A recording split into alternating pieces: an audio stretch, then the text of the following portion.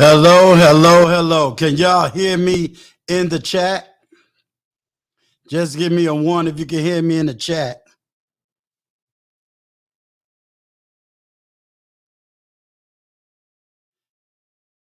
I'm just trying to make sure I'm being heard. Can y'all hear me?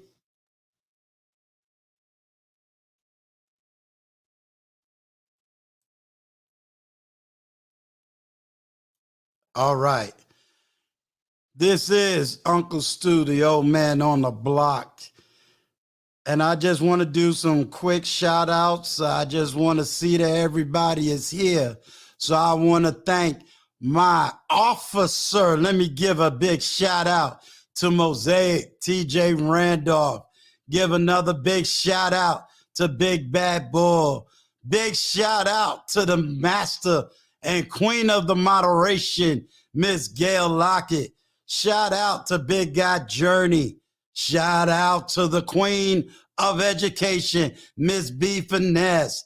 And I want to give, and tonight I really want y'all to make sure that his platform is in the chat, because I want to definitely give my other retired and military veteran and a brother that has really done a great deal for me even before I came on to YouTube.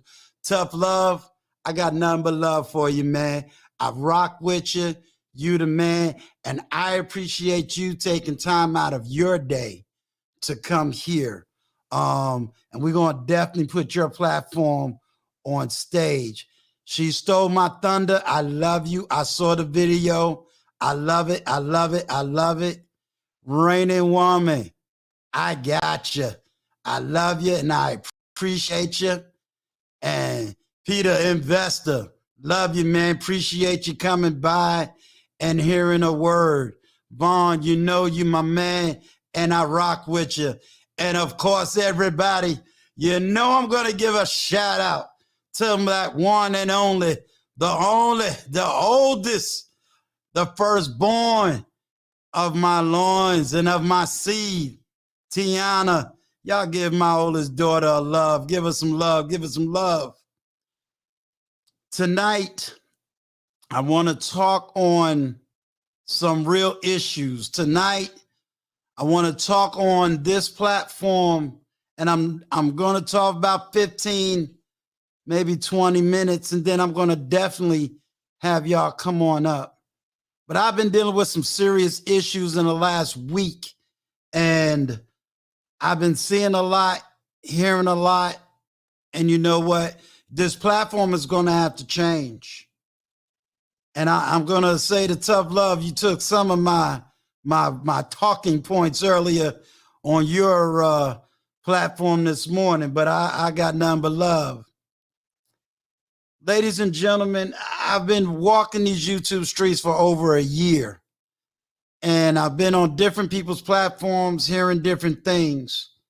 And while I can definitely relate to some of the issues that men are having, I can relate to some of the issues women are having, but I've gotten to the point where I hear nothing but echo chambers and no solutions.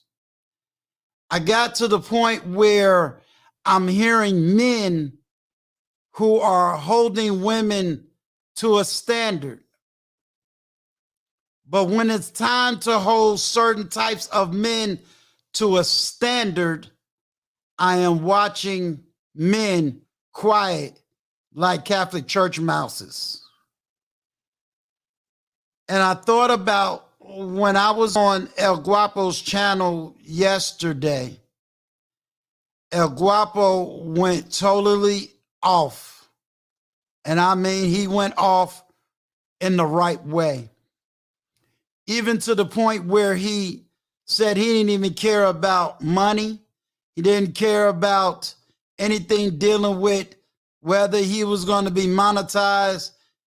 He drew a line in the sand.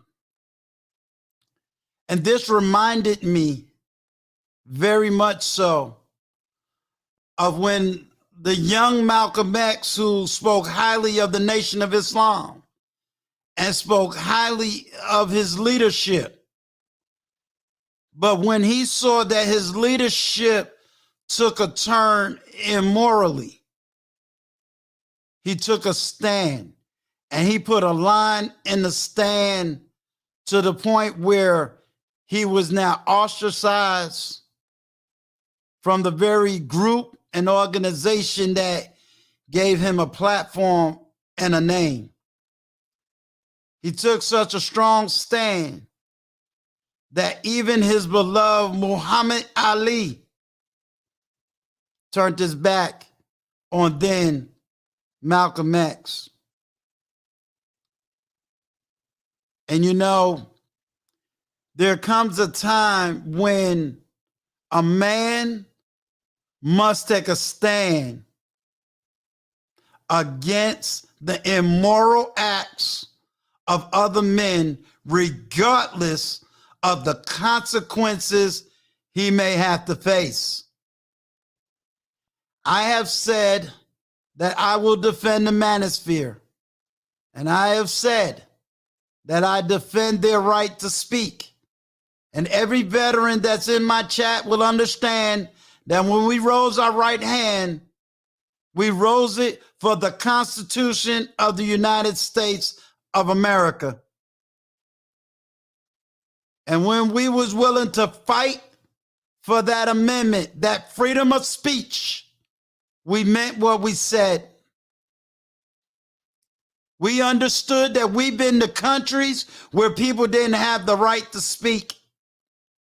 So we appreciate that right to speak. But then we have to understand that every time we speak, we must be responsible and accountable for the words we say. That means I can speak against the President of the United States without fear of being arrested. I can speak against my personal views or political views and not have to worry about being arrested. However,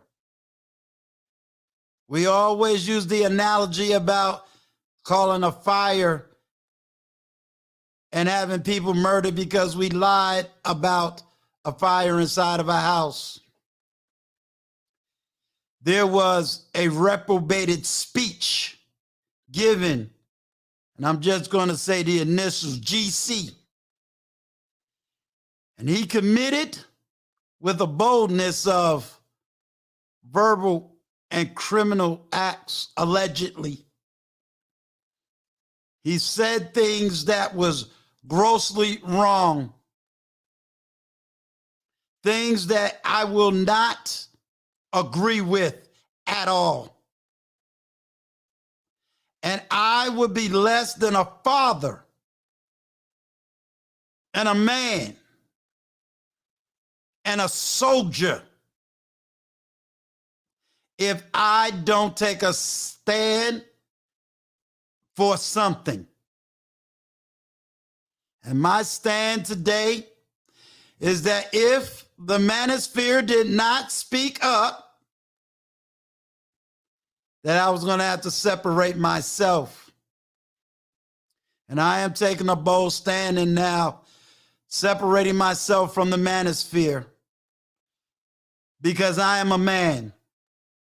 If I can get on my internet and put out a video about some women twerking yesterday, if I'm fast enough to get on the internet and talk about some woman doing this and some woman doing that, my silence means that I feel that what this gentleman said was right.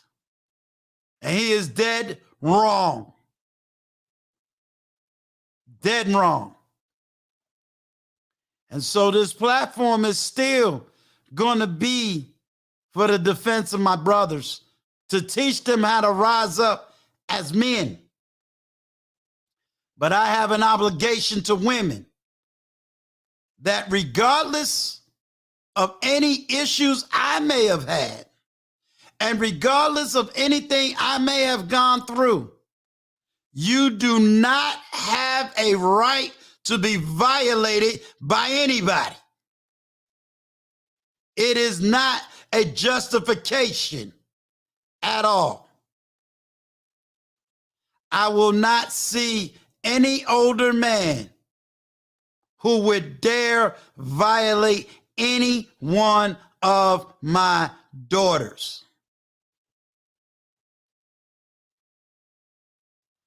Big Bad Bull, we're talking about an issue that came up on TLA's platform, and we're talking about a conversation that El Guapo had just yesterday on, I believe it was yesterday, on his platform. Another issue that I'm also going to address, and I'm going to say that Tough Love gave an awesome conversation. And the conversation was real simple. How long are we going to keep financing different YouTubers that cannot have any solutions? How long are we going to keep blaming everybody and going to other people's YouTubes financing a no solution podcast? And what I mean by that is, are we not culpable when we run behind certain YouTubers that's only spitting visceral issues? Are we not only culpable when we're sitting here giving super chats to women that belittle black men but have no solutions? Are we not only culpable when we run behind men that says every evil thing about women but have no solutions? We are equally to blame. And I will stand and say, I'm to blame. I supported some of these no solution platforms. But today, I'm taking a stand. And I'm taking a stand to support, to push up only platforms that is speaking positive and platforms that is trying to move the agenda forward.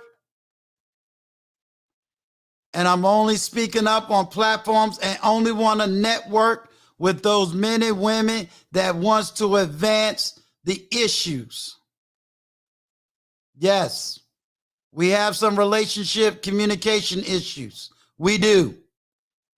Yes, we got some financial issues. We do. We got all kinds of issues. But guess what? We got the solutions too. And it is time for us, especially older, to stop teaching these young men how to continue to be players, and let's get naked, tell our truth, and help these young men be better men than who we were before. And I am going to devote this platform to bringing a positive message and move the agenda forward. I am not going to allow this to be a visceral platform. I'm not going to sit up here and have a platform that's only going to push other people's narratives. This is going to be a platform for healing. If my beloved daughter, who did not grow up in the best of homes, can make it out without having 2 and 3 and 4 children, without having to deal with Pookies and Ray Rays, and can get to the point where she can love and support her father today, pardon my expression, damn it, don't y'all tell me you can't do it either. Uncle Stu done made a whole lot of mistakes. I done been to the military and succeeded. But I had my own issues. I had family issues. I medicated those issues. I've been homeless. I've been married. I've been abused. And I've done abuse. But I'm here because I don't want to see none of you men make any of the mistakes I made. I want you to have a better outcome than I had. I want you to live longer than I can live. And I want you to succeed beyond even where you are right now. I'm going to take a page and I want to give honor to Anton Daniels, who has allowed me on his platform several times. And the page that I'm taking is that I may not get up here and teach finance, but I surely will teach you men how to be better men. And what I lack, I will find another man that will hold it down and teach you how to be a good man. I'm still holding my brothers accountable for raising the standard. For the Bible teaches us to raise up the standard for my women. I will be a branch to help you. I will admit that there's a lot of things in the manosphere that some of the arguments is correct. It is right. But let's have the conversation. And let's deal with that conversation and come up with solutions. Let me address just the African American community. I said earlier that I have been on Anton Daniels' platform, and I don't take it lightly that this man who has a greater platform than I do has allowed me to sit on his platform. And I'll say as a man, I know that I'm not worthy. I haven't put in the work necessary to be able to sit on such a platform. But what I will say, and I say it with all boldness, that I am asking every man and every woman, and even my own daughter, to hold me accountable in the areas of positive motivation, of education. In the words of one of my favorite content creators, I'm going to give you some tough love. That's the name of his platform. But here, Uncle Stu is going to keep it rough, rugged, raw, and real. I'll tell any man, I didn't do everything right, my brothers. I didn't cross every T. I didn't dot every I. I didn't do that. But if I can keep you from making mistakes I made, then maybe you'll get a whole lot farther than I did. If I can keep you from being an absentee father, then I will do every damn thing in my power to keep you from being a less and being the best. I don't blame every woman for every problem I had. I don't. I wanted to, and at times I did. But if I search inside my own self, and as the word of God teaches me, be ye transformed by the renewing of my own mind, I had to take accountability for things I did. I had to take accountability for my own lack of discipline. Maybe if I kept it in my pants, maybe I wouldn't have had a child out of wedlock. Doesn't mean I don't love my child. I'm keeping it 100. Maybe I could have been like Intentional Millionaire and at 40 had a great deal of wealth. Maybe if I would have been a little bit more disciplined in some areas, I could have been more economically established.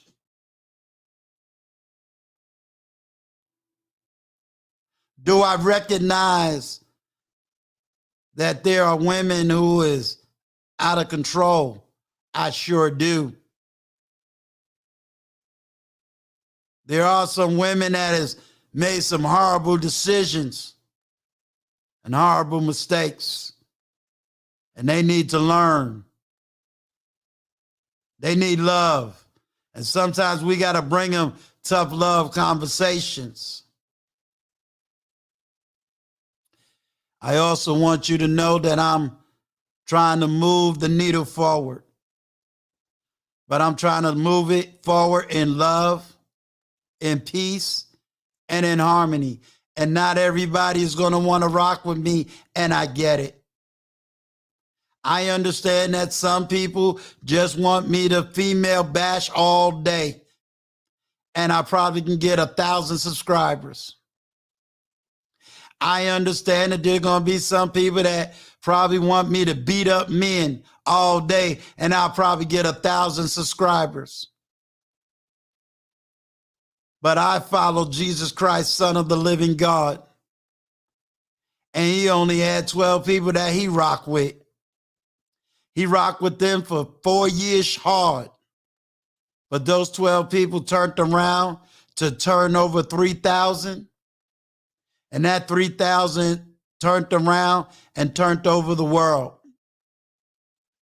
And I believe now it is time that we move towards hearing positive things and learn how to have the tough conversations.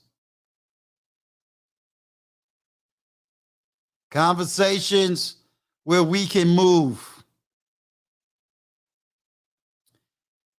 So when I brought up Antoine Daniels earlier, the page that I'm going to take from his book is to be able to have those tough conversations to tell people, let's move forward.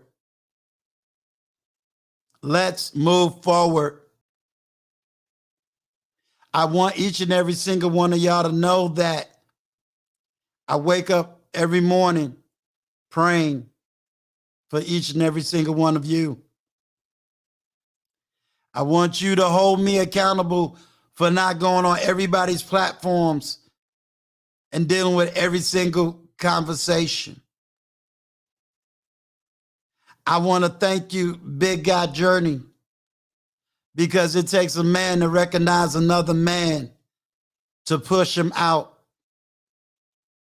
So I will be accountable to you, sir.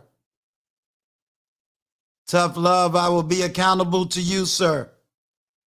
For my platform, we'll have the tough conversations, but it will be on a positive note. And of course, my daughter is in the chat, but she also has that private number to me. I want my daughter, who has took a long road to get back to me. My daughter said, I knew the old one, but I don't know the new one. So I hope in time I make my daughter a proud child for these next 35 years. This is not very easy for me to stand as a leader, to stand in honor, to stand in my integrity. But I want to move the conversation forward. I want to move it forward. I'm going to let you know this is definitely going to be a spiritual journey, because what got me through was God himself. My daughter would tell you, I used to be a Muslim, so I give all honor and praise to being that Muslim, so I understand it. And now I'm a Christian, so I can speak the Quran what is recognized as the Sunnah of Prophet Muhammad, and I could speak the Bible, the Greek, the Hebrew. But what kept me grounded was the fact that I had a God that was greater than myself. I don't preach, I try to live it, not only on YouTube, but in my personal and private life. So, this is basically all I had to say. I know I haven't been hitting a lot of buttons. I am looking at the chat. So, what I'm going to do is I'm going to drop it and I'm going to give you a chance to come on and talk to Uncle Stu. Talk to me. Let me know what you're feeling. Let me know what you're thinking. Because I rock with you, and whatever I could do to help you, if you feel I'm wrong, talk to me. I'm open. I'm honest. I want to thank each and every single one of y'all. Let's go ahead. Let's have that conversation. I just dropped the chat in there. So if y'all want to come up, say whatever you got to say. Tough love. If you in here, man, it will be an honor to have you give a word. I know that you're a very busy man. You're my homeboy from New York. So I know you out there too.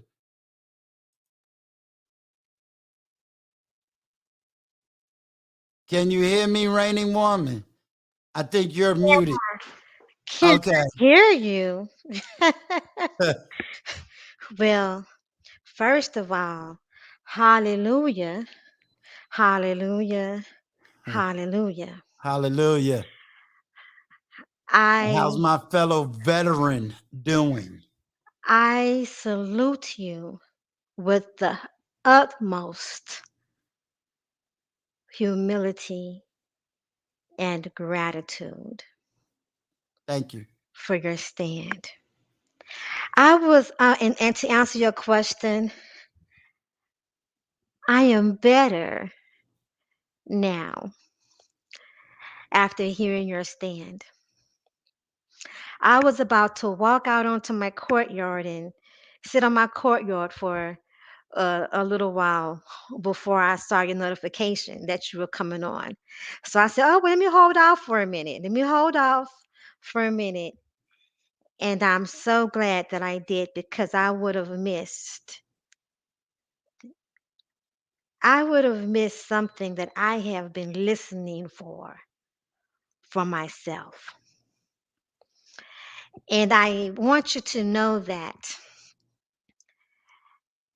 as a woman of God, a woman of faith, and a woman who believes in the advancement of the kingdom of God, you will not and you do not stand or walk alone. Thank you. Women like myself, Mr. Used to, and I'll tell you why I call you Mr. Used to soon. Okay? But but women like myself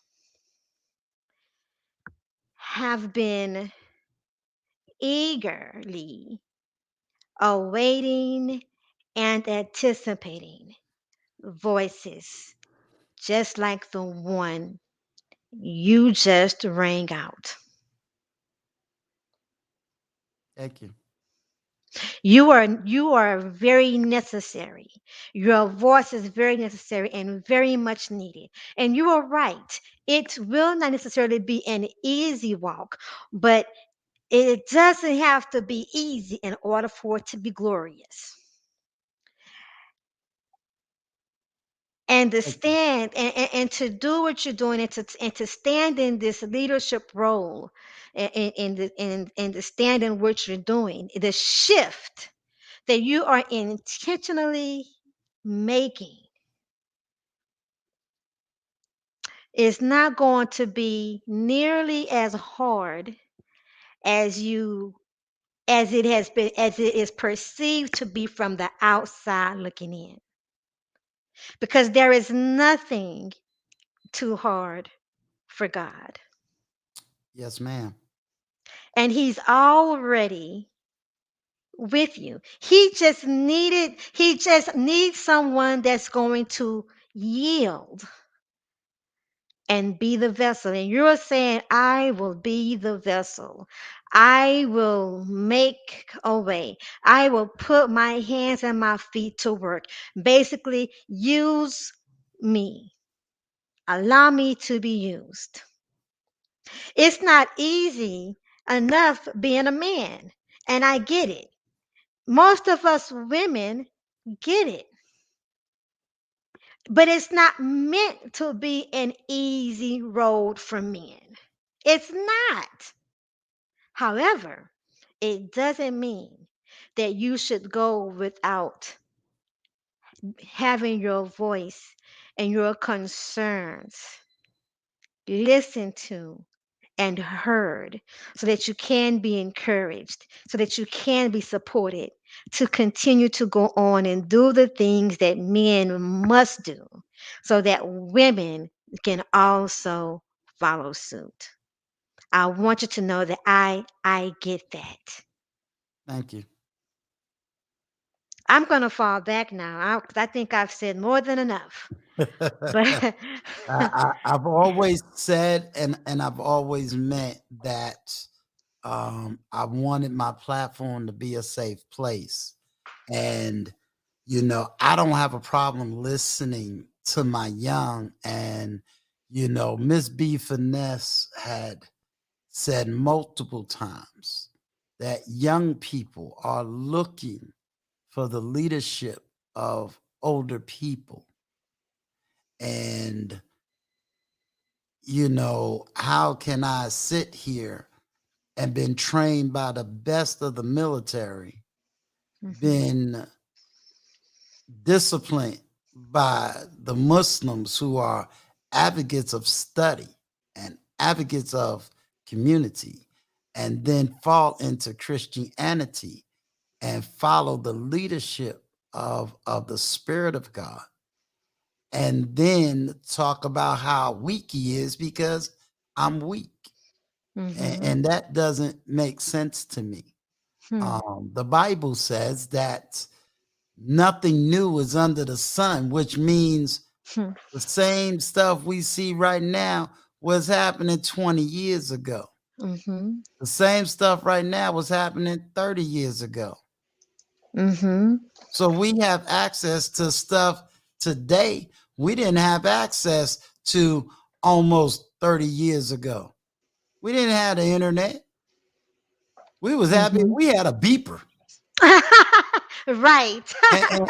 And even then, that was a stigma. If you had a beeper, is that, and then like these kids don't understand the term dropping a dime. That came, we had payphones. You ask the person today, what's a payphone? They're gonna look at you like you crazy. But the reality is you have young people who are looking for real life knowledge. And it's a shame when I got 55-year-old men writing books to teach 20-year-olds how to still be a player. Something is twisted.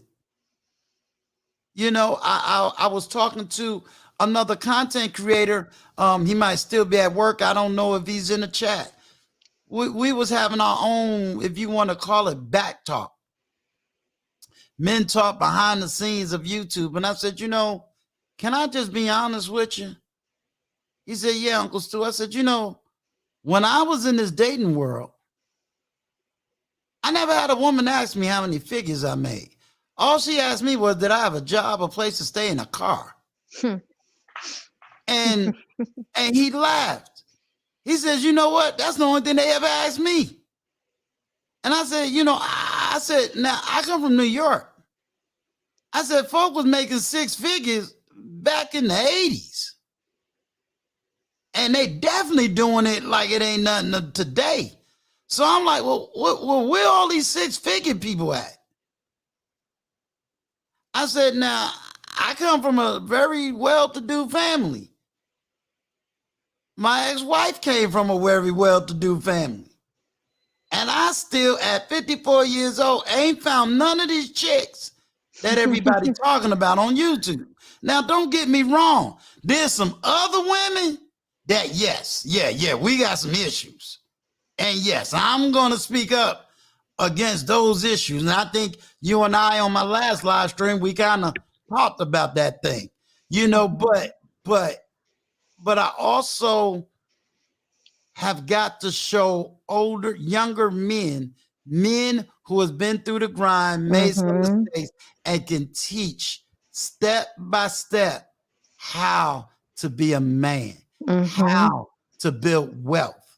Now, every woman is not built for every man, and she gonna have to know her place. I'm an entrepreneur. I'm a businessman. So that I don't have a regular 9-to-5 job. I don't have that. So to be with me, you gonna have to understand that. You can't be watching Carly B and the rest of them and think that's your lifestyle. It ain't gonna work that way. So we got to put some balance. I tell anybody, you want to know how to be a woman, go to TJ Randolph. I'm always amazed, and she know, to go from a military-minded woman. And we ain't talking average military. We talking a commanding officer. She in a whole different mindset. And then to see her become like a little girl when her man kiss her and she married, dingling her ring. Yeah, y'all better go learn something. Yes. Better go looking for your Boaz. You better go to her platform and listen to your Naomi. Yes. If you want to learn. Now, if you still want to run around here with the Pookie and the Ray Rays, if you think that what's in between your legs is all a man need, all right, you go ahead. You're going to be like them 60, 70-year-old woman. Be sitting there looking like a booger bear all alone. But if you want to be married, you better go find you a Naomi. Stop looking for your Boaz. I'm just saying, don't get me on my soapbox preaching. Hey, you spoke it. You speaking. You sit here and you need open conversation. Trust and believe. I get you a 37-year-old woman going to teach you how to be a wife. She a wife. When she speaks about her husband, you think she got lights on. Now that's her glowing because she happy. She got a wife. She ain't got the weight on her shoulders. Better learn from the women that got a man. Stop messing with these Pookies and Ray Ray and stop talking about, well, I can't find a man. I got a 26-year-old young man right now. He go to work. He got his own business. This dude is sitting up here with his own YouTube channel trying to put it in. Doing the work. But I can't get him to get 1,000 subscribers. But I bet you if that 26-year-old was out here cussing every woman out, he'd be blown up right now. Come on. Let's put the accountability where it lies. I'll introduce you to all of the good men. But are you going to support them? Right. So that's how it is. I get it. I completely get it. I can't keep looking my daughter in the face and sit there talking about, this is your daddy. Your daddy crucifying women. Ain't I good? Look at me, y'all. I'm blowing up, cussing women out. I'm the man. I can't do that. I can't do that. I can't do that. If that means I don't never get 1,000, then I'll just preach to my 150 and be happy. But that 150 will still have a powerful ripple effect. Thank you. Thank you. And we know God works wonders with small numbers. Yes. He makes the difference in the power, not the numbers. That's true. That's Listen, true. I'm gonna let somebody else go ahead and get up, but Yeah, but I told you I listen to my young people. So I'm hmm trying to take a page from Miss B Finesse, let everybody have their one-on-one, and then pull up the panel. She said I don't be listening sometimes. I need to let them know some of us men, we do be listening now. We listen, we listen, and I gotta watch it because there's another YouTuber up here. We ain't gonna say no names. She stole my thunder. She be watching me. She be clipping videos showing the most comic views of Uncle Stu. She stole my thunder. I love her. When this live is over, y'all go see her page. She did a really funny clip with me, and I just loved every minute of it. So if Unc slip, she stole my thunder, got me. well, I But will I'd definitely rather check her it clip out. me doing something funny than me doing something stupid. So I ain't got nothing but love for her. I even asked, I said, you know what? Since you did that video, I'm going to put you in charge of doing my new introduction. So she knows Mm, that's her job. So when that new introduction come out, we know who it, did it. we know who did it. We know who did it. All right, but I'm gonna let She Stole My Thunder come on up. Thank you so much. Peace and God bless. Thank you. Thank you. All right. I appreciate y'all in the chat. Just hold it down. The Queen, my beloved officer, I salute you, ma'am. I salute your husband. How are you, my beloved veteran C.J. Randolph? How are you doing tonight? Heavyweight, heavyweight, believe it or not. Got me crying a little bit, but I'm emotional. What can I say? You know, not my officer. you know, yeah, I was supposed to be a karate man, bleed on the inside, but but I did cry on the outside, the inside. But I had to go back and listen to your monologue because I had a call from my nephew again. My oldest nephew, who I love dearly, he was my child before I had a child. Mhm. And him, they're having some, he's having some, him and his girlfriend of many years are having some problems. So I'm trying to talk to them both because this thing called love and relationships are hard. But I was telling them some things, that I think that he could have done better and should do better. Mhm. And it goes to what you're talking about, far as relationships. For the mistakes that we in Gen X made, the only way we can turn the tide is if we have to start telling the young people, the good, bad, and in between. And Right, even though I love my nephew like he's my own son, I got to say, nephew, you should have done this differently. And I right, can say, to his girl, you should do this differently.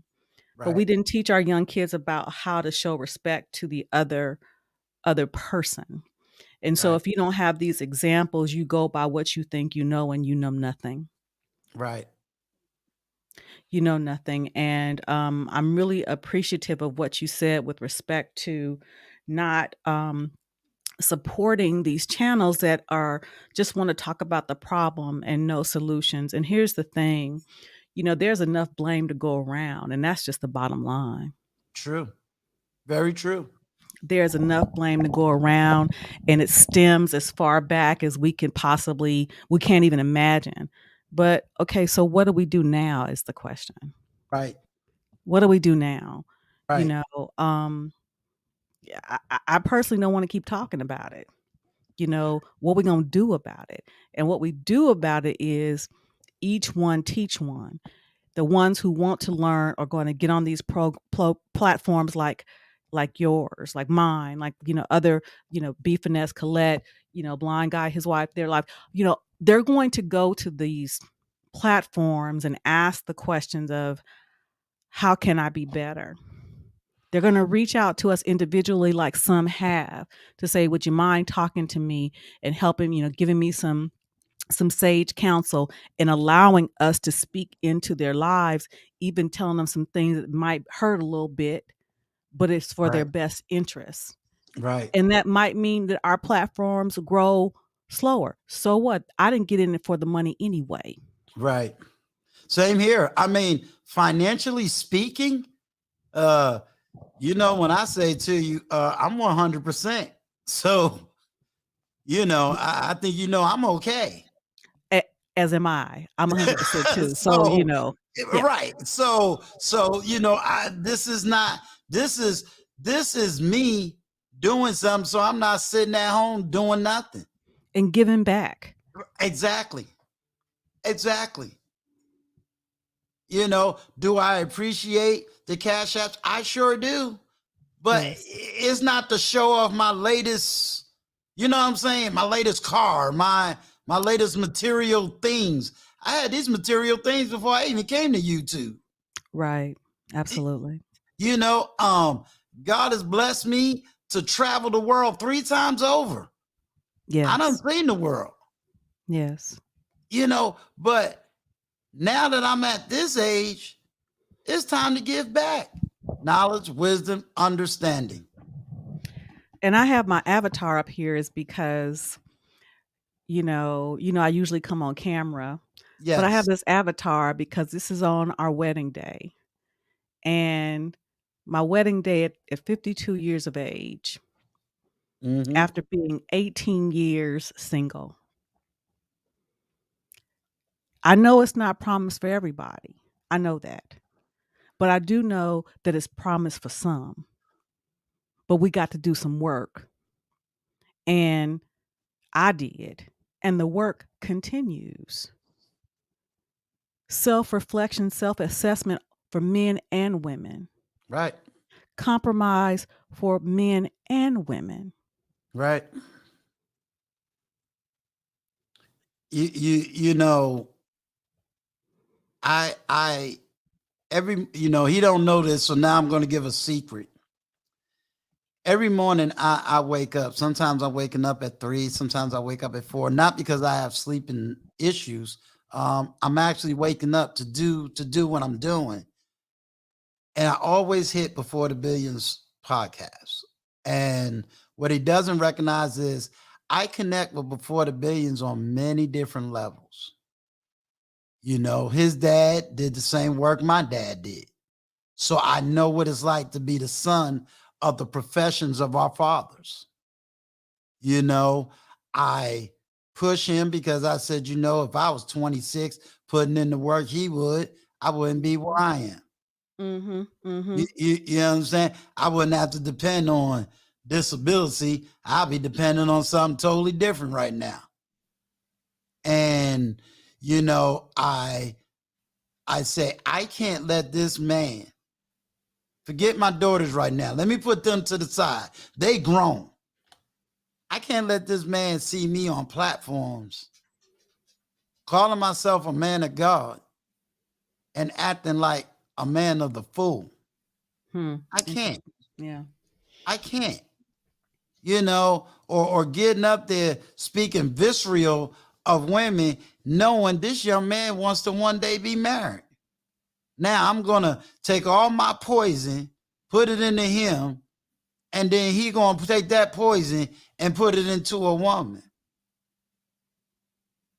Well, it's going to cloud his view of the woman. Exactly. Before he, just like no different if I were to say, all men are this based on my own experiences or the Right. experiences of my loved ones or the experience of my friends, it's going to already set them up to be skeptical before they even meet anyone. Right. We're killing people before they even have a chance to die. Huh. Interesting. You feel me? You know, Rainy Woman said something that was so profound the other day. She said, we was having a conversation, and she said, the reason we can't receive the word submissive is because it is the vessel which is coming out of. I That said, was you know what? powerful. That was Exactly. powerful. I said, dang, I can't argue with that one. You understand? It's not the word, it's the vessel that is coming out of. That was powerful. Yes. And I sat there, and I'm not gonna lie, I looked at you and I look at Miss B Finesse, because right now y'all are my two closest women who both spoke about having a background. You know, Miss B Finesse said she was the little clapback woman. And you know, I'm always talking about you as the military officer. And I'm going, man, I got to interview them two brothers, because they're going to have to teach other men how to do what they was able to do with both of y'all. And that's real talk.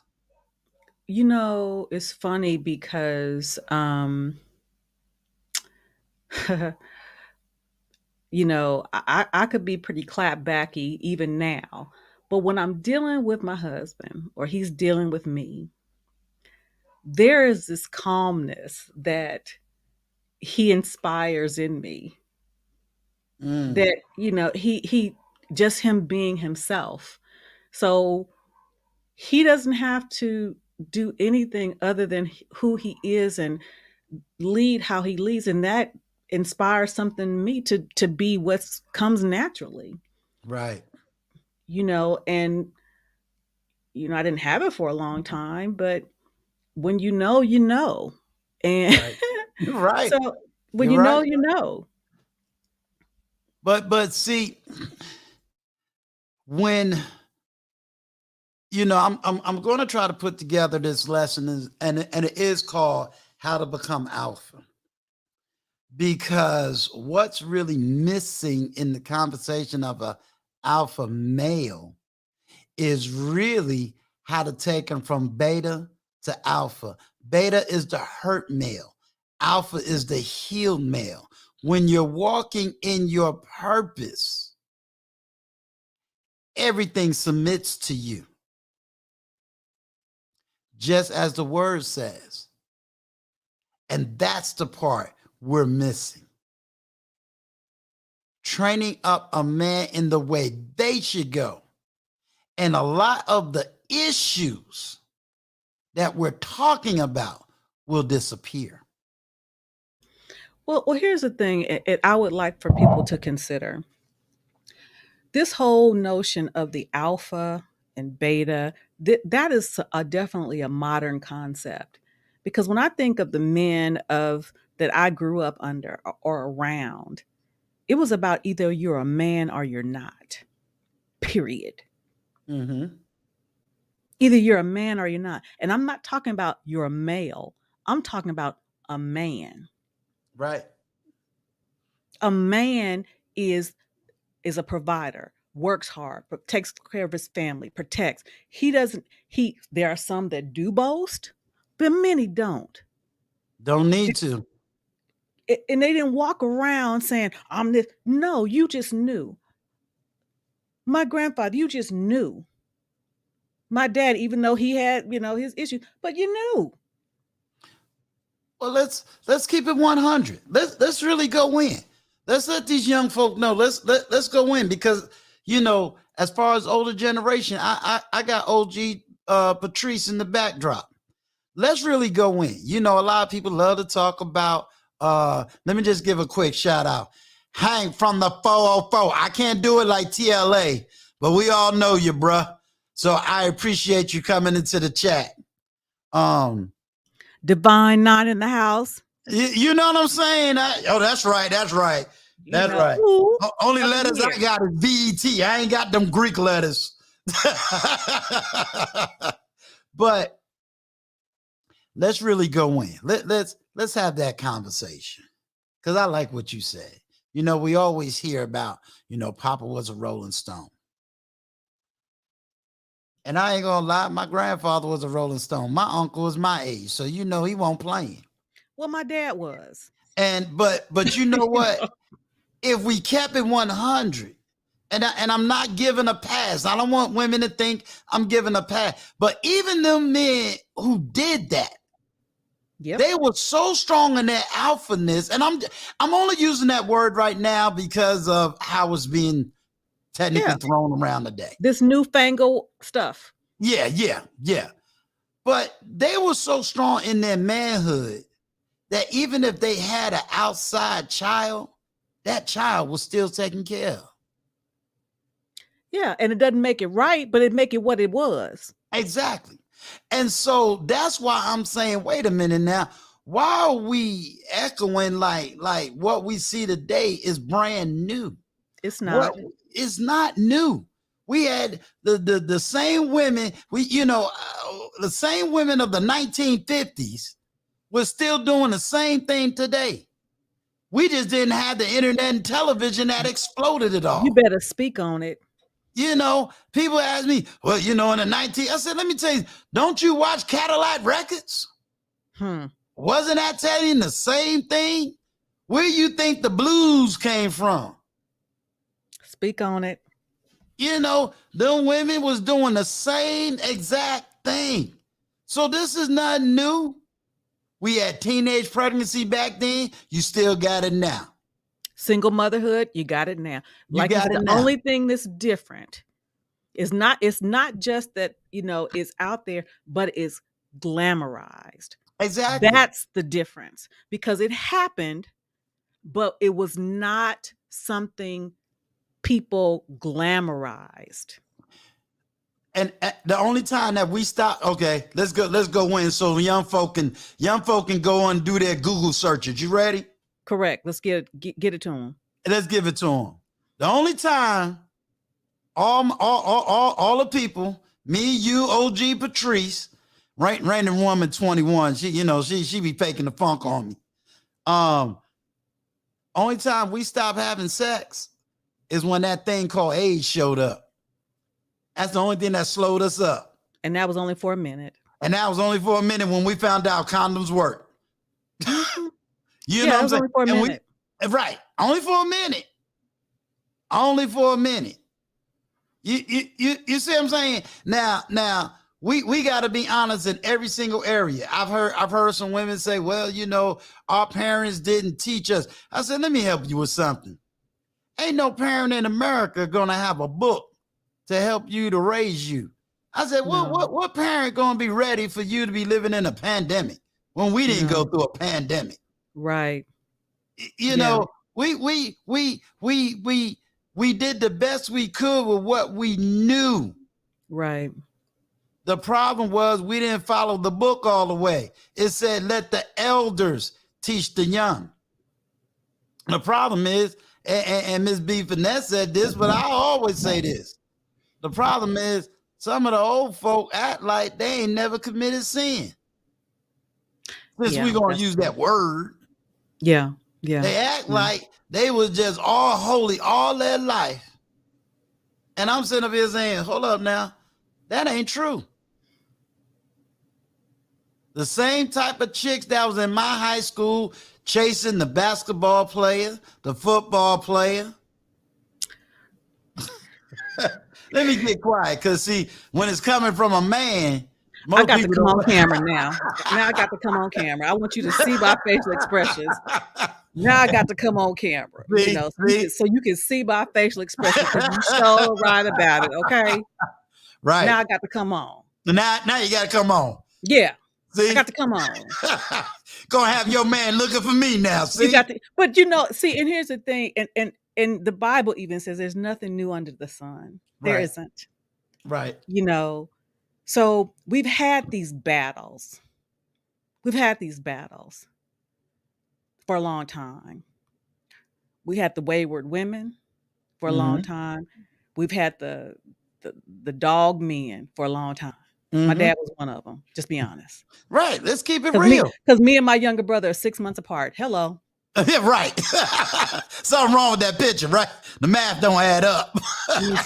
So this is not a new thing. Right. What is new is that it's out for everybody to see.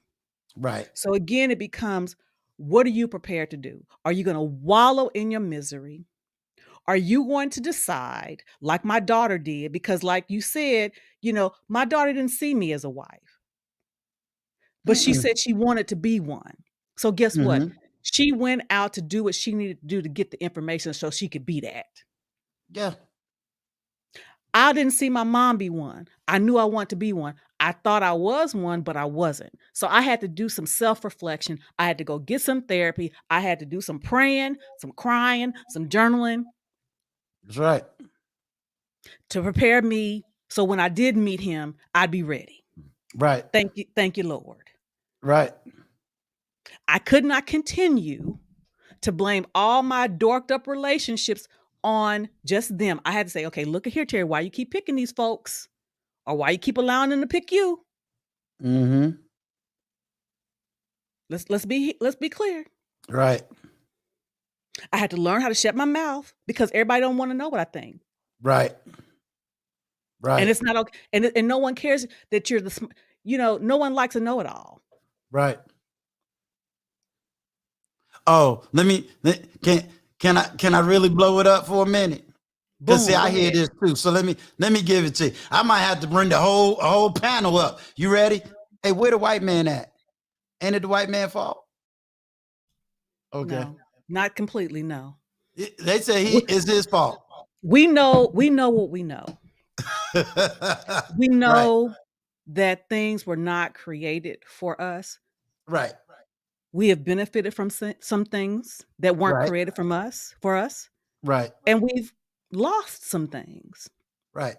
But what are you prepared to do? Because I'm gonna go ahead and grow you to this before I let you go, so somebody else can come. Let me go ahead and grow you young people to something. My mother had me at 17.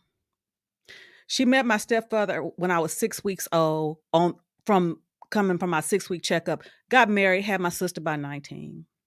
They Mm. were separated by 20. My mom did whatever she could to take care of her daughters in the 70s in the 70s in Los Angeles, California. Mhm. Moved to Oklahoma, we cleaned buildings. I helped my mother clean buildings. But before we moved to Oklahoma, we were homeless for 6 months before we got there. Mhm.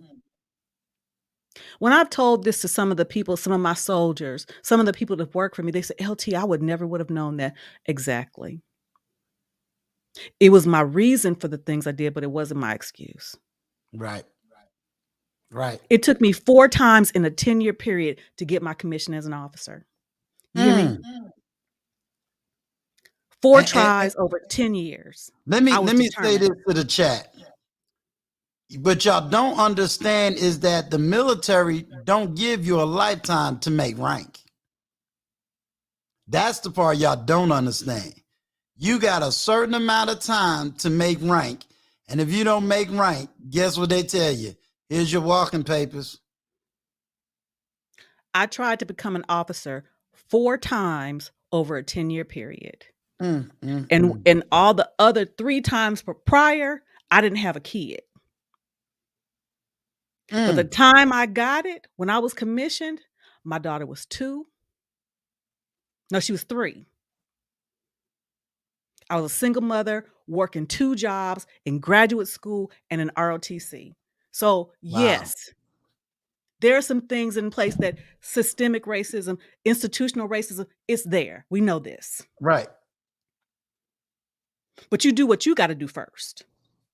That's what I've been trying to champion. That's what I'm going to start championing.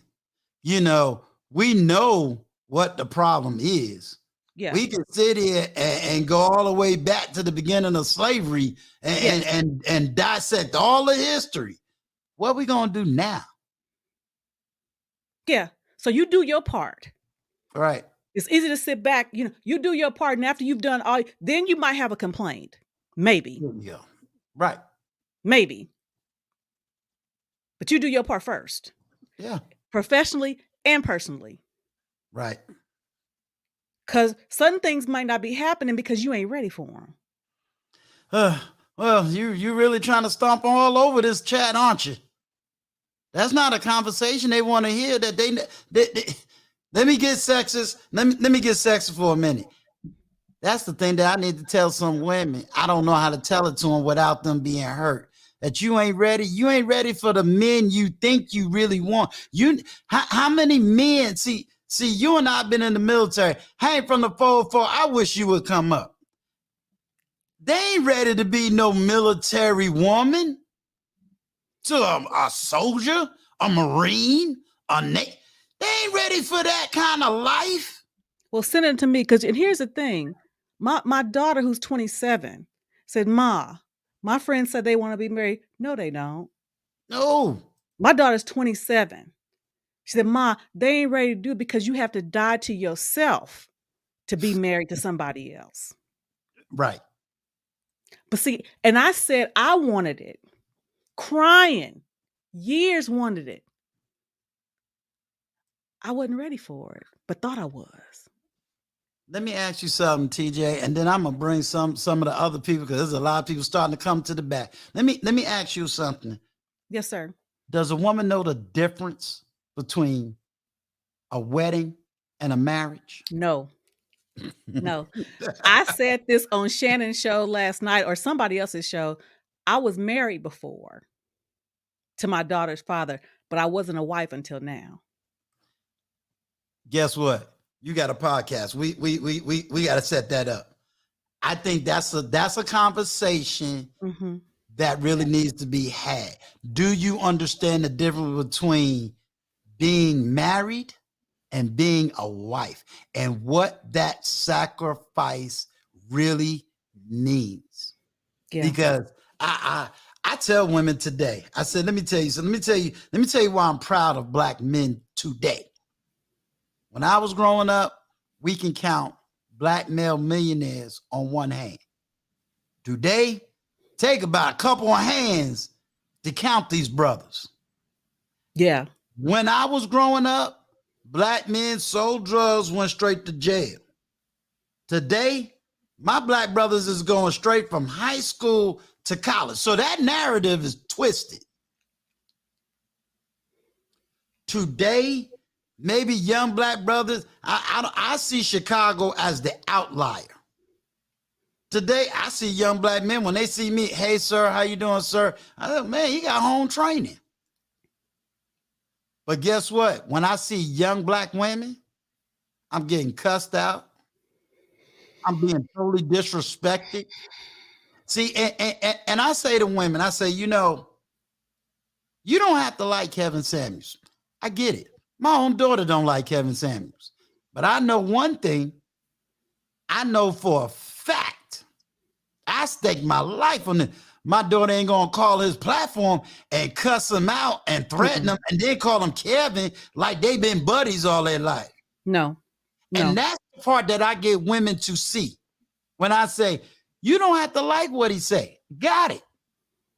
But explain to me where this gross disrespect come from. You can go up there and you can debate his points and that's fine. But I have never seen where a woman could just 20 years old, you going to tell this 52-year-old man, you going to cuss him out, threaten his life, and see what everybody don't know? TJ, you went to school with this. You know how tall he is. I do. I do. I do. Yeah, I do. People don't know that. I got some pictures from Kevin back in the day. Yeah, right. I got some pictures. Yeah, right. You don't have no YouTube and say, "Oh, I know Kevin because me and him was on the same platform." You knew him when? Yeah.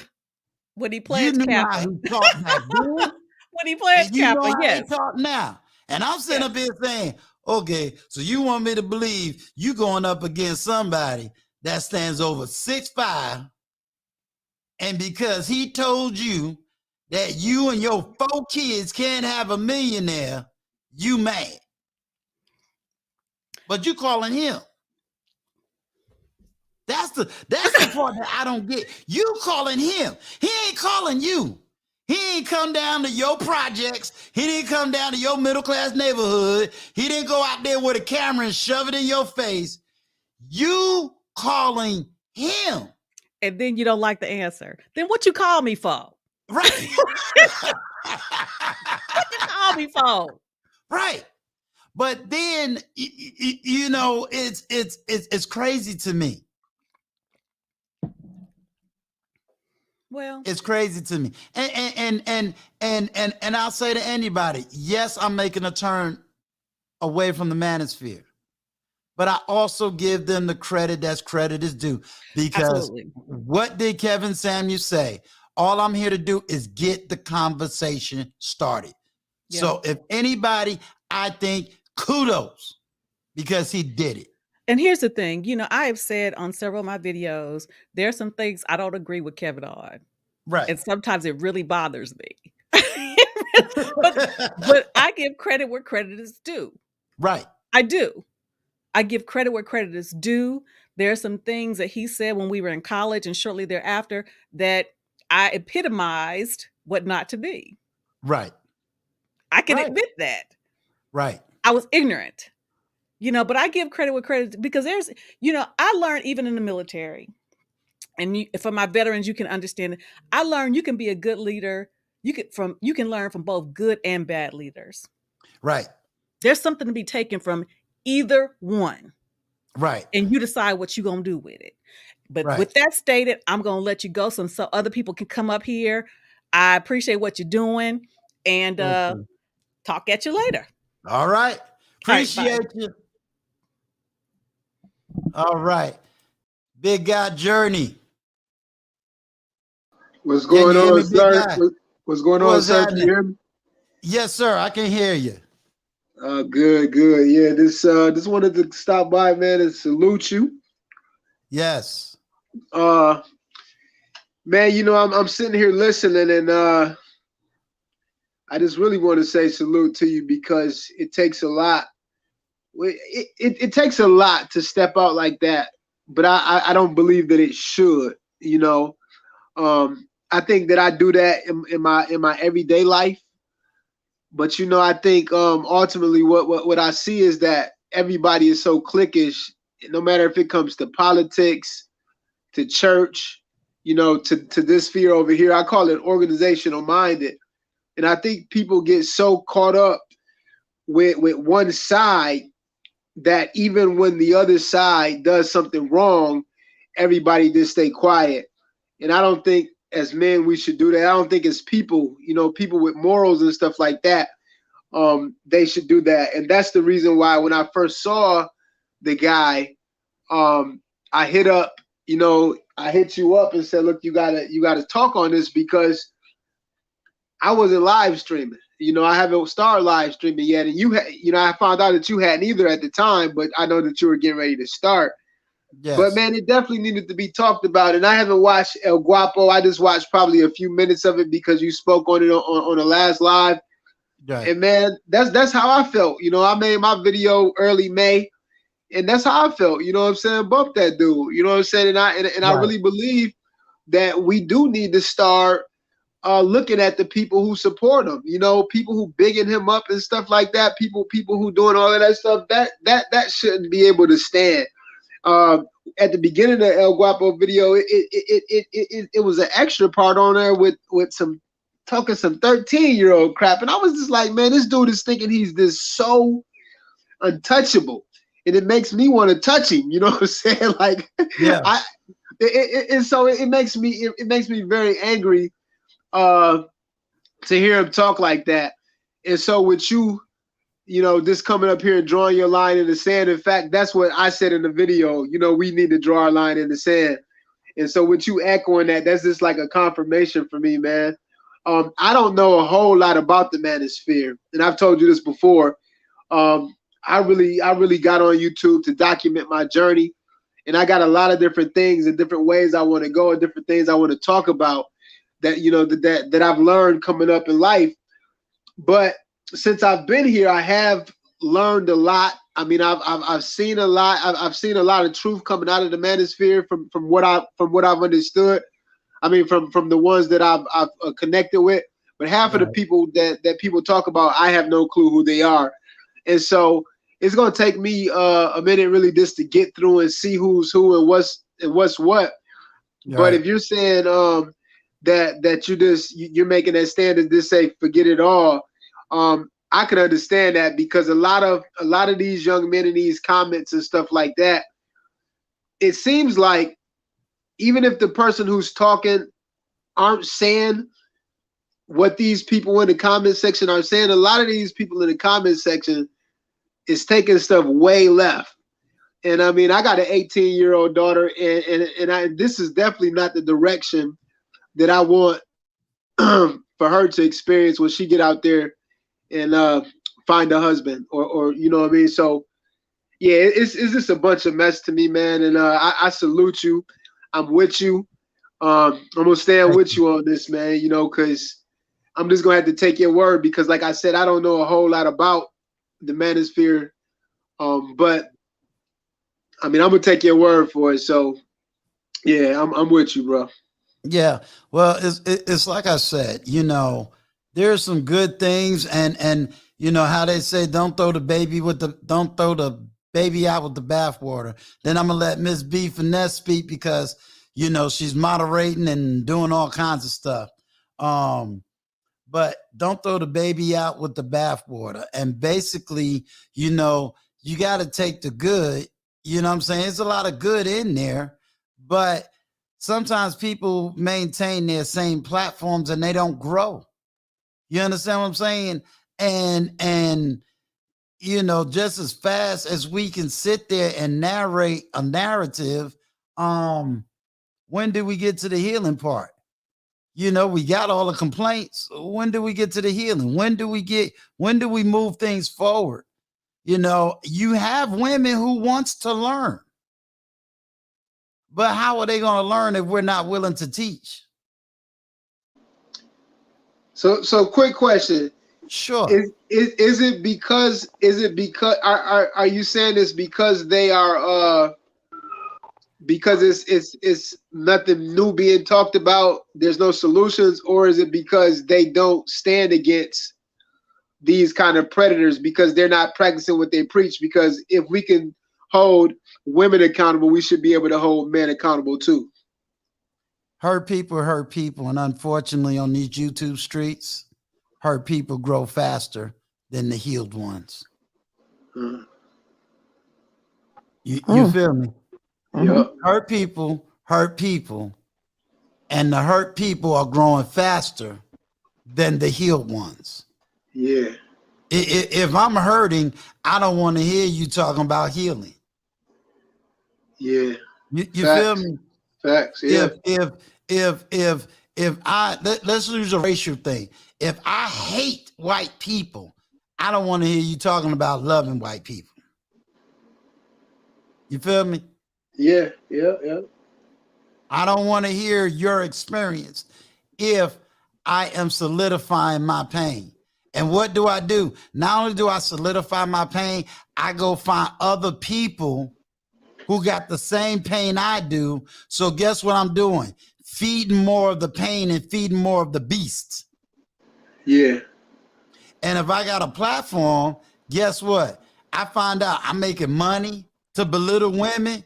Oh, let me keep belittling women. Yeah. Although my lifestyle is the opposite of what I'm saying. Exactly. But I'm going to keep doing this so I can make money. Right. That's how it was.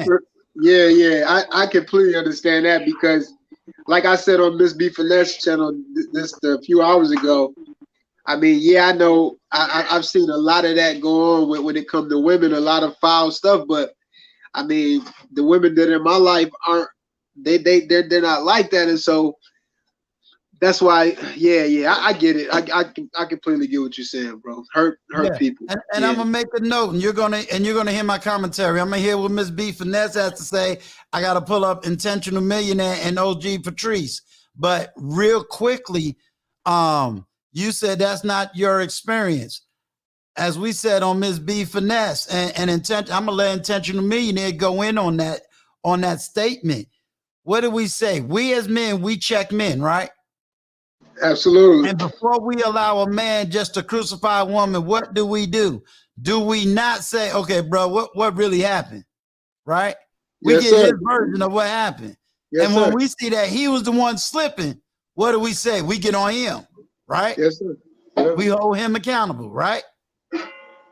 A lot of these women don't know that we hold other men accountable. So my question is, okay, all of y'all men that's hurt, I'm not going to deny your stories. But can we have an intellectual conversation? Because what part did you play? Yep. when Kevin Samuels had his men's group, let's let everybody know, when he had his men's group, right? There was one dude that got on that platform, and what was the first thing he said? I'm an Uber driver. I'm trying to be a musician, and you up there having relations with a woman about to hold a double PhD. Now, come on, man. Are we gonna give him a pass? Let's be honest with me. Kevin didn't. He called him out on that. That's right. But guess what? That's what women need to see, that we call men out on BS too. And so what we have to do, Big Guy Journey, is we got to give women their platform to call other women out on their BS, and we need to support that. Absolutely. Absolutely. You feel me? Yep. So if Miss B Finesse, if TJ Randolph, if OG Patrice, if these women were supported on their platform and was able to call women out on their BS and let them women know, okay, we looking for all the pick-me. Since that became a negative word, we make it a positive word. Oh, you a pick-me? Bet we're gonna support you. Yeah, I because like you calling women on their BS. Yeah. But we can't be running around and saying, well, we're gonna follow that other female that already said, oh, we want to see black men. Any woman that's pregnant with a black man needs to abort it. Why are we supporting that? Yeah, that's nonsense. Exactly. Let me let Miss B Finesse get up, because I'm gonna have to. Yeah, y'all gonna make put on payroll. For sure. You know I'm gonna support. You know All I'm right. gonna come through and support you. Go ahead, Miss B Finesse. How you feeling? Ooh, it's a heavy burden, heavy weight. Yeah. I just want to give a shout out to you and Tiana right now.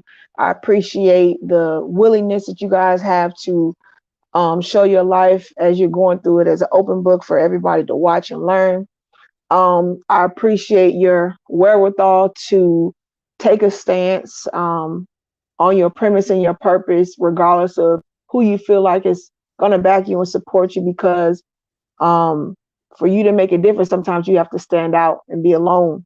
So I appreciate that as a woman coming into this YouTube space, just learning and understanding what a manosphere is and the different ideals of men, and not even knowing, since I was in my little bubble being married, didn't really know what men were actually going through, and me humbling myself, just having an ear to hear what men are really saying and creating a space for them. Right when I heard it, it wasn't something that I wanted to, let me figure out how to finagle this, or let me figure out how to say this so I can get as many. No, I heard the call. I see that the men do not have that space to feel comfortable. Absolutely. And we don't have conversations, period. So let me create what I don't see. And I just appreciate the fact that you standing 10 toes down with this, and the fact that you're doing it, it will create the environment for others to come. So I really appreciate that you stood on when you heard something that wasn't right, even though you were with a tribe and in a group of men.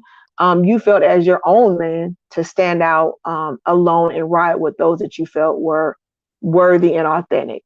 So I do appreciate that. I want to give a salute and congrats to you with your growth and how, you are being very intentional and diligent as you go out to these platforms, and you are saying the same thing everywhere. You're not wishy-washy. You're not saying one thing for one platform or another platform.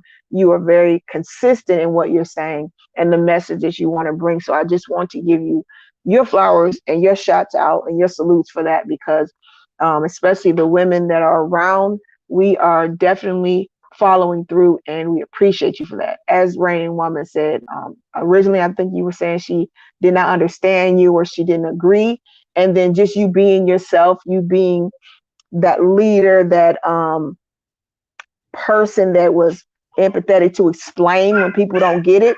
You see how you can turn the table around, because you could be another type of way and nobody wants to hear that and they push away. But The fact you created a platform for people to ask you those questions and feel safe, I think that says a lot. So I definitely want to give you your flowers for that. Thank you. And respect. Thank you. Thank you. I just wondered, looking forward, Uncle Stu, what do you think? How do you think time is going to tell what's going to happen with the situation? Since you stood your ground today and you spoke on the issue that men are having with men, what do you see for this, Unc? Do you think, as you being a male looking at the situation, that it's going to be hard for this saga of the men to come in one accord, or how do you see this this rolling out or transforming in your mind, since you're trying to be aligned with other men that are taking a stand on what you feel wasn't right? I think I would like to believe that in this platform is to raise up the standard and to allow men here to learn how to develop into their full manhood and live the life that they always want to live, and to live it to the fullest. I don't think that we have showed them an example of what that looks like. We've given them a image, but we've never told them how to package the image. Okay. You know, I understand. Let's take this comment. Wally says KS been started with men, yet women are still offended by what he says, like he doesn't already said it to the men. Moving to the back. Sometimes the way I speak, a lot of people, I don't speak the echo chamber. You understand? So I'm never going to dismiss what Kevin Samuels done. I'm never going to dismiss what O'Shea Jackson do, and I'm never going to dismiss what Obsidian does. You know, it's just that I had to take the stand against somebody that I didn't see nobody else willing to orally take the stand. And, you know, if that costs me no shout outs, if that costs me whatever, let me get the real and authentic 20-somethings, 30-somethings that says, teach me how to be the man that I want to be. Doesn't mean that these people didn't have fathers before the Billions said it right. I had a father. My parents still married 54 years.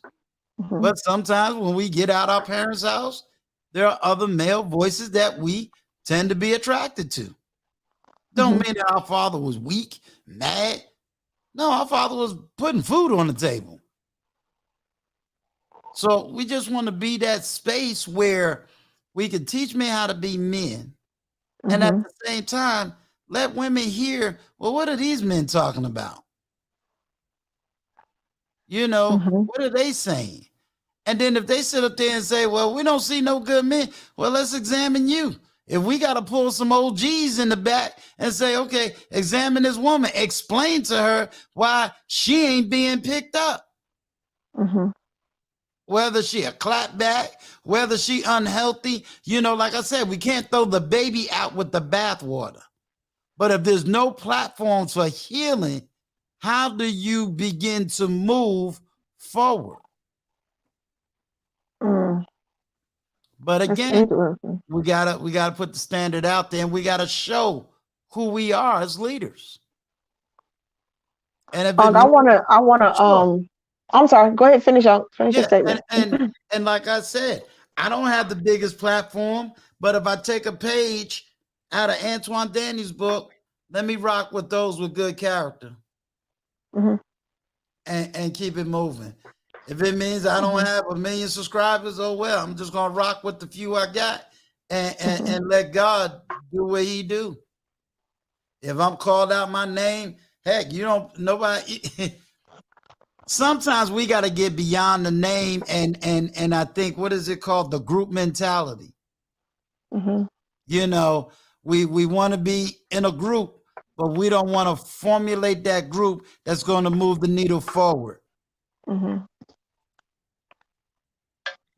I feel you on that. I wanted to hear your response. Let me answer Hank. To answer your question, Hank Tyrone, I am speaking up against the GC, and I don't want to say his name on my platform. He's the brother that TLA interviewed not once but spoke on, and that's what I'm speaking up against. And Hank, my argument was, and my main argument is, I didn't hear nobody in the manosphere as a whole speaking against this. So that's my biggest argument, is that no man really stood up, and we talking about the ones with the biggest platforms, did not stand up against GC.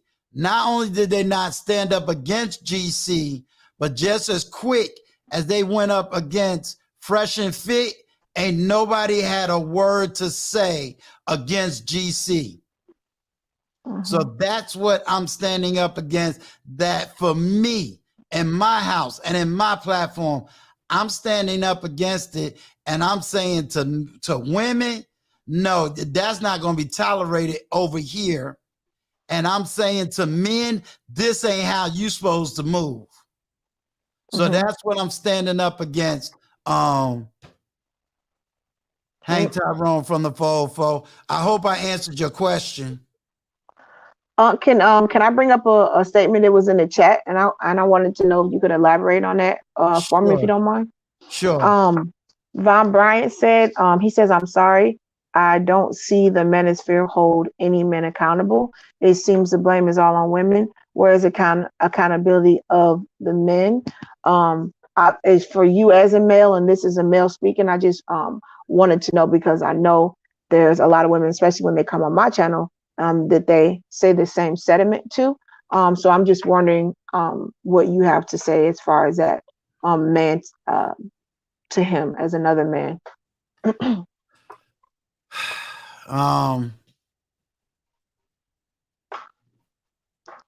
Hold on, I just read something in the chat. It's 8:41. Yeah, Big Guy Journey said that O'Shea Drew Jackson spoke against his in the Patreon. I believe he shouldn't have. Right. You I'm gonna answer that question. Big Guy Journey said that O'Shea Drew Jackson spoke against this, but it was in his Patreon, and that he believed it should have been done publicly. Yeah, I'm not part of his Patreon, so to say it in a Patreon doesn't mean anything. You didn't have a problem publicly saying it when it came to Fresh and Fit. We should have publicly stated it right then, right now. That's me. But you know what? I don't control that. I only can control my platform. As far as men not being held accountable, I only know one situation. I would have to get somebody that's more in that manosphere to see if they have called out other men in that space. Okay, hold that thought. Before the Billions, do you need to come up?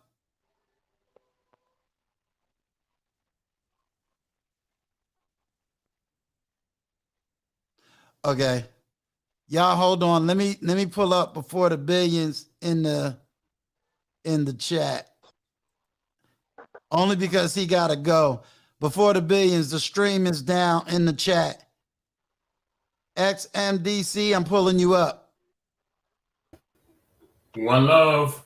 One love, one love. Hey, XDMC. Hold on, DMC.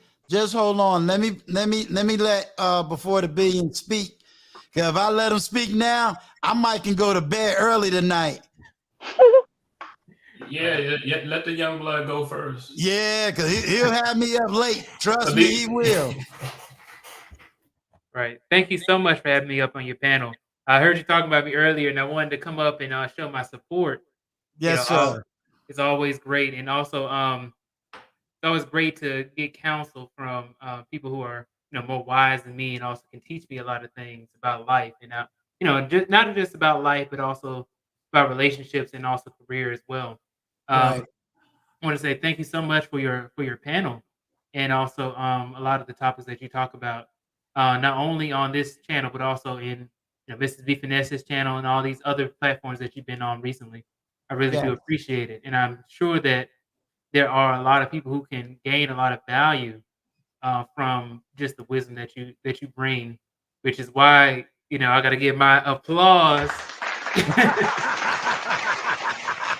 Right? So you see him flexing up here, right? You see him flexing, right? Here we Flexing, go. both of y'all flexing.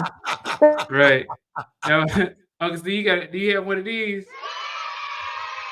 See. Now he's showing me all the tech skills. That's all right. I got you. Right. But yeah, I have to jump on to a release I'm doing for my job. So right. I really do appreciate you for having me on. Shout out to everybody on the panel. And I look forward to speaking with you guys later on. Thank you all so much. All right.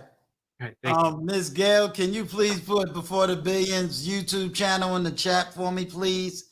Y'all support that young brother. Y'all support him big time. All right, go ahead, Ms. B. Finesse. That's it. I just wanted to show you some love. I wanted to just kind of touch base on those questions in the chat. And just show the support that you have from those women that are here. We're trying to help support the men. We're trying to give you guys a voice to speak, and we're trying for those, especially those men that want that.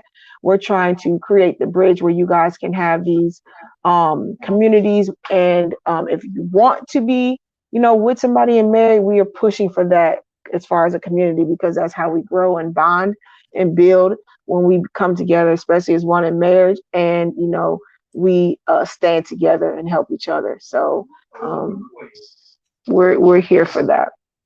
Thank you. And when you get a chance, make sure you put your educational channel in the chat, because YouTube Streets is talking about they couldn't find your education channel. Okay, yeah, if you can put that in, I'm gonna go back and mod Uncle Stu. I just wanted to show you some love and let people see my face if they were wondering, like, who is this?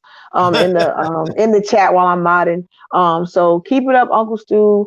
You got a good team that's gonna ride with you, and you'll have people to fall back on when you're feeling it's too tough or it's too much. You got a good squad around you that we're here to uplift you. So, well, shout out to you for that, Uncle.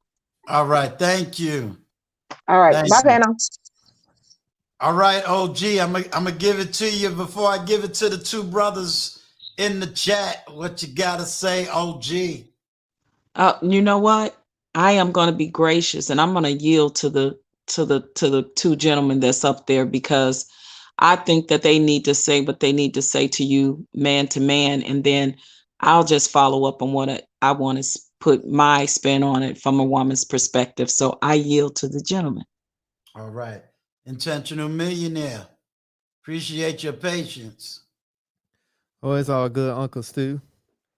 I want to say a great monologue, just coming in and kind of sharing where you stand and, kind of what you believe in. For me personally, I know I personally rock with you. I totally agree. But for me, I think it's a bigger issue. Go for it. I think the bigger issue is, as a community, this is why, for me, I push to really help men focus on the financials.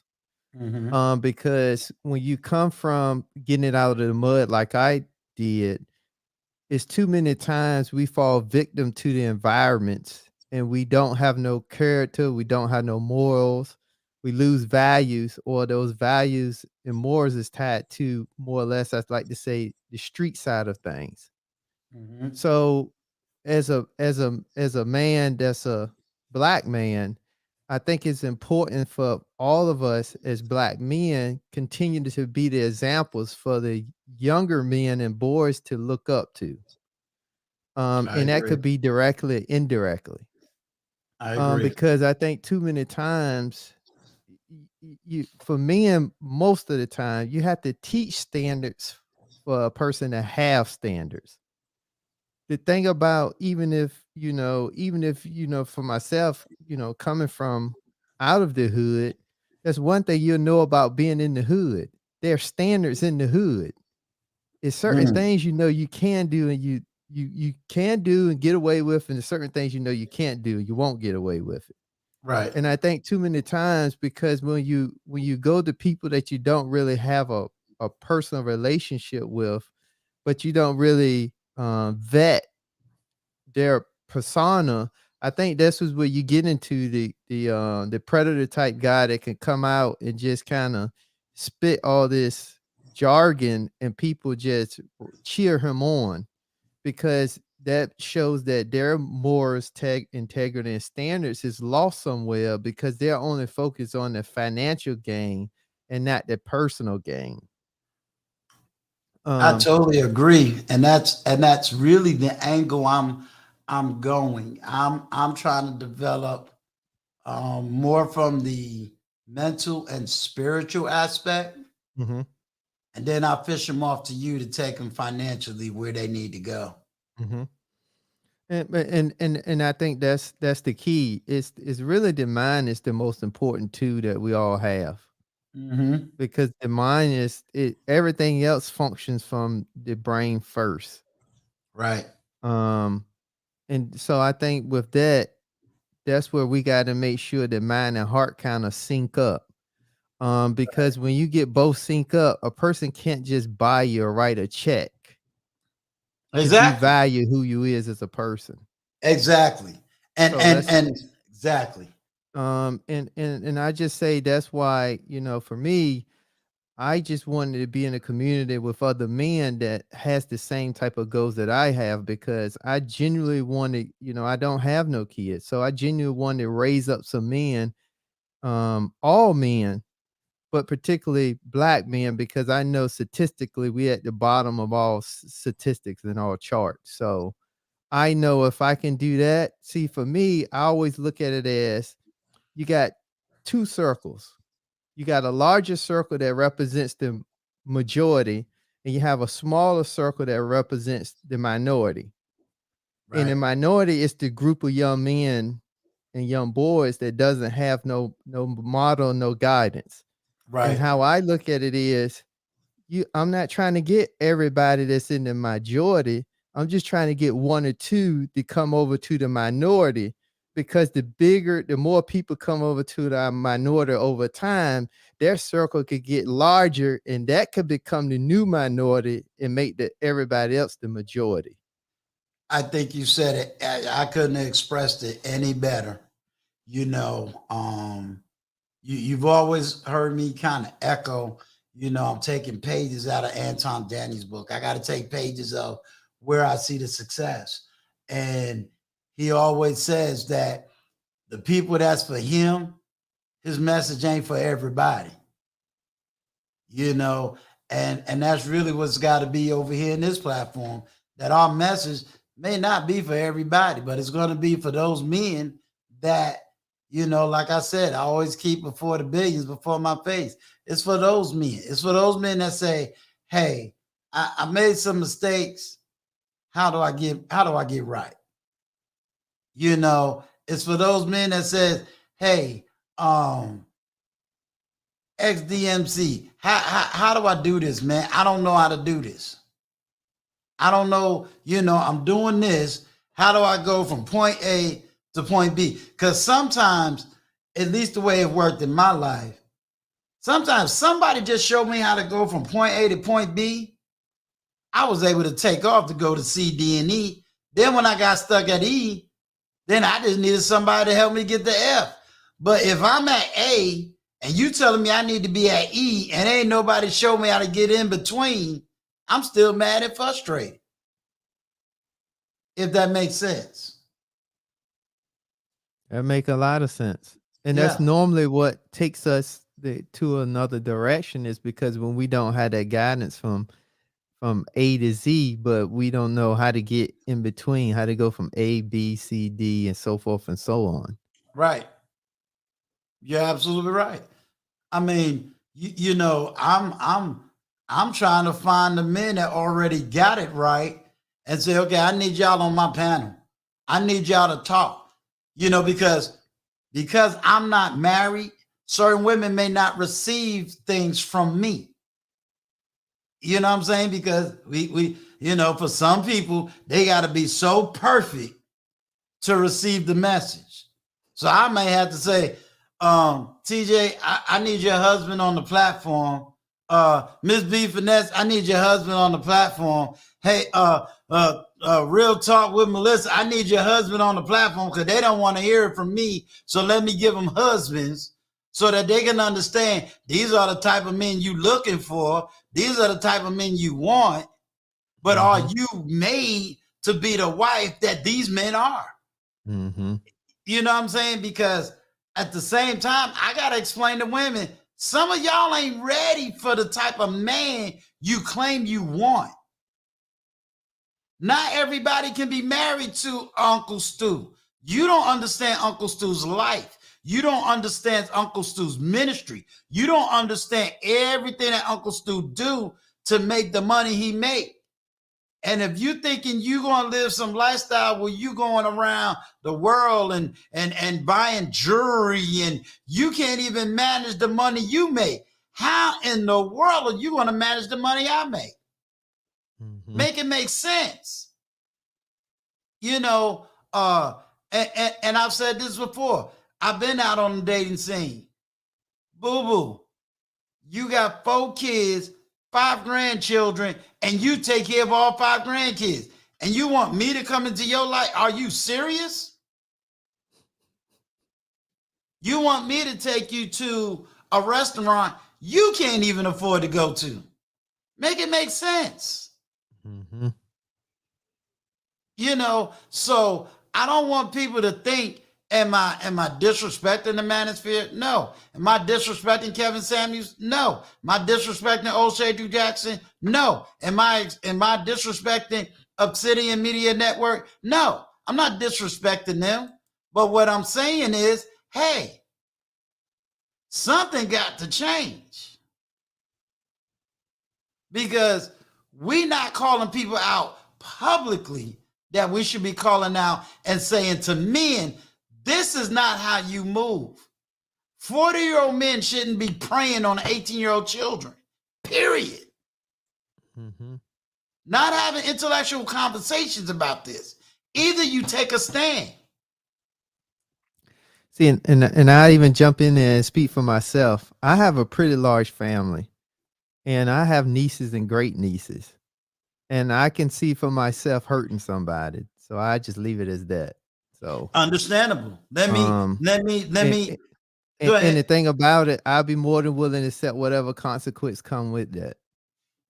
So I don't want to expose members of my family, but when all this came out, when no one doesn't really know, I was raised up with 4 female cousins, and back then I was taught how to protect my cousins. My cousins didn't let me in the bathrooms when they was doing their hair and none of that stuff. But because I knew martial arts back then, my job was to defend them and protect them. You know how crushing it is to find out 10, 15 years later why my cousins was out there, drugs and alcohol and going to prison, to find out that they was violated by an older man. So, no, we got to take a stand. You know, we can sit here and have a conversation about what women ain't doing, how they behaving, how they moving. We can have that conversation. But after we had that conversation, we also got to say, no, we don't accept this, and they need to see us do it publicly. We always crying about holding women accountable, but they do have to see us holding each other accountable. That's why I say there are certain men I want around me to hold me accountable so that they can see that. No, we're not going to let Uncle Stu go on everybody's platform. And if he do, we're going to call him out privately. And if he don't correct it, we're going to call him out publicly. You feel me? Yep, makes sense. Yeah. I totally agree. XDMC. Welcome, What's my good, brother. man? What's good? You're my homeboy, so I know you're going to give it to me rough, rugged, raw, and real. Hey, I saw after listening to my brother Intentional Millionaire speak, I forgot what I was going to say. But brother Intentional Millionaire, you don't have to give your exact age, but I'm just curious, what's your age range? I'm 42. You know, because the reason I asked, because listening to you, and I've heard you on other panels, and listening to what you have to say, listen to you speak, you do provide something that is not enough of in these YouTube streets for people that look like us, and that is hope. And the way you talk about the youth and what you want to do, and whether you not what you want to do, what are you doing with the youth? So I just want to salute you on that part. Basically what I want, because see, I don't really follow the whole manosphere thing. Everything that I'm hearing, I've heard in the last few weeks based on some of the shows that I've listened to, like Miss B Finesse, Melissa, and even yourself, Uncle Stu. So I'm not 100% familiar with the story. Right. Because I don't see the thing with the manosphere,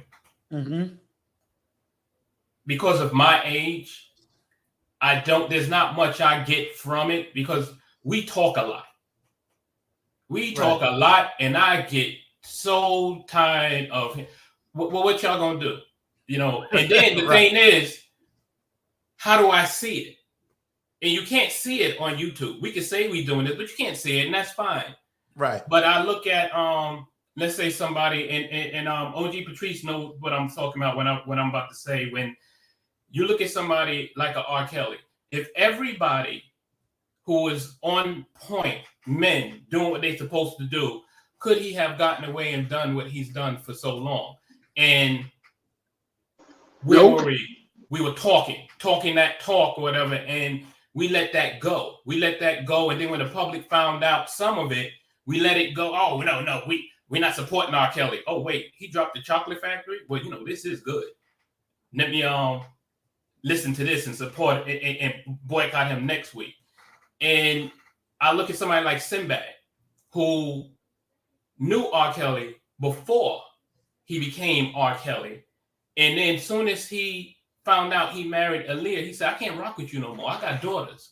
I got to make a stand here. The camera was never put in his face. The microphone was never put in his face. But I know for a fact that he disowned this brother and spoke out against him, but you don't hear about it. I'd actually throw that there, but what I really wanted to come on is because you mentioned something, and please, brothers, sisters, I'm not pushing back or whatever. Everybody speaks their truth, and everybody speaks their truth from their experience. Right. And you mentioned something about the Uber driver, which I don't know the whole story, but I just want to say this with that. I have a friend, very good friend. And when he got married, he didn't have much, but his wife was a very well-to-do interior designer. And they worked together, and he said, you know what? I want to he got into Harvard. I want to go to law school. Can you hold it down? And this is like an investment. And she's like, yeah, I got you, because that's for us. That's for the family. He went to Harvard, became a Harvard lawyer, and went in Hollywood, the showrunner and writer for JAG, Walker Texas Ranger. Some of this is beyond before a lot of y'all time, and Soul Food, and recently Black Lightning.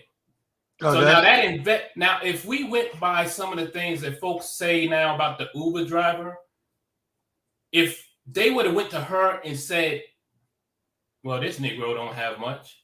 Yeah, he want to go to school, but you gonna take care of everything while he go to school for 6 years or whatever. Come on, girl. You can't look at that blessing financially and with them working together. That would never have happened. One of the things I'll never forget was running into her father. And her father said something to me. Say, hey, man, I'm glad you're doing well. You know, one of the things I wish things worked out with you and my daughter, because I saw something in you. I told her, he may be a nerd, but that brother got potential and he gonna make it somewhere. And that meant a lot to me because I did. And the woman who's with me now is the one that deserves what I give her in the environment I provide. So I just wanted to put that out there, that sometimes, hey, you may get with a woman who has more than you, but as long as you're working together to build more, and now you look at this brother who can crush a lot of brothers with his wallet, if she never invested and worked together, that would have never happened. Yeah. Two things in the context that, because you said you never saw the video. I seen it in live. In context, it was totally different. See, there's a difference between I'm married to you and I'm trying to move up, and Right. my wife supports me in the move up. That's a whole different context. And then you said he wanted to go to Harvard to be a lawyer. That's a whole nother move together. You see what I'm saying? Versus Absolutely. a man who's 29, and I doubt if he was doing Uber driving in a major city. I'm not sure what city he was in, but he wasn't married to this woman, right? The question became about how much money he was bringing in. They wasn't married. This was a sexual thing, right?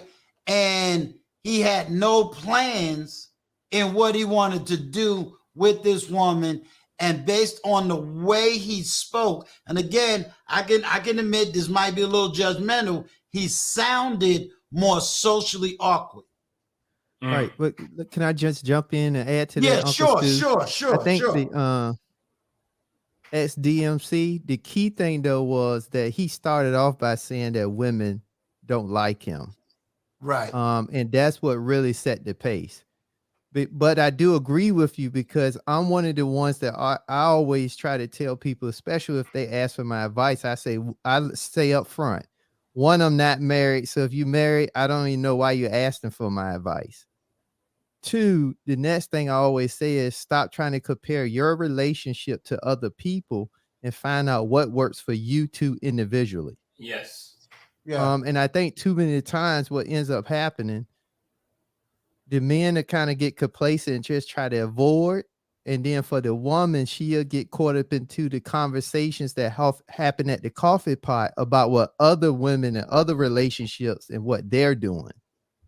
So I just try to be, because that's one of the things I found out very early on was trying to stay out of other people's situation, because I always go with the phrase that what other people think about me really don't matter, because it's not none of my business. Because you could do everything right, they're going to talk about you. You could do everything wrong, they still going to talk about you. So do it really matter? As long as your attention, your heart is good, it really don't matter at the end of the day. No, I agree with that. Mhm. That's far, especially with relationship advice, because I get asked a lot because I've been married 31 years successfully. But I always mention that what works for me, this book that my wife and I wrote, is a one copy, one off. This works for us. There might be a few chapters in this book that you can learn something from, but overall, this is a one edition.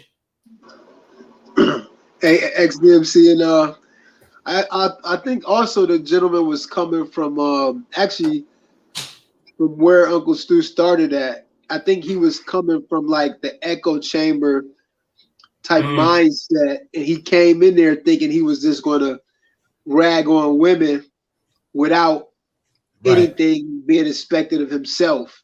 Yep. And that's why it made such a big sting like that, because I think he assumed that Kevin Samuels was just going to just ride with him, you know, talking about women, but he was like, nah, bro, you got to look at yourself pretty much, you know? So yeah, it is a totally different situation. It was this, he just was actually holding him accountable because he came in with the wrong mindset.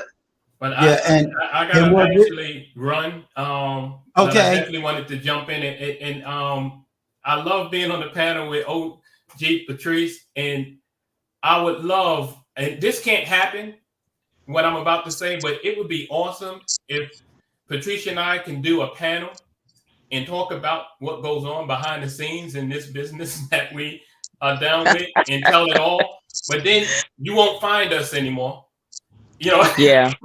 Yeah. Because it's really like that. But I'm just glad to know someone that looks like me is behind these scenes, that know the tea, and we can laugh at we can just laugh at it. So one love and respects to you, sister. You too, brother. You Listen, too. I say that you and I, you know, we still got to work in the business, right? And the only reason right now that I have not started my YouTube channel is because I'm under a really big legal contract with Fox and a show, right? And I cannot risk that right now, and because I know how people can be out in these YouTube streets, and I cannot risk that, and I can't really talk about it until I get word, and once I get word, I want to share it like with a lot of people, but right now I can't. Yeah, but we gotta wait till we're like Quincy Jones and we get up there in age and we don't care. And we just tell everybody. And then we can, they can really know some tea. But right now, we still got to work in this business. So it's just certain things that we cannot say because we don't want the phone to stop ringing. We don't want the opportunities to stop and things of that nature. So yeah, you're absolutely right. Look, OG. Now, you know me and Miss B Finesse. You know we fighting now. Y'all done gave us a panel. Be like, all right, who gonna be the first to get one of these two up here? so you gonna have me and Miss B Finesse. We gonna be enemies for about 5 minutes. Well, hopefully, my dream and my wish is to get some of the people in the business that I've worked with and I know to even for me to interview them, you know, on a platform for you guys to see. So you guys can like know for real that like I work with these people, I rock with these people, I party with these people, I do a lot of things with these type of people. So, I mean, I was just on a platform the other day where somebody was going in on something they didn't like about Rihanna, and I know Rihanna's father personally. So it's just like so I have to be together. Yes, yes, I forgot you was on there. Yeah. But you see, when it came up to that, I was like, I cannot talk about that right now. Like I can't go there with, you know, that situation because it's some things coming down the pike with her dad and in a business, thing too, that I'm involved in. It's like, I can't shake those type of trees like that. And that's her opinion, you know. Right. And that's her opinion, you know, and she's entitled to that. But I have a different, you know, perspective and point of view on it, but it is what it is. It's all good. Well, one love to the panel. Thanks for having me, Uncle Stu. This is my first time actually calling in, and I rock with you. Because I'm honored by you, man. I really am, and I really appreciate all you do in the front and all you do in the back. I appreciate you. Thank you. One love. Peace. One love. All right. Okay, so Patrice. all right, so I just want to say to all the gentlemen, you know, I commend you all for standing up and rocking with Uncle Stu. That's why I wanted you guys to say what you had to say first, you know, from a man's perspective, because I know for me, you know, as a Black woman, it feels good for me to hear you guys say that you stand with him and that you standing up for what this character has done, you know, or is doing or have done with underage girls, that it's just not cool, it's not appropriate. And you guys are saying, okay, Uncle Stu, if you saying this, I'm rocking with you. And I appreciate that because we a lot of leaders that we put on pedestals, we help make them become successful, right? Right. And then when you need them, and I said this about how it is in the church, it's just like when you go to the pastors and you have spent all your money tithing and offering, offering, and then when you need them, they tell you to go to Jesus. And I don't mean that in a disrespectful way. I really don't. It's Fill out just an the same way. application. It's like, you know, you can listen to certain people call women out left and right, talk about women and our foolery and the things and our buffoonery and the things that we do left and right. But when it comes to holding the men accountable, you hardly ever hear anything. You hear silence. You hear, you know what I mean? You hear a pin drop in the room almost. And then you got this huge platform. Okay. And then you go into a kind of private type of platform and say something, but you don't say nothing on the public platform. Right. So I agree with Uncle Stu on that, like, because it's only so many people in your Patreon. Exactly. But you got a huge platform. That's all I'm saying to that, is that when we put these people up on pedestals, and because of we subscribe to these people, we rock with these people. So come on. Now I don't hear your voice now. I don't hear your voice. I don't hear you as a man speaking out in this manosphere that all of these men are on, and you got a major platform and you are silent about it. You know, so shout out to Anton, shout out to El Guapo, shout out to the lead attorney, the men that and just like Uncle Stu, the men that I know of, that I rock with, that I have heard say something. But it's men out here that platforms are bigger than all three of theirs that all those names I just named, that are in the manosphere that is choosing to not say anything. So that's the side eye for me that I'm doing. And that's the hypocrisy that I say goes on a lot in the Black community, on these YouTube streets, just in general.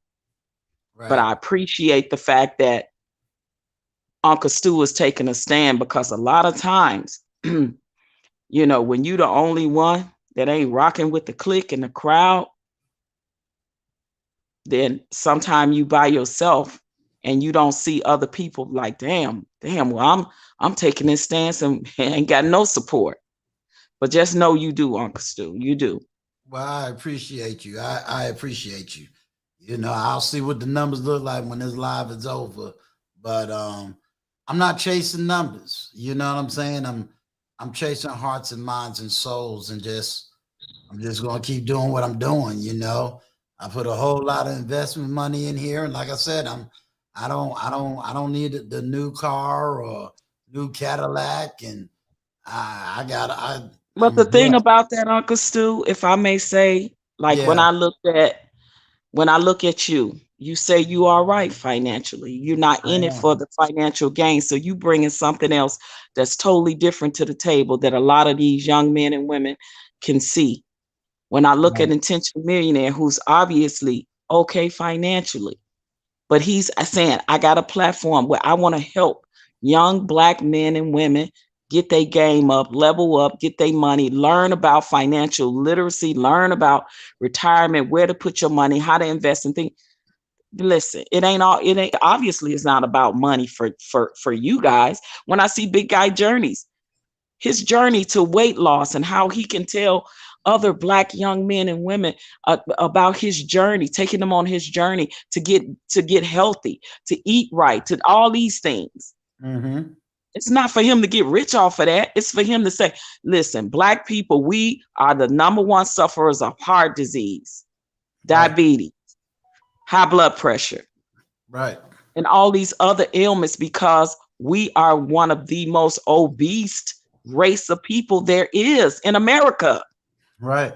So his journey is, if I can show you I did it, you can do it too. Absolutely. And my thing, I'm in the entertainment industry. And I hold a day job down, because when COVID hit, everything shut down for me. Gigs stopped coming, like everything, right? Right. So as somebody that was out here, that was married once, that has experienced life, that has a young man Black man for a son, that is one of the most successful Black men, that was raised on the south side of Chicago. Okay, that coming out, that makes well over 6 figures. And he's my only child, that was honored at the White House, that sat at the table with Colin Powell. That's my son. Right. I'm a Black mother that did that. Right. With the help of his father, who served his country as well. And my son served his country. His father was in the Army. My son was in the Air Force. Right. So I think that I got something that I feel that I owe to contribute back other than just entertainment. Yeah, I could tell you about entertainment and the people I know and the people that I done worked with. Yes, that's fine. That's dandy. But that's their life. When I come home after gigs, working with them, partying with them, I live a real life, a real life. Right. And I'm good financially too. But like, I got something that I got to say about real life to my young generation, not that superficial fantasy life of the work of the rich and famous and the powerful celebrities that are so far out there in their heads and in their own worlds. They can't even tell you how much a gallon of milk costs in the real world because they got everybody doing everything for them. Right. You're right. Everybody kissing their ass, everybody trying to grab at them. It's crazy. Like, it's serious. It's crazy. It is. And I said, you know what? I'm cool. I love what I do when it comes to that, but I like my real life. I like my real life, like for real, for real. Patrice, I don't think a lot of people, on what's her name's platform, made the comment. I don't think a lot of people understand what it means to so-called be famous and public. I don't think everybody, before I came to YouTube, real talk, me and my oldest daughter had to have that conversation. Here it is, Tiana, that StreamYard chat is for you. I don't think everybody really understood that what that really was. I don't think everybody understood that I had to speak to her. Why? Because I knew that if with what they call them trolls, that if you search me hard enough, you're gonna find everything I've ever done wrong. So the biggest thing is, oh no, do I get on here knowing my kids? I'm never gonna show a picture of my children. Why? Because I know there's people cuckoo out here. Yeah, and that's why right now I can't really go in on I've been getting my equipment, but I can't really set up and like go live and do do a lot of things that I want to do right now because of this contract I'm under. But listen, I'm telling you, that's why I love what you guys are doing. Please know that you are needed, you are necessary. This, because our community is hurting real bad and we all need to help each other. And that's what I see. And that's the catalyst I want to be for change. Right now, another guy is going viral on these YouTube streets. A 55-year-old man just married, and he groomed and married his 18-year-old goddaughter that he helped raise. Wow. You understand? This is what's going on in our communities right now, and he's went viral. He got her so conditioned and she's so brainwashed. She going off on social media, talking about how she got this and she got that, and it's just the brainwashing and the grooming that a lot of men, like the guy you're talking about, Uncle Stu, the GC guy, and this guy. It reminds me so much of my experience when I was trying to stop the girls that I was managing, making sure that they didn't become a statistic with the R. Kelly thing. See, a lot of people don't know. I go way back with R. Kelly before he got famous, just like XDMC said about Sinbad. Right. So, we have to protect each other. I did the best I could with protecting those girls. When I saw the documentary, I was so happy to not see them on there. But do I know if they ever became a victim? I pray to God they didn't. But I never saw them again. Right. And now to see a 55-year-old man that it showed pictures of him, he used to pick her up from school. This was his goddaughter. Take pictures with him, holding her in her arms when she was a little girl. This is somebody you watch grow up. You grow, and you had an affair with her mother prior to that. You slept with her mother prior to that, and you watched her become a young teenage girl. Because look, 18, she's still a teenager, and now you marry her. It's some sick, twisted people out here. It is. It is. And I wasn't even aware of that viral video. So I that's totally unique to me. Yeah, but listen, when we listen in the entertainment world, when that stuff came out about, because let's keep it real, Morgan Freeman did the same thing with his goddaughter. Y'all remember that? Yes. Yeah. Let's just keep it real. Okay. He did the same exact thing. But we in the Black community got to stop sweeping shit under the rug, looking at, because we like somebody, because they a movie star, because they are this or that. Okay. And that's all I'm going to say about that before my phone won't be ringing no more for gigs.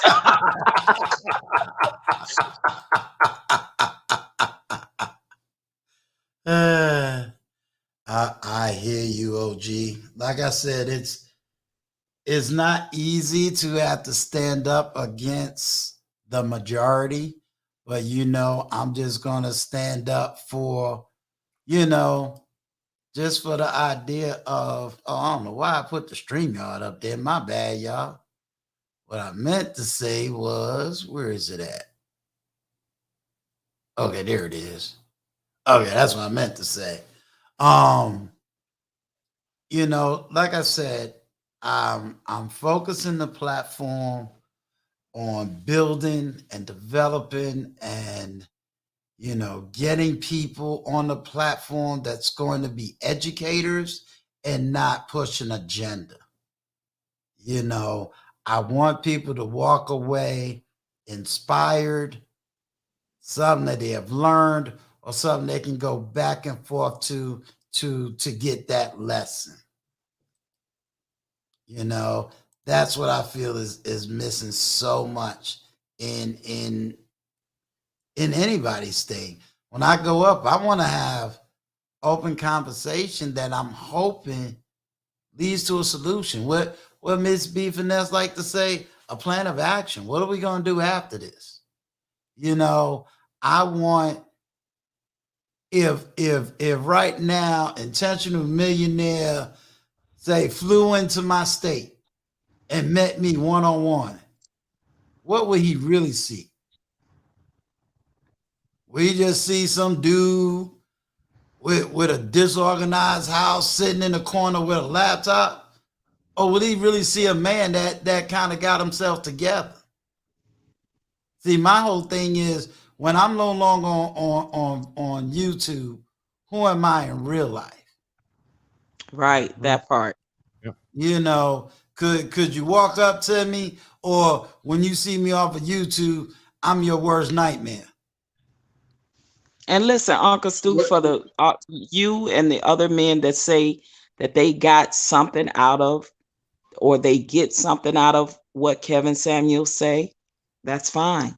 I respect that. Right. You know what I mean? It's one of those things. Chew the meat, spit out the bones. Right. I'm not a fan or a follower of his per se. And I've only maybe watched half of his things that he has said, and how he talks to the women and stuff like that. Right. I have said on another platform, if there is still no resolution to what is being done, even on that platform, right? There's no resolution. So if we are going to be about solutions, then let's be about solutions, because I don't want to see the opposite. I don't want to see what's keeping us divided. I don't. I want to see the solutions. I want to see the healing. I want to see the help. That's the side I want to be on. And you're right, Uncle Stu, and something you said. People with the hurt, they platforms are bigger than the people that with the healing. Exactly. Because it's just like misery loves company. But we want the people over here that won't help, that won't heal it. That's what we want over here. And that's what I'm trying to give right now. You know, like it's the older male, you know, saying to the younger male, there is healing, and this is how it works. You know, there is love, and this is what it looks like. You know, this is when you see Intentional Millionaire, he ain't coming and showing you all the gold. He ain't coming to show you how many cars he owns. Because the reality is, and this has been the distorted image, you wouldn't know a millionaire if you really saw one. That's the funny part. Right. Exactly. Big guy, Jordan, what you get ready to say? No, I say you're right. Absolutely. Nobody knew he was a millionaire until he started talking on Lead Attorney, and they changed that name around. You see what I'm saying? So you're absolutely right. Because it's funny you say that. We don't see it every day like that, because we know that there are a lot of millionaires and billionaires in the Caucasian community, but they don't splurge it. And now we getting smart Black men that say, I don't have to splurge with cars and diamonds and all of this and that, and show you pictures of me with stacks of money in front of a big old mansion. I ain't got to do that either. Exactly. So you got the attentional millionaires like that that's saying, I don't have to floss like that. Yep, I got a couple more mentors that are millionaires, and they don't floss like that either. They're not in the hip hop culture and all of that. You know what I'm saying? And that's how I prefer to be. And believe me, from somebody that's in the entertainment business, that when you see all of them flashing that money like that, 9 times out of 10, they ain't really got a lot of money. They got it, yeah. And I'm gonna tell you something. What Gail Lockett put is so absolutely 100% blown exactly out. That part. Because I don't know, Intentional Millionaire, I don't know what your experience is. I mean, I know who you are, but I'm saying experience around others. I'm gonna tell you this quick story, right quick. The industry I work in, my day job in payroll and human resources, I shared this office with this really quiet, introverted, kind of geeky, nerdy type of guy. And I must admit, I swear, I've always been attracted to those type of guys my whole life. but I'm gonna tell you, because of peer pressure, and I was popular in school with cheerleading and pom-pom and dance and modeling and all that. You know how you sway over to the crowd, you know, Don't like them, they the geeks, they the nerd. But I've always been attracted to those type of guys. And I say I really should have married a neuroscience or something, because I'm so attracted to that. But I sat next to this man that was the VP of HR. He was my boss, but he was getting ready to retire and move to, I want to say Maryland or somewhere. And he said to me, and he had got to a point where he only would come in 3 days a week, Monday, Wednesday, and Friday, because he's on his way out retiring. He says, I don't need this job. He said, I just work because I really don't have nothing else to do. And I said, really? He said, yeah, I'm getting ready to retire. I'm selling my house. And at that time I was in Nevada. He said, I'm getting ready to move, sell this house here in Nevada. I'm moving and buying a bigger house, blah, blah, blah. Nobody but him and his dog, single man.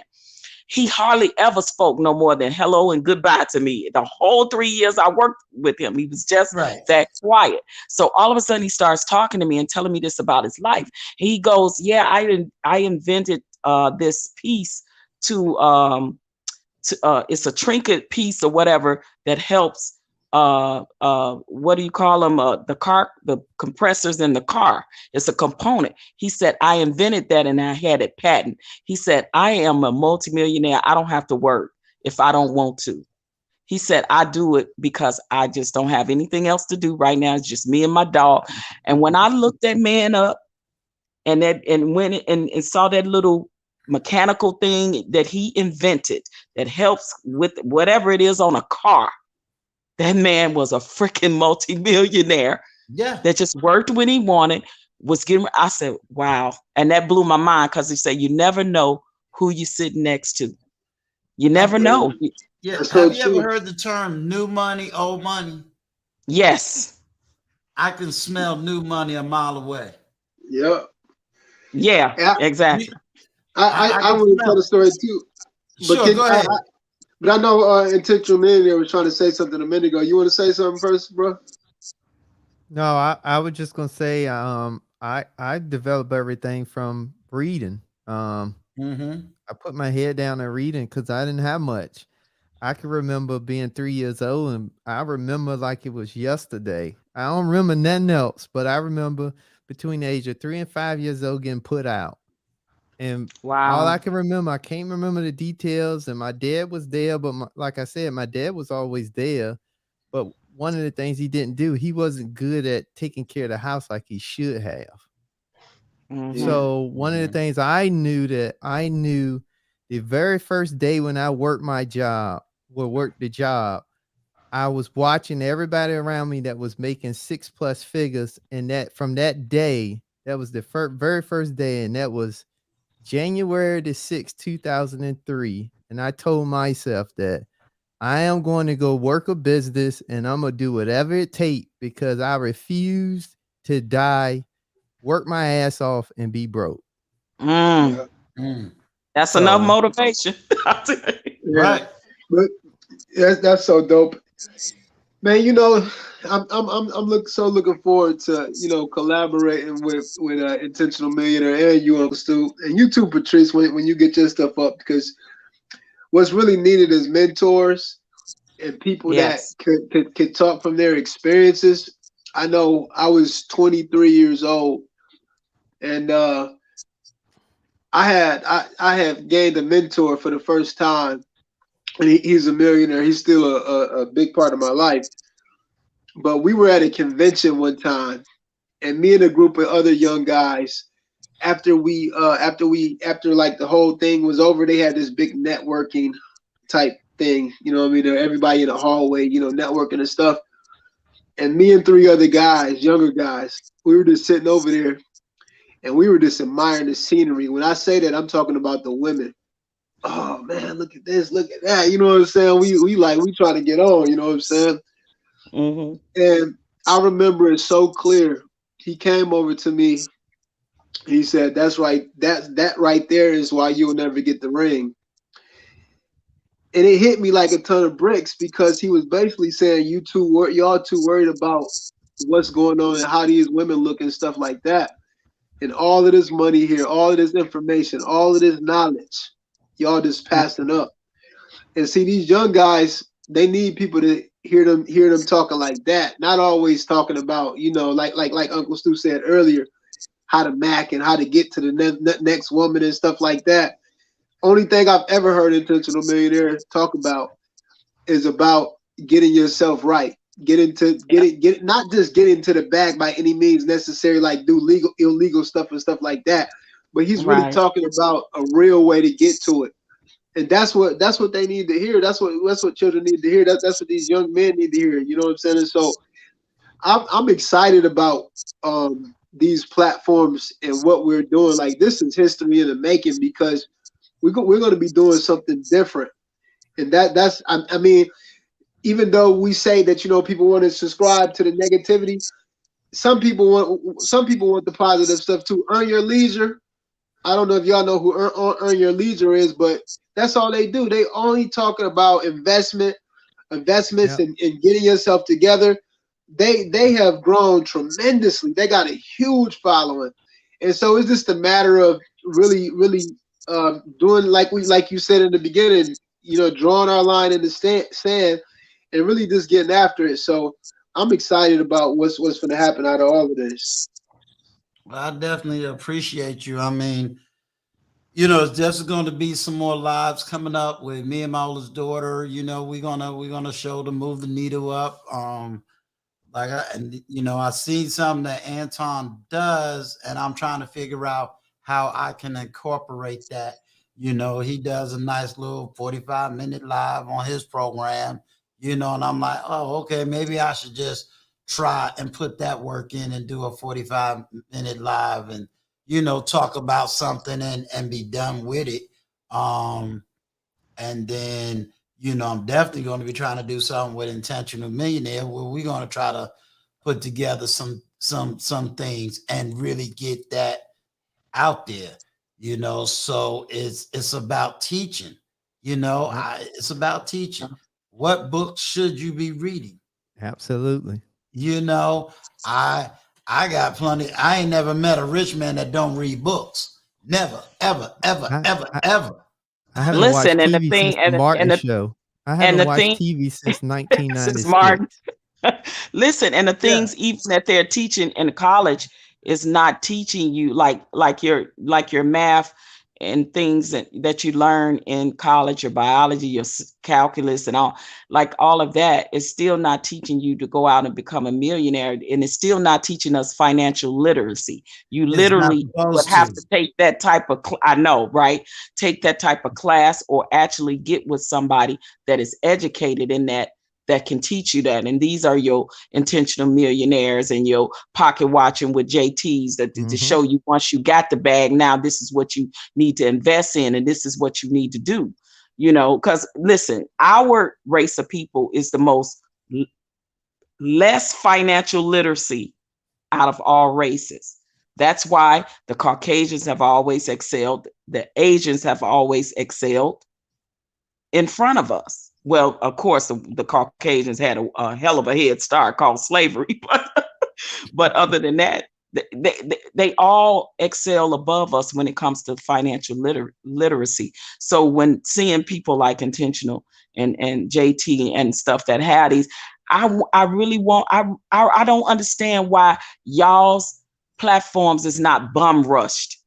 You know what I mean? Like we see our white counterparts and our Asian counterparts that are on YouTube that's teaching the same thing y'all teaching. Because we rather listen to the BS and the drama and want to know about the celebrity and their business and live our lives through them vicariously. Like, what the hell are we doing? Yeah. You want to tackle that Intentional Millionaire, and then I'll say something to it.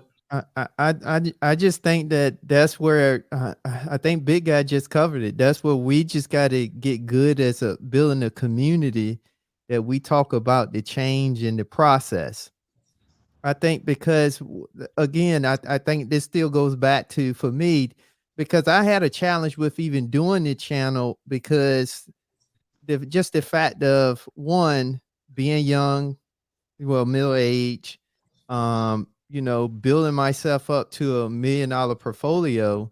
And then most of y'all may not know, I had to make some major sacrifices to do it, but the outcome was bigger because I used to have a financial license, and I parked that license, and eventually I'm going to get rid of that license because I wanted to fix our community. I didn't want to keep being locked under a system where I can affect more people, being basically like a free agent. Right. So I gave up those licenses, and not only because of that, but because even my family don't know. They know that I'm probably the most financial person in the family, but they don't really know my status. But with that all being said, I think the bigger thing is, as a community, I just think that that's why we got to pull together everybody that has like-minded people, and we have to build mastermind groups. Because that's the only difference from us, from all other races. They have mastermind groups that get together, and all they do is talk about how we're going to build, and not only for today, but for tomorrow. And how can I build something that's going to outlast me when I die? That part. Bro, that's why I went on your page. You say questions I asked you on your page, Intentional Millionaire, because my wheels are always turning. because I know that I want to leave generational wealth and a legacy for my son, which I only have one, and his children, which are my grandchildren, something, you know what I mean? So my wheels are turning, because I'm telling you, I'm 1 foot out the damn door. I'm so sick of working this Right. job. For all of us, we should be making, we got to all get to the point, and this is just something I believe, and I kind of turn it back over to Uncle Stu. But we got to get to the point where when when our great grandkids walk in the house, they see a manner of us, because we the one set the pace that live on beyond us 4, 5, 6 generations later. Right. Because that's what they do. Man, hey, Intentional Millionaire. After we spoke, and God is my witness, man, I called my cousin. I said, man, I said, bro, do you ever actually planned to be rich? And he was like, he thought about it, and he was like, yeah, I'm talking about plan other than just thought about it or said you would be. And I'm talking about, my cousin, he makes 6 figures, you know what I'm saying? But people be acting like 6 figures rich, but that ain't rich, you know what I'm saying? Rich or wealthy. And I said the reason why is because we never really fully planned on it. I said we don't even have a we have an inner circle like that we talk about like morals and stuff like that, but we don't necessarily have that mastermind group that you just talked about. And so one of the things that I told you earlier, I said, I got some ideas. That was one of the ideas, bro. It was like a conversation piece, though. And I'm just going to save it to tell you. But, bro, when you just said that, it just really struck me, though, because that's just more confirmation for me, man. Like, it really is the time. I mean, we could change our whole. We don't got to change everybody. Like y'all said, we just got to change some. Like, if 10 people in my little city, I live in a little city. If 10 people got to the millionaire portfolio, you know how much difference that'd be, how much it would be. Everything in my city right now is owned by white people. That's almost everywhere you go, unfortunately. Yeah. It's almost right. You know what I'm saying? See, but here's the reason why that's real big, you all. The more we get our financial backings strong, the more we can start helping with influence of policies. We can start then, like Uncle Stu talked about, with OG Patrice. We can start down putting her in position, and we can financially back her. Well, she can be the voice, but we can back her now. See, that's why that's stuff to me is so important. It is so important, and this is why I'm saying, if I meet a woman that don't want to get part of this program, she really missing the real big picture. And she definitely can't say she's pro-African, because how are you going to go work for somebody else's system and we going to build our system? Exactly. It just doesn't make any sense. So, but I'm fired up. So yeah, we have to, like I said on a couple of other platforms, we have to stop raising our children to go to school to get degrees to work for somebody else. We have to start raising them to go to school to start their own business, become their own bosses, entrepreneurship. That's how we have to start raising our children. Yep. We missed that boat when the white people was doing it. All those that wasn't born with the silver spoons in their mouth, that got it hereditary passed down to them. That's how they raised theirs. They get out of college, they take over, father or, the son take over the business, and the daughter take over, with the, that's how they do. Now, y'all are Big Guy Journey and Intentional Millionaire. I want you to, this is between me and OG. OG, I never spoke to Intentional Millionaire about last night. Never. Didn't he just tell you exactly what I said just last night? Yeah. Didn't I say it's going to take capitalism? That's what me, OG, and me, Big Guy Journey, Intentional Millionaire. Our job is to get the money. And what did I say? Who are we supposed to support? Somebody like you. Do you understand what I Yeah, mean? you said exactly that. I was thinking about that when he said that. Yeah, but see, me and OG was on another platform, and Oh, I thought you were talking that's about where that I'm trying to reparations break piece. through. Okay. You see how simple that what I just said? Now I didn't even speak to Intentional Millionaire about what I said just last night. Yeah. You see what I'm saying? See, you just said it. I told you, I am going to develop when I'm trying to get a couple of brothers together to say, how do you retire her? How do you, and this was a generic conversation I had with someone else. And they already know a lot about me, and they know about what I got. Right. And the most simplest answer I received, can you pay my health insurance? I'll retire if you can pay my health insurance. Everybody was ragging on that actress. She's on social media real big, but she works a lot with I know you're talking about Tabitha Brown. Tabitha Brown. When she retired her husband from the Los Angeles Police Department, and people was going in like saying she was stupid, she was a fool. And I said he worked and let her work on her product and work on becoming an actress. He let her do her dream, put his on hold, worked, took care of the house, paid all the bills. Now she's successful. She's a millionaire. Now she's on TV. She got hair products or whatever it is that making her money. And now she retiring him. And women went in on her. You know what? Like it just, I said, wow. I said, and her husband had one of the most highly stressed jobs as a Black police officer on the Los Angeles Police Department. Hell yeah, I'm gonna retire my husband because I don't want the years we got left. I don't want him to get shot on the streets, and he has a highly stressful job. It's a wonder he don't have high blood pressure. But these women went at her like crazy. Especially, I think she got into it with Wendy Williams.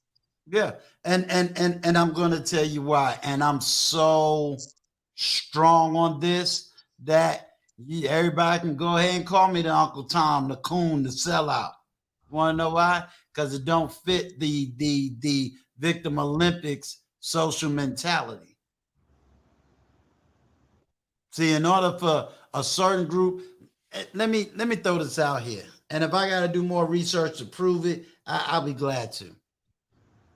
There's a certain group of African Americans who benefit off the rest of the group being broke, busted, and disgusted. Yeah, that's true. And they write books to sell this victim narrative, to sell the you can't get ahead narrative, to constantly push that narrative. And if you go against that narrative, you're the sellout. And then they don't want you on the job. You can't talk about business. You know, you can't talk about owning something. You can't really talk about wealth unless it's coming from the government. And even when they talk about business, these people ain't really trying to produce business. They're trying to get a tax shelter. And it's two totally different things. The first thing they want to tell you is, oh, own your business so that everything you buy, you can write it off, a tax write-off. But none of them is talking about owning a business to produce income to the point where you can retire your wife, you can retire your kids, and build a group of people that you could retire so that we can speak our piece. We still under the bondage of slavery if you got to work for someone else. And then when we talk about mastermind groups, we gotta wait on what's that dude? Pocket Watching with JT. Why does he got a successful platform? Because we got all the schemers and scammers, and guess what? Do you know he get beat up for doing his stuff? Man, why you snitching on the Black community? Right.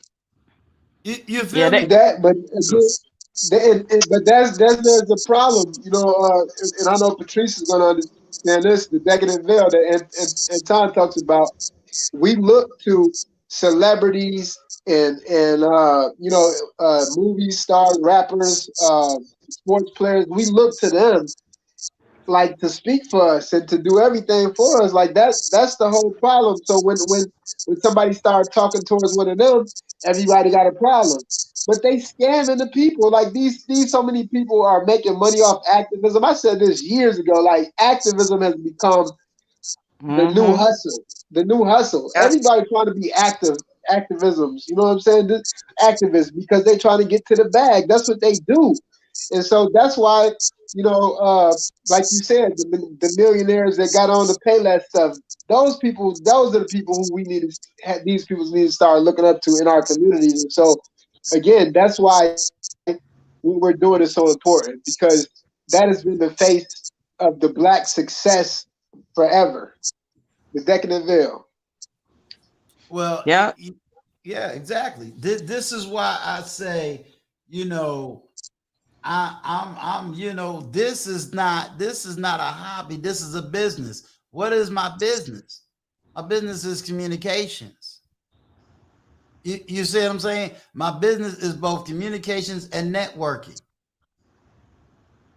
And we can do business and network. What are we networking? I'm looking for the person that can either elevate me in some shape, form, or fashion. Not the next hustle. I'm looking at the long-term game. I'm looking at much further.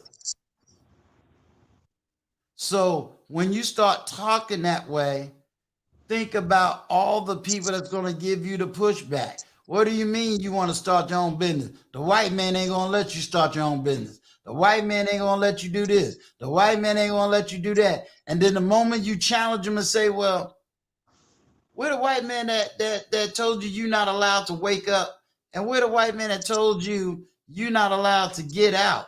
Where those white men at? All of a sudden, you're going to get bamboozled.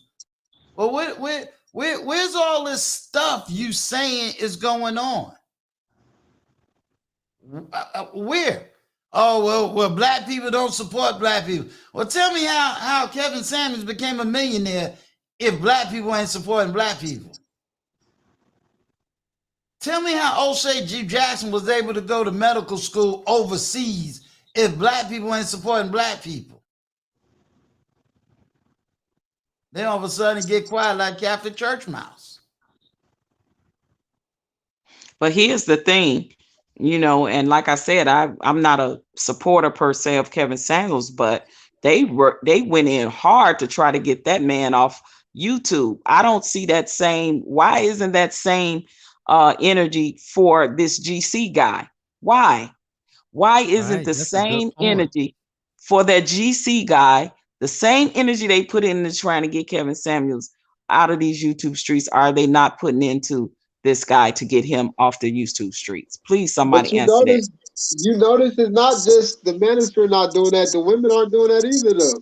Yeah, because I was about to say, what about somebody with G in their name? She ain't doing nothing on that either, did she? No. I don't know. You know, I don't know. But she continued. I know who you talking about. No, yeah, not that I know of. Bash. What about the one who attacked Lee? She should be doing something on it too. Like everybody should, man. But ain't nobody saying nothing, really. I don't know. I just be glad when we as a people quit falling for the bullshit and the okie doke every time with a lot of these profited ass activists, ass wannabe ass leaders that dangle the carrot and the shiny object in our face, and we'll roll with them. We'll put them up on the pedestal and lift them up to the highest height, call them gods and godfathers and godmothers and the king and the this and that. And then when this happens, you can hear a pin drop. Barely. You can hear a pin drop. And it take little people with little platforms like your Uncle Stu's, little platforms like El Guapo, because they ain't got huge platforms yet, and not even lead attorney to have a bigger platform, and Anton as the Kevin Samuels, as the Osei Jacksons yet. So, you know, that I'm side-eyeing all that. I'm sorry. I'm side-eyeing it. You know, that's why I said I will not be a follower to no more bullshit that a lot of these Black leaders in the Black community is doing, whether it be abroad in the United States, whether it be on these YouTube streets. Like, it ain't happening. I'm not doing it. I want to talk about empowerment, getting our people up out of the goddamn gutter that we have been in for so long. That's why my wheels turn when Intentional Millionaires podcast. I went in this thing and I'm asking him questions because I got something I'm trying to do. I'm trying to create generational wealth. I'm on a mission here. I'm fighting other fights. And it is sad that y'all platforms is not as big as theirs. See, that's the hypocrisy right there. We rather listen to the bullshit than to listen to the real shit.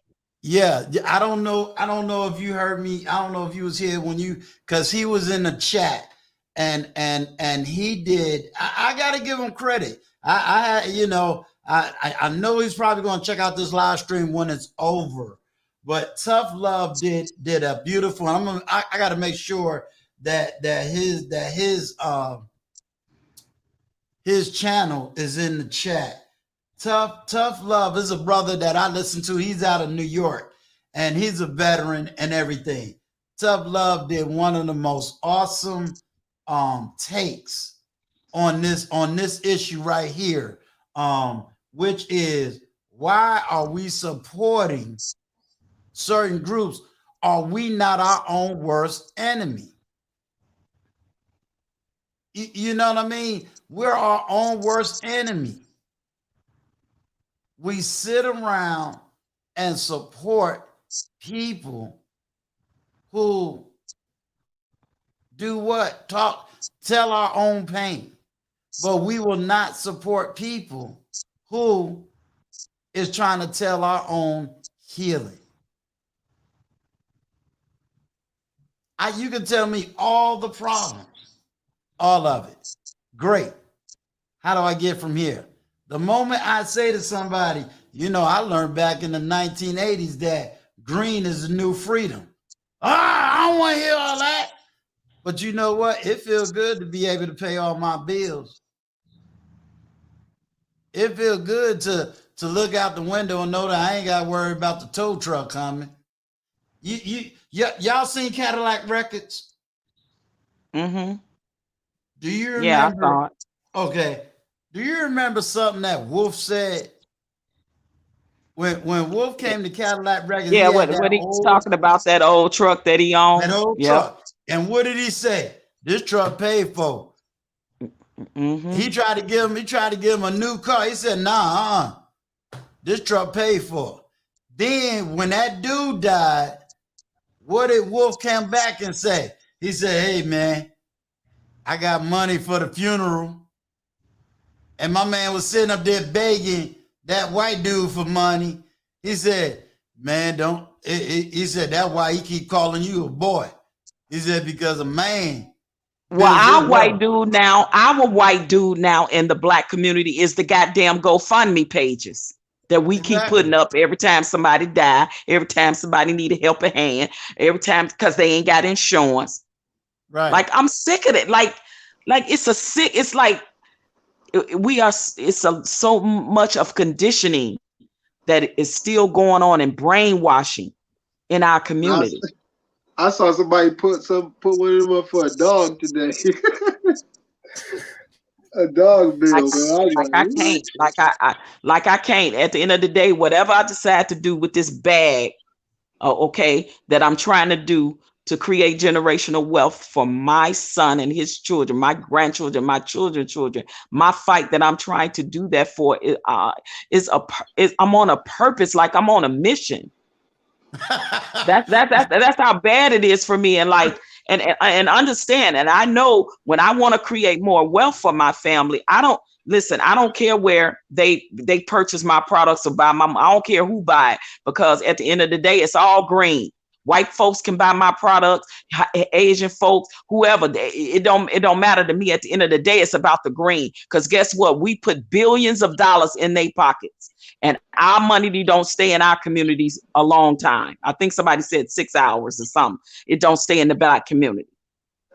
That's because we so busy giving it to them. And when are we going to learn to keep something in our own community for a change? Yeah, I would like to add on to that. 2 points. First, I appreciate what you're saying about how, generational wealth, and I'll be right back, y'all. Go ahead. Okay. Go ahead. Talk. We ain't silent. All right. So I appreciate that. I appreciate where you talk about like building the community and things like that. But I don't think business is the same thing as building the community, right? Business and being successful at business, at least, in my experience of success, it's about serving your customers and serving your brand. So, for example, how you talked about that one person and how people are not going to mention him. I think that's kind of outside of their brand, right? It's outside of their brand. So, because at the end of the day, your business is to serve your customers, right? And to be on brand. So you're not going to have people kind of speak out if it doesn't fit or match their brand, or doesn't fit of serving their customers and clients. You know what I mean? So, and a part about like money being in the Black community 6 hours, that is true. But we do have 45 different bank and institutions that we can put our money in. We just don't, right? Especially in the South, right? There's a lot of banks and financial institutions, financial firms, even old college classmate of mine.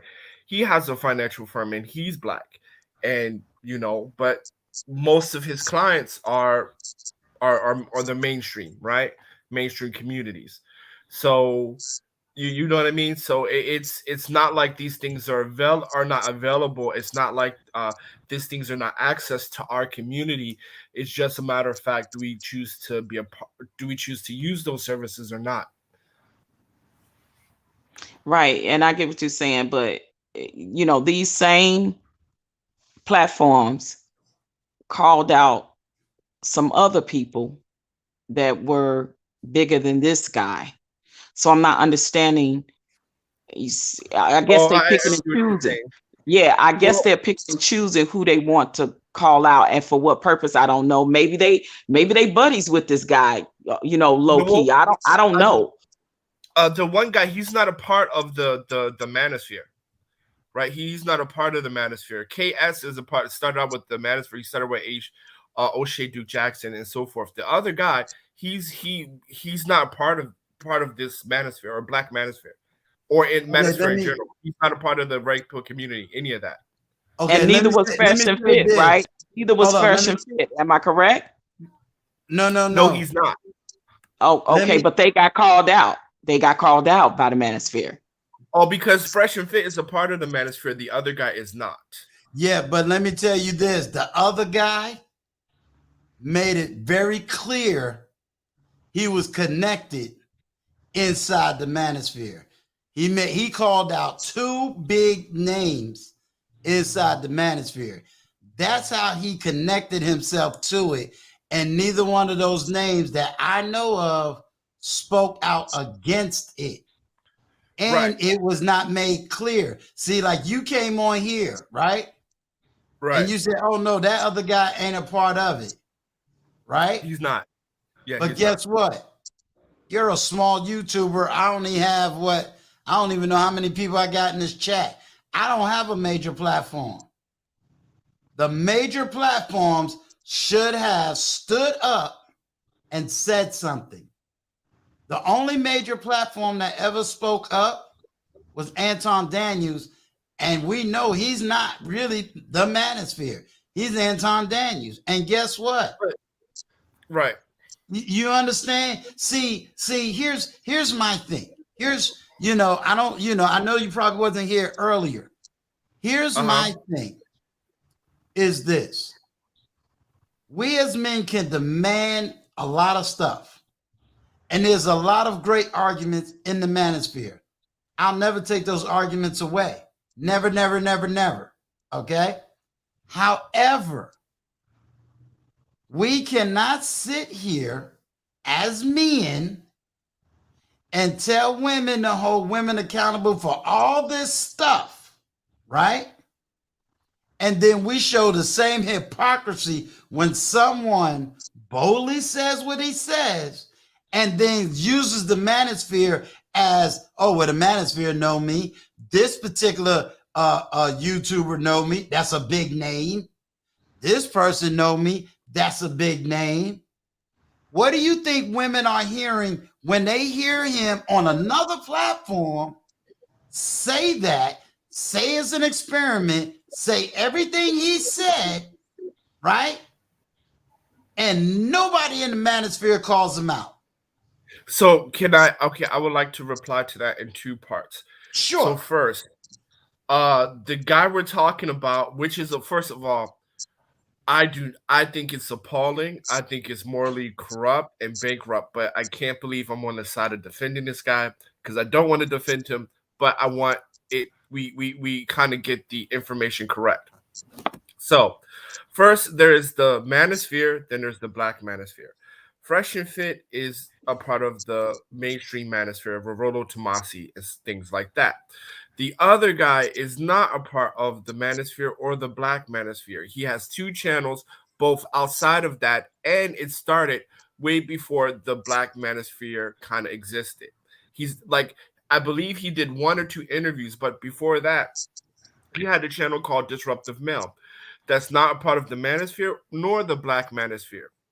Now, so that's first part. So by him not being a part of the manosphere or the black manosphere, those two groups don't have the responsibility to call him out simply because he's not a member of those two groups.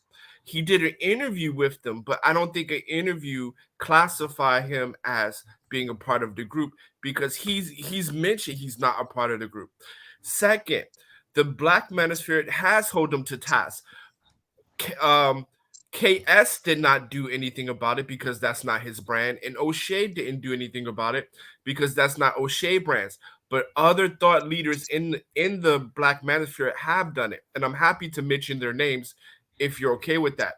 But there's 5 major thought leaders that have done panels on this, talking about this and calling this guy out. Right? So the black manosphere has talked about it, just not O'Shea, because O'Shea's more celebrity review, and the other guy is more about talking about modern women. I don't think that fits their brand.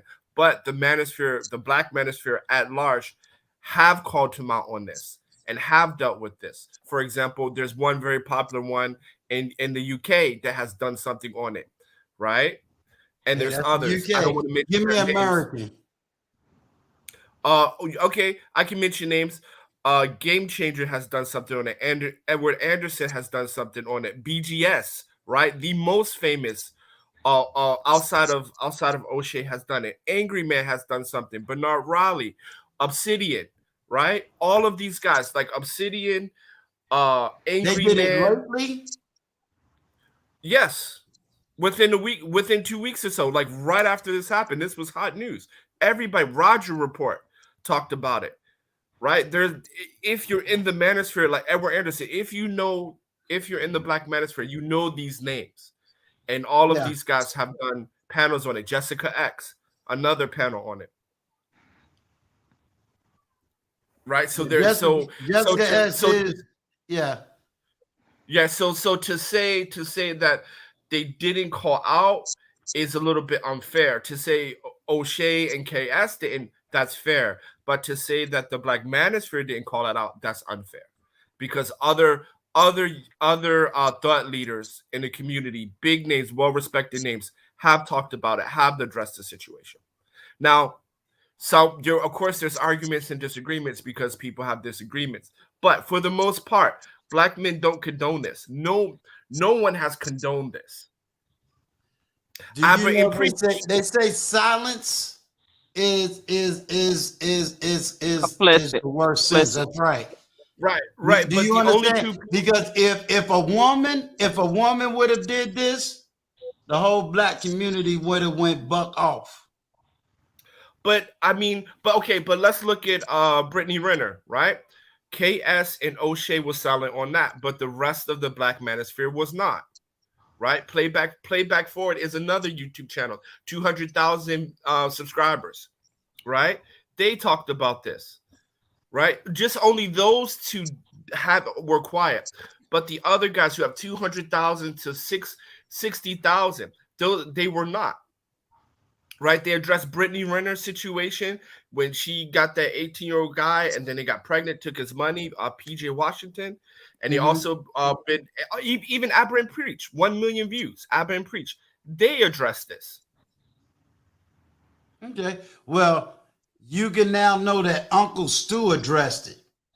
Right. And you're addressing it, right? Just those two guys were quiet, but not the community as a whole. Well, I'll definitely go back and do the research, and whatever corrections need to be corrected, I'm man enough to correct it. But I'm saying, but my point is did they say something about Brittany because the person that she was did that to was a celebrity, and because these other underage girls that he did it to are not, it's not of importance. KS didn't do anything with Brittany Renner. The two people in question, if I'm understanding, if I'm wrong, I'm happy. Then please correct me. But from what I'm hearing is saying, you're saying that because O'Shea and KS didn't say anything, it's saying that the Black Manosphere has been complicit. But to be fair, KS, from my knowledge, I don't watch KS, but to my knowledge, he didn't talk about Brittany Renner. To my knowledge, I could be wrong. Right, he's been kind of consistent. He doesn't get into arguments or beef. Even when he had that situation with Dr. Umar Johnson, he doesn't get into that. Right, he has his plan and he sticks to that plan. That is KS, which is right. Which is right. You stay on brand. So that's him. But everyone else has spoken out. Even Lead Attorney, right, spoken out, got them on have the interview, right? So we named them earlier. Yeah, we named the Lead Attorney, Anton. Who else I heard? Guapo. You know, Anton, we named the ones that I've heard. But I'm sorry. Go ahead. No, I'm sorry. I'm just saying, like, only those two have been quiet, but that's not on their brand. But Black men en masse have spoken out against this because this is not, we don't get down like that, right? Black community has never gotten down like that in general, right? We have always spoken against children, protecting children. I'm gonna challenge something. And I know that you're speaking strictly for you, so I'm not going to sit here and ask you to answer for everyone. Okay, that part I'm not going to ask you to do. Okay. 40 years old. Does he have a right to have relations with a 18 to 19-year-old? No, that's a minor. No, you're not fully developed to 25. Okay. Right, and that was one of the topics. Well, it's my understanding the age was younger than 18 and 19 from what I heard on the Lead Attorney's channel. Yeah, wasn't it like 15, 16, 17? No. What he tried to do was flip the numbers. The first post that came out was underage. Then he tried to flip it and say they was 18, 19 years old for the Atlanta age, whatever that. And I'm sitting up here saying, dude, this dude was a veteran and is my age now. Right. So to even do that, whether you did it or not, what demented mind would even want to do that for likes, clicks, and views if you're an alleged businessman? That logic, because that's a messed up on the brand. Right. Right. I mean, Right. Yes. on Absolutely. El Absolutely. Guapo's page, on Guapo was trying to make the argument of if she was 13. I mean, he was saying hypothetically, I believe, but he doesn't care. I mean, he's just a sick dude. I mean, Right. hands Yeah. down. Yeah. Yeah. Yeah. I mean, I will say this. Let me put it this way. From what I understood, he got pictures from a 15-year-old, and then there was intercourse with a mother and her 2 daughters. Some say 17, the youngest one. Some say it was 16. I don't know, but even if they were 17 and 18 in Atlanta, from my understanding from lead attorney, she is of age of consent. Even if that's so, I would still say that is morally wrong. I will still say that's morally wrong, and for 2 reasons. Number one, you're operating from a position of predatory power, and secondly, you have no. It would be a little bit different if you had intentions on marrying her, but you didn't, and by doing that, you're now. I don't want to. You're now giving this young girl experiences that's saying this type of experiences are okay, and these type of experiences don't lead to marriage, right? And It leads to then you have a platform of however many people he have that you're telling that this type of behavior is okay, and that you get, and then people are looking up to him to say, oh, well, if he did it, I can do it too. So you're literally have a platform where you creating a bunch of other predators, basically, with saying that this is okay. Yep.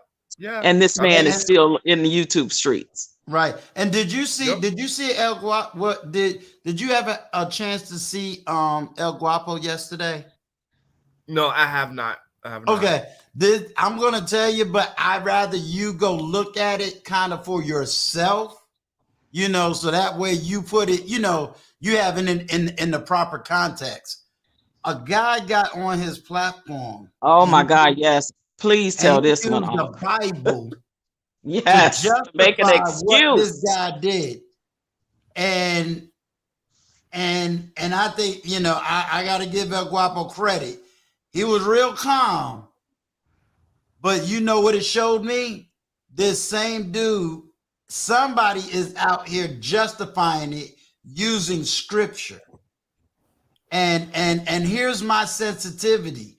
There is some hurt brother out here, not just one, but several, that's going to pick this guy up, hear what he got to say, justify what they're doing, and go out here and hurt other women.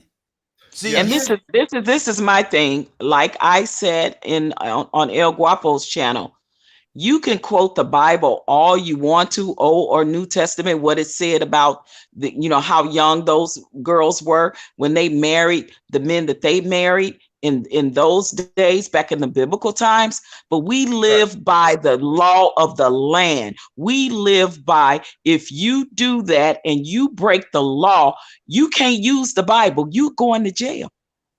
Right. Well, I will, man. First, I want to say I'm not defending this guy. Right? No.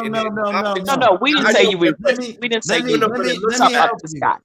Yeah, let me. I want to reply something. I know that you're not defending him. I'm gonna let everybody know, because everybody don't know. You're actually, because I'm gonna shut it down for you, and that's on a positive note, because Intentional Millionaire, this is one of the brothers I would love for you two to have that financial conversation with. He had an awesome knowledge on things that was beautiful perspective, and I don't want his name tainted, in any negative sort of way. I'm not really hearing you defend him. No, me either. No, not at all. Explaining like the manosphere, the black manosphere, who spoke up, who didn't, why certain people may not be speaking on certain subjects. So I don't really hear you defending him. So, if anybody got it that you defending him, No, I don't hear that part at all. I hear you defending certain sections in the manosphere, who spoke up, who didn't, and explaining why you felt O'Shea and KS did not address the issue. So that's what I hear you saying, not defending this dude at all. So I don't hear that. And I want to address me defending KS and O'Shea. Well, O'Shea, I can say I don't feel it's on his brand because he's more like celebrity news and doing business in Uganda and Kenya. For KS, I don't support KS's message. I think what KS says, a lot of it, I would say 50% I agree with and 50% I don't agree with. But I mean, hey, that's fine. He's successful and I wish him all the best, right? I just don't agree with him on high value men and his definition of it. I've never heard that definition before.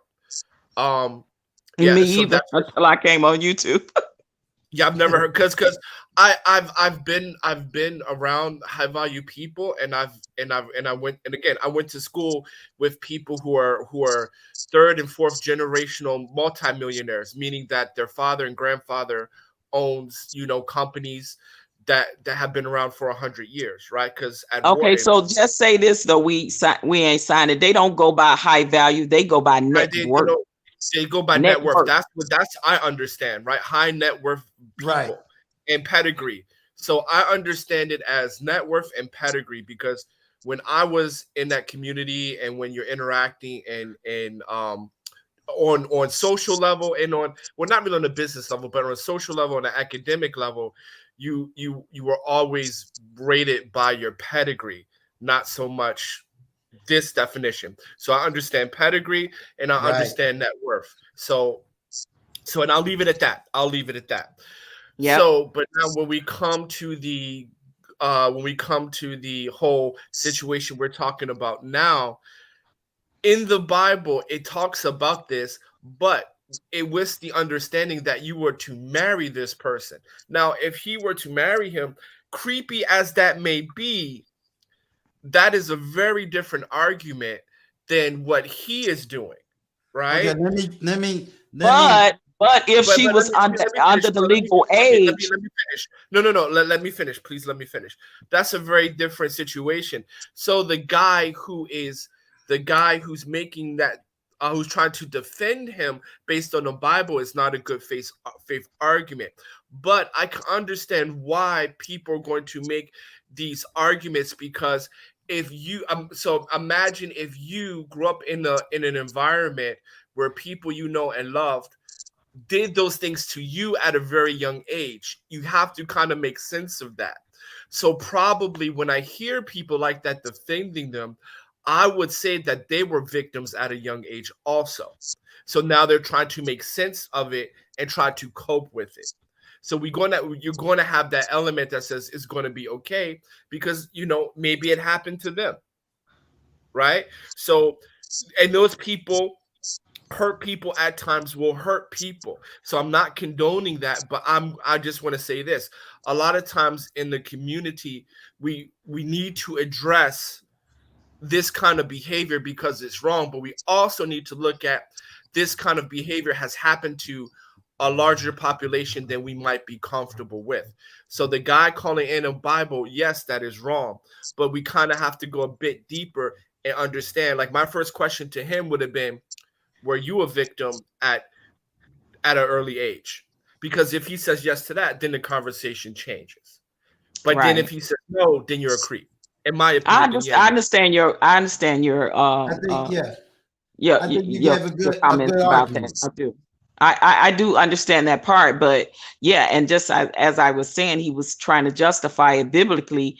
But again, the reality is we live by the laws of the land, and if he broke a law, you can't go in and talking about, well, you can't get in front of a judge and talk about the Bible and what the Bible says because we go by the law of the land. So let's do this. I have two men that understands money, economy, markets. So let's advance the conversation.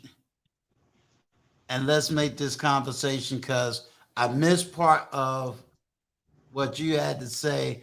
Ain't signing. Let's go back to finance. Let's go back to sure. Building. Everybody's going to have their own thoughts on building, and I love that mindset that everybody can get a piece of something. So give me your theories, economic theories. Okay, sure. Of right now, let's take a 30-year-old flipping burgers at McDonald's. He wants to get out of that lifestyle. He wants to get out of the poverty mindset. What's your coaching to get him out of that? All right, so I do some coaching and mentoring, and based on where people are. If you're a fresh graduate of high school, or college, my step one would be get sales experience. Either work for a car dealership, because I used to work for Toyota. Work for a car dealership, get sales experience, because you have to get comfortable with rejection, right? Even the greatest salespeople, right? Their conversion rate is 1 out of 5, 25%, right? Four people are going to say no matter what you do, and that one person is going to say yes because they're ready to buy. But the point of that is you have to get comfortable with rejection and pressure. And if you're below 30, your level of absorbing risk is phenomenal, right? You don't get sick, so you don't have to worry about medical bills in general, right? You don't have family. You don't have family to worry about. You just have to worry about you, right? Which means that you can take on astronomical amount of risk as opposed to someone who are in their 30s and 40s. So when you're in your 20s, that is actually the best time to kind of go out, learn for 1 or 2 years, and then try to get involved in the business that you want to do. And the rule of thumb is that the company you want to start is the company you go work for 1 or 2 years, right? Everyone at Wharton follows this, right? The company you want to start is the company you go work at for 2 years. And when you look at, like, for example, women in tech, when you listen to those women, like, for example, Stella and Dot, before she started Stella and Dot, which is valuated at $50 million, she went to work for an e-commerce company. She worked there for 2 years. Then she went in to start her own, because you need to know the functions and the mechanics of how a business operates, especially in the sales and marketing department. Now, for the 30-year-olds who are seasoned, who have experience, I'm speaking generally because I don't know. Obviously the knowledge will change based on general. What industries, right? General. So when you're in your 30s, okay, your risk tolerance is a little bit less, right? Because maybe you have a girlfriend, you have a family, you have children, and things like that. So with those kind of things, is you probably want to do a side hustle where you have your job where you can take care of your family, but you want to start something on the side. So again, e-commerce would be your friend. Or freelancing. So say, for example, if you work at a computer company where you fix computers, then on the side you would freelance fix computers for other people, right? You take what you learn and then you incorporate it to your side hustle.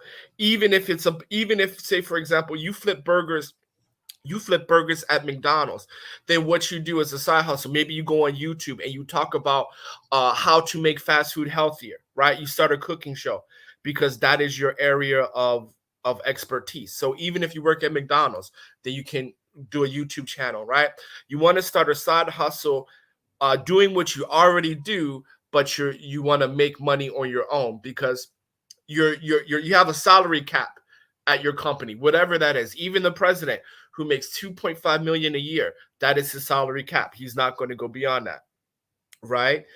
And then so 30s and 40s are pretty much the same. But now, if you're in your 40s, that's the time where you can again do freelancing, but you have a network and you have a group of people who can maybe invest in your vision, invest in your projects, because a lot of guys I know actually start companies in their 40s and 50s, right? Actually, more people start their companies in 40s and 50s than when you're younger, because you have a network, you have a group, and you have more access to resources, financial resources. So that would be my advice for people who want to start businesses in those different areas. After 50, it's a bit hard, because after 55, your access to more finances becomes difficult. Okay. Intentional millionaire. How do you feel about everything that he said? And this is not really a debate. This is just getting two different views. I think he did a great job explaining it from a business perspective. Okay. I think the key thing is, though, the only thing I would modify is for 50. It depends on how you look up startup costs. I actually think at 50 it'd be easier, because at 50, I think if they did the right stuff as far as building networks, the same thing that you mentioned for 40, I think they could do at 50, but they could do it a lot better, because normally they at a high, if they still working, they at the highest income they're going to make while they're at the company. But the challenge may be the health side of it. However, I think that it'll be easier for them to probably actually pool together with resources to get funded. Well, talk about that. Hold on. Talk about that health part. What you said at 50 is the health issue. Talk about that if you don't mind. Well, meaning if they have health as an issue, that's why, if they have some type of health issue, that could be a effect as it relates to a transition as far as them making money. Got you. Right. Got you. Right. I just wanna say something. At 50, yes, they have more access to finances and things like that. But the issue is, it's just that medical bills and things like that, and it's about cash flow. And my last part is about that. You're so close to retirement. You know what I mean? You're so close to retirement also, right? If you do a startup at that age, because a startup is tough, right? I mean, like, even when you look at Elon Musk, right? Because Elon Musk, he has talks about it, and he says that the person that just can endure pain, you're going to be successful. Because one thing I think we need to understand as a community. Now, I want to say this. When I'm talking about business, I'm talking about startups. I do not have expertise in finance. So, because that's another route to get to become financially independent. But that is not in my wheelhouse. My wheelhouse is building companies, right? Like, my background is actually building, like I first started out by bringing American companies to China to create market growth. And then I built companies. That is my background. I do not have expertise in finance. So, because that's another route. Gotcha. So, but when we're talking about building companies and things like that, at 50 with health issues and stress, that's going to be a factor. And that's why I mentioned health at 20, right? When you're in pristine health and you can go without a lot and still keep moving, right? If you get sick, you're going to be, if you're sick at 20, or even a common cold at 20 is a very different situation than a common cold at 40. I'm 42, right? So you can endure more. You can endure more stress, right? Things like that. The younger you are, and building companies or building a startup is the younger you are, the better. And that's why I say that. I'm not saying at 50s you can't. It's just better to do it while you're young. But 40s is the best time, because that's going to be kind of the peak of your power as far as everything coming together: knowledge, resources, and network. Let me ask you a question. Let me ask you a question. I'm sorry. When you say, okay, like your startup company, now whether it be brick and mortar or whether it be online, I think, wouldn't it be easier with online than brick and mortar? Yes, like right now, if I would suggest that if you do a startup, it should be online. I would definitely say, yeah, online is probably the best way to go, whether it's YouTube or e-commerce like Shopify or Etsy or YouTube. That's going to be the best way. But when I'm talking about building companies, even with online, you still need a brick and mortar. Like, for example, I have an online company, but I have a staff of 25. So I have a brick and mortar because these guys need to come in to do photo shoots for digital marketing. I need to do meet with my sales team, because not only do we sell online, but we have distribution. So my distribution sales managers need to go out to supermarkets here in China, or to talk to other people who want to kind of do their own business to start selling our products in bulk, right? So even though you have an online presence, right, you still have employees. So you still have the brick and mortar, even though I don't have a storefront, right? Because my marketing team, my customer service team in the customer service team in the Philippines, that's online. But the digital marketing team and the sales team, we have a brick and mortar, even though we don't own the store. And what's your YouTube page? Your YouTube channel? I don't have YouTube. I don't have a YouTube page. I don't have a YouTube channel. I'm asking you this because, like, I have a girlfriend. Like I told you when I talked to you, I said I'm thinking about either doing online or starting a business, like something. I gotta create this generational wealth. I want to leave a legacy for my grandchildren.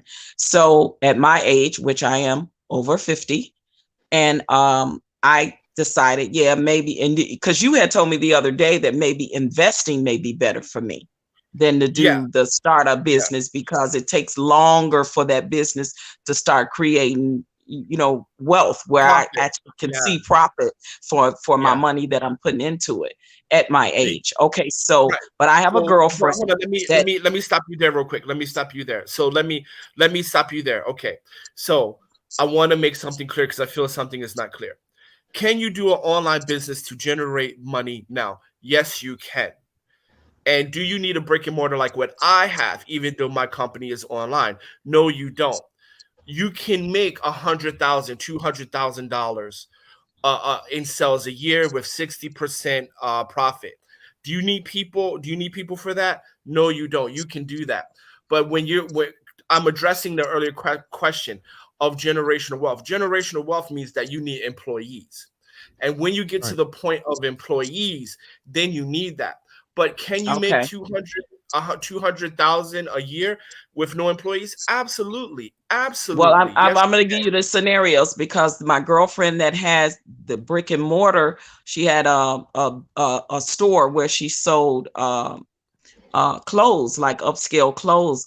She had to close because of COVID, so now she's strictly online. So she no longer has the brick and mortar. Then I have a girlfriend that has the online business, and then she created her own website, and she made over 6 figures during COVID, and don't have the brick and mortar. So like Amazon FBA, not a lot, but on Amazon FBA, you hear the stories all the time of people making $1 million on Amazon FBA, right? But I mean, you're only going to get 30% profit, but you can do that. But if you look at Amazon, right? Amazon needs the brick and mortar, because when Jeff Bezos moves on, it goes to his kids and then his grandkids, right? So can you make $1 million without a brick and mortar? Absolutely. And there's a lot of tutorials online, and I'll mention it if it's okay with Stu. There's a lot of tutorials online, and I watch these guys myself, because they bring some insight to me.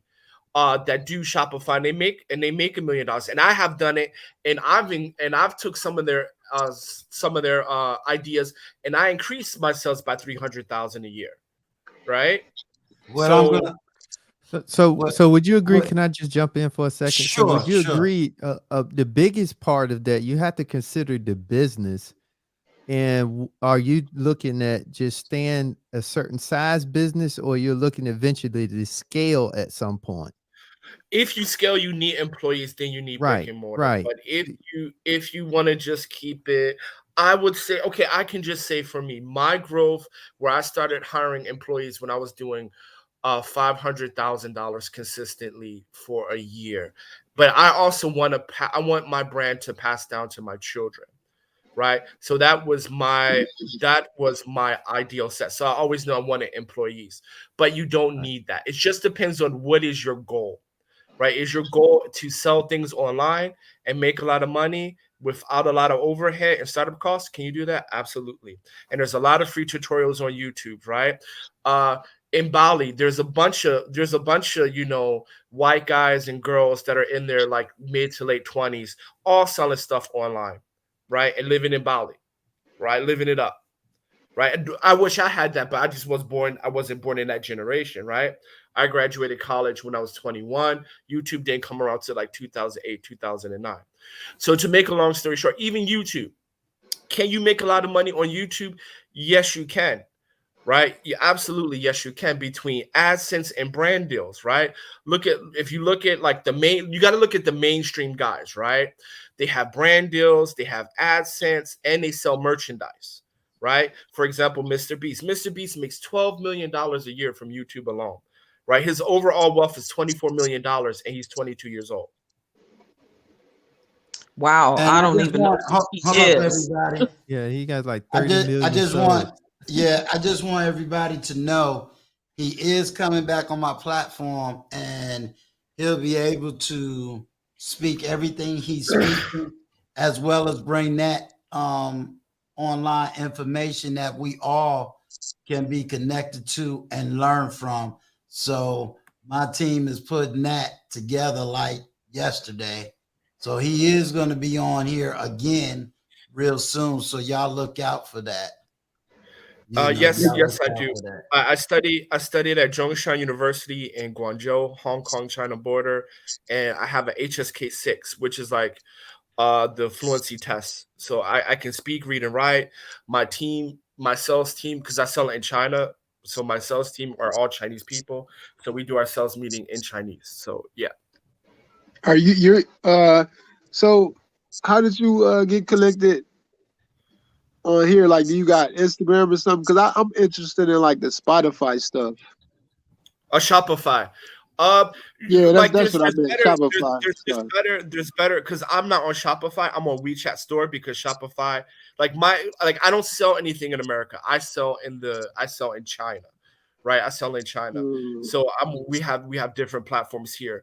But if you go to the Econ King, he has 2 4-hour free on YouTube tutorials from start to finish on how to sell on Shopify. It's called Econ King, right? And it's free here on YouTube.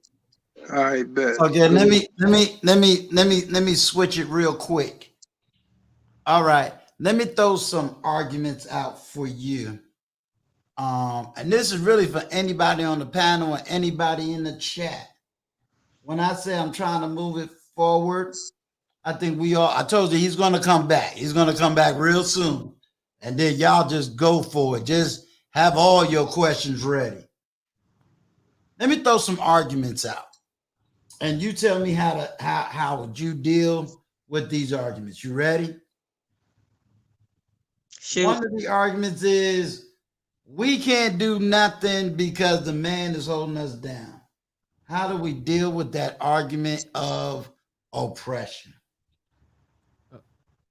Well, I don't align myself with that argument, per se, because I know that anything that I've ever, gotten in life, I got it because of my hard work. Being in the entertainment business or being in the sector, what I'm doing now with this day job is because I have a degree in accounting. So I was able to get a day job, thank God, when entertainment shut down for COVID. So I've never listen, Black people can be the most resourceful people if they just do the work and network and do the things that it takes to do it. So I'm not going to buy into it. And I don't even want to, I don't even want those type of people on any type of platform or teams that I'm on, because to me, those are Debbie Downers. And I'm just tired of hearing Black folks use that as an excuse, basically. Got you. What I would say to that is, I would say you're right. The man is holding you down because you are that man. Anything else? I mean, because you really can't. That's one of those things where you just got to. The only thing I would probably do is ask them, do they really mean that, and what happened that caused them to get to that point, and only see if there's some light in that tunnel. Because sometimes I think a person can genuinely say that though, because they're just a product of the environment they was in, so they never got a chance to be exposed outside of that environment. So I would just kind of see if that's something that may be of the issue. And if that is, then that's when I can see if I can help. But if not, then it's kind of move on. How you handle that question, Big Guy Journey?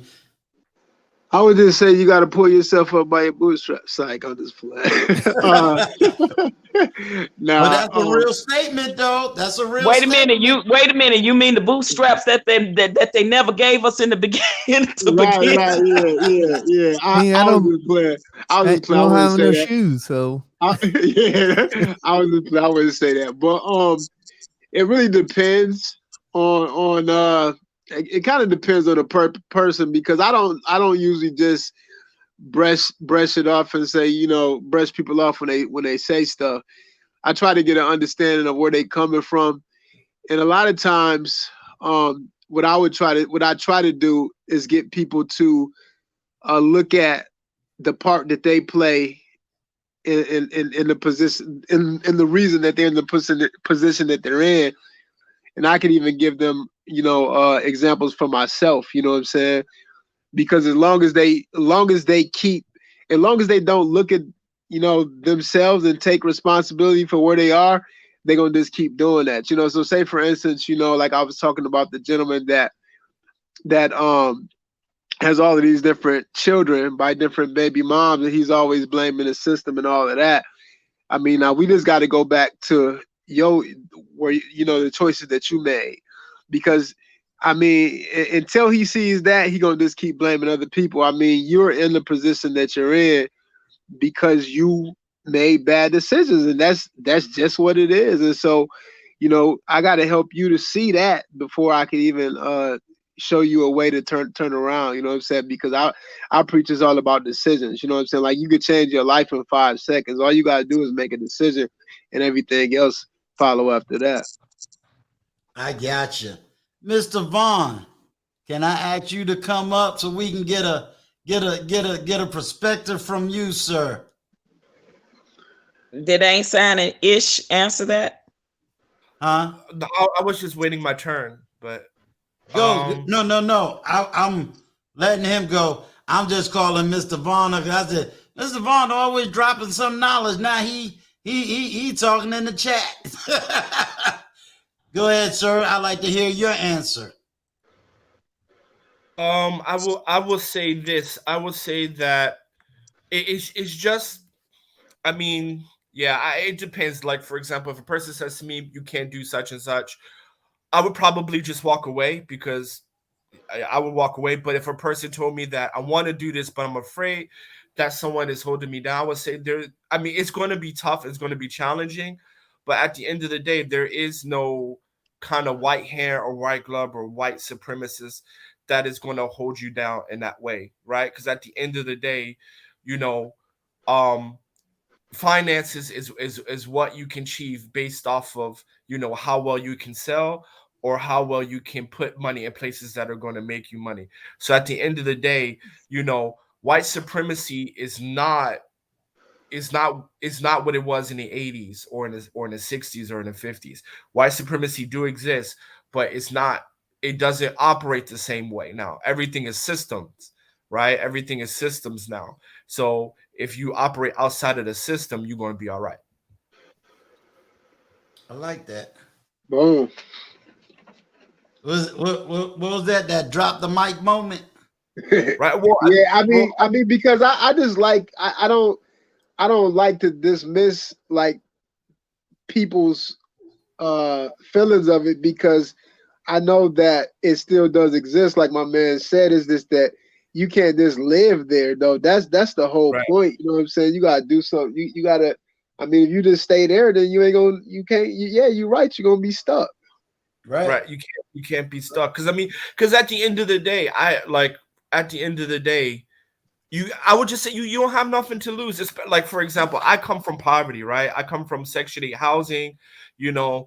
I'm from the generation where food stamps look like fake money and you take it to the corner store and all that.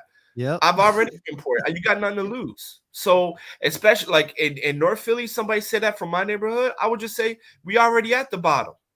Right. You know what I'm saying? We already at the bottom. Yeah, we can't get no lower. We can't get no lower, so ain't nowhere to go but up. Yeah, you know, because I used to live on Germantown Ave, and like, you know, single mom, she could afford the rent but couldn't afford electricity. So in the wintertime, you put the meat in a plastic bag and you leave it out on the windowsill because it's 30 degrees, colder than the refrigerator, and that's how you live until, you know, money come right again. You know, so I mean, how lower can you go than that? Yeah. Wow, you came up in that era. You probably know my girlfriend. She was a very prominent singer that worked with Jay-Z and many. She's out of Philly. Her name's Jaguar Wright. Okay. She's 44. She's from North Philly. She used to be with the Roots and the Wu-Tang. Yeah, I know the Roots. Yeah. So I mean, that's the era I come up in, right? So you can't, you know, like, you know, we're the children of the crack era. Even though the crack era was still in the 90s, right? So I mean, at the end of the day, everybody's on Section 8 housing. Nobody knew their father, and we took food stamps, not the EBT card, to the corner store. Exactly. That book. We called them a book of stamps. Yep. And you go to the Latinos at the Bugatti or whatever, and you buy your 25 or the Arab store. Or the Arabs. Yep. And that's how it was. I know about that. $25. I know about that. Everybody telling their age now. I got a whole bunch of old $50 worth of $25. Yeah. Because I used to be embarrassed to go in the store with them food stamps, man. I used to be hiding them like a mug. My mom used to ask me to go in the store with the boys. And your allowance was that $20 food stamp. Me and my brother. So yeah. So at the end of the day, I would look at you crazy, like you at the bottom. You at the bottom, bro. You ain't nowhere to go but up. That's true. Hey, can I ask? I need to ask you a question, man. So basically you don't do Alibaba or nothing like that. You actually have Well, no, because I live here, so I do go to Alibaba to like look where they are, but then I'll just fly to the factory and talk to them. Right? I have home field advantage, right? Because I'm here. Right, so it's just a quick bullet train or plane to the factories. What were you in the middle of, how did you go over there? What did you decide to go over there to learn the language? When I do the one-on-one with Uncle Stu, I'll talk about all that because I don't want to derail the conversation. But yeah. What's going on, Mr. Vaughn? Can you hear me? Mr. Vaughn. Are you on mute? Unmute yourself.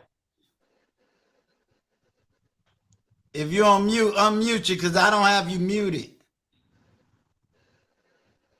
He might need to go out and come back up. If you can hear me. He might have a bad connection. Yeah. Hey, me too, Gail. I remember having to use a stove for the heater. Yep. And let me just give a big shout out. Destination Dad, what's going on, sir? As I told you before, I love that video on your GoPro. I like that. I was like, he gonna have my people mad at me if I go out here and get a GoPro. Listen, between We Ain't Signing, Intentional Millionaire, and maybe a couple other guys, man, you all can give a really good master class on YouTube about, Ain't Signing, his experience being over there, his business, his come up, his start, Intentional Millionaire, his story, man, because you guys got some really powerful stories that I think a lot of young brothers and some sisters need to hear, I believe. Like Well, seriously. that's exactly what's getting ready to take place. You know, me and him, we getting ready, you know, he's getting ready to do something on my channel where he's going to be able to, you know, kind of answer a whole lot of the questions. I'm going to kind of just let him flow and let everybody, you know, ask what they ask. You know, I also have to respect the fact that, you know, certain things, he is a coach, so he may not give away everything, but at least enough to change the conversation, you know what I mean? And kind of put him in a different position. You know, he's not talking about a get rich quick scheme like you hear on some other platforms. You know, he's Right. talking about Ponzi schemes, the pyramid schemes, exactly, like nah. exactly. And I heard that the last time that he was speaking. He wasn't trying to, oh, go get this, and in 30 days you're gonna have this. That's not, he hasn't been talking like that since I've listened to him, and I've heard him on other platforms, and he doesn't talk that way. So, you know, I don't hear the No, climb and the the hustle. stuff he talking, you actually got to put some effort into it. You know what I'm A saying? lot of Like effort. we talk about age, shoot. I mean, I feel like I got the energy of a 20-year-old when it comes to that kind of stuff, man. I'm ready. I Right. can't wait to. I can't Maybe wait I'm to on hear now. it. I don't know. All right. We can hear you, Mr. Vaughn. Can you hear me? Yes, sir. Oh, okay. I'm back. All right. So what's your thoughts, your feelings, your opinions, etc. Everything we've been talking about. Let me just shout this out. Gail, have a good time at the gym. I might need to hire an intentional millionaire to make sure I get to the gym. Okay, go ahead, Mr. Vaughn. Okay, well, I just want to say that I appreciate your stance that you took earlier when you started your show about different people on these platforms and how you were separating yourself from the manosphere. I'm not sure. Do I have an echo? Because I hear an echo. No, you sound clear to me. Yeah, you do have an echo. There is You an do? echo. Yeah. Is the echo me? I don't know. Yes, I always yes, put you myself on mute. I put I myself hear on it mute when with you someone else too. is talking. I hear it with you too, Patrice. Both of y'all was echoing. Okay, so am I echoing now? I don't hear it now. It's better now. It's better. Oh, okay. So, okay. But anyway, like I said, you know, this is a discussion. You know, I just appreciate, and it was so refreshing to me to hear someone else uh, uh, share my same opinion when it comes to my disappointment with the manosphere. You know, and it's something that, you know, everybody doesn't want to talk about because, you know, hey, don't buck up against the system. You know, but at this point, you know, I'm almost 60 years old. You know, this whole system of the manosphere, you know, it can't be more than 10 years old. And if I'm mistaken, somebody please help me about that. Hello? Well, Yeah, yeah. it's The black manosphere is about yeah. 10 years old. Okay, I so don't know anyway, how. okay, so I was about 50 then. But here's my point. Here's my point. And I didn't know nothing about it, just like a big guy. I'm not sure if it was Big Guy Journey or if it was another gentleman that was on who said, well, I'm really not familiar with the manosphere. And I wasn't very familiar with it either. You know, just getting on YouTube myself within the past several months, you know, I began to listen to all these terms like red pill and manosphere and simp and all these different terminologies, and listening to different people who was a part of these groups who I just found myself disagreeing with. Some of the issues that they spoke about, yes, okay. I mean, that goes without saying, you know, there's some truth in it, you know, but at the same time, in my opinion, when you diminish or belittle women who you should be trying to bring up from where they're at, and when you bring a person up from where they're at when they're down, you don't do it with condescendingness or being condescending or being arrogant about doing that. You do that in humility. And I don't see a lot of that with some of the situations that I've been listening to. So yeah, I have separated myself. So me being on your platform right now is me standing with you, because I have separated myself from the manosphere in some points, because I just don't appreciate what I'm hearing. And I don't like the tact or the way you go about saying what you say or doing what you're doing, because I don't believe that it's beneficial to a lot of these young ladies who are hurting, who are already going through hell. You know what I'm saying? And I just feel like we as men, we should be in a position to pull our women up from a downtrodden position, you know. And then not only that, but then, like I said in the comments, I said I believe that the manosphere has become a boys' club where men just get together and diminish the value of our women. Okay. Now, can I say that on everybody's platform? Maybe not. And maybe I can. And I may not be invited back, but I don't care about that. My point is, we all should be respecting each other. I should respect you. You should respect me. We should respect them. She should respect him. He should respect her. And what I'm seeing is the blame game. Oh my God, I'm not the only person that feels this way. I may be tonight on this panel, but I'm not the only person that feels this way. It's a blame game. It's a blame game. You know, Adam did the blame game. He projected his downfall upon the woman. Well, the woman, it was the woman that told me to eat the apple or the fruit. Can I ask a question? Sorry to Okay, interrupt. I'm asking a question for clarification. I want to say I'm asking questions for clarification. When you're talking, because my understanding, there's two manospheres. There's the white manosphere, Rollo Tomasi, Convention 21, and then there's the black manosphere, which is like BGS, Edward Anderson. Okay, so can and I don't mean to cut you off, young man. No, I want to please allow me to ask my question. Okay, so sure, go right ahead. But I just want to let you know my understanding so that you can give me a clear answer. So my question is when you're talking about the manosphere and the boys club and things like that, could you kind of let me know like who are you referring to then? Who are you referring to?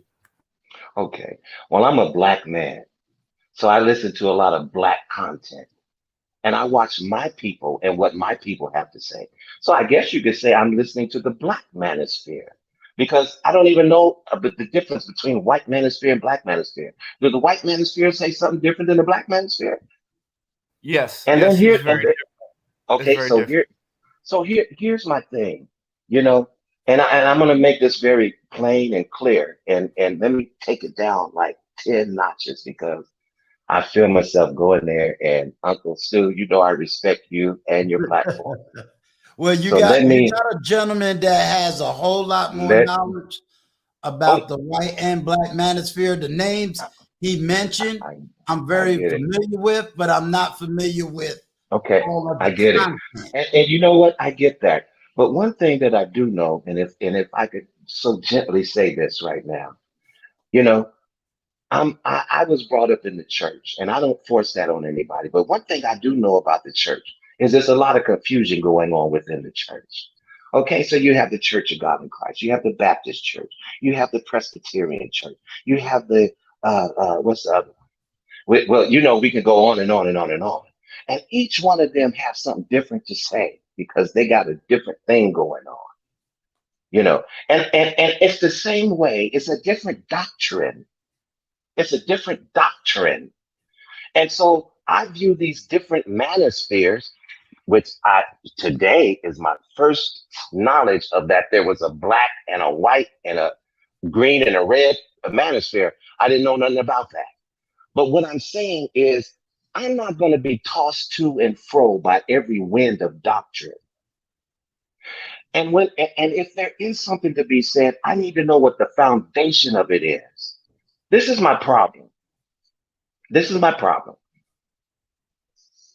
I like to know where the origin of a thing is and what is the foundation of the thing before I put all of my stock into it.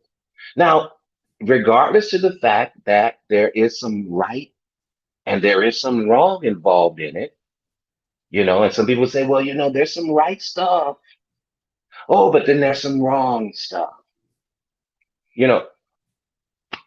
From what I've seen, God, I don't want to get too deep into this because I already know this is like a losing battle. My question is go right ahead. My question is, I'm trying to understand is that you keep saying like what you've seen. So like, are you referring to like the Lapeef Network show or Kevin Samuels? Like, okay, yeah. Well, okay. So if I could say those things, yes, I've watched the Lapeef show. I've watched Kevin Samuels. I have watched Anton. I'm not sure if he's involved in all these things. And I've watched some other people too, because I'm trying to do research because I have a desire to gain knowledge about what this is all about, But based upon what I've seen so far, I don't appreciate what I've seen so far. It doesn't fit well with me. It doesn't fit well in my spirit. This is not how I was taught how to treat a human being, especially a woman. May I ask a question? Because I had no idea that there was even a white manosphere. Now, is the white manosphere like the main manosphere? And if it is, please tell me, do the white manosphere have a Kevin Samuels in the white manosphere that does that to white women? Because that's the Catholic. Okay. That must be the Catholic of the manosphere. Please tell me, answer that question. So the short answer to that question on both accounts is yes. Oh wow, I'm learning. Convention So 21. Where is this? Who is this? 21. Who is the white version of KS? Please tell me. Rollo Tomasi. I forgot the other. Just Convention 21. You'll see them all. Convention White side actually started with Tom Likens. Right. That's what I was getting ready. Wait. Hold on. Please don't tell me that this started with Tom Likens.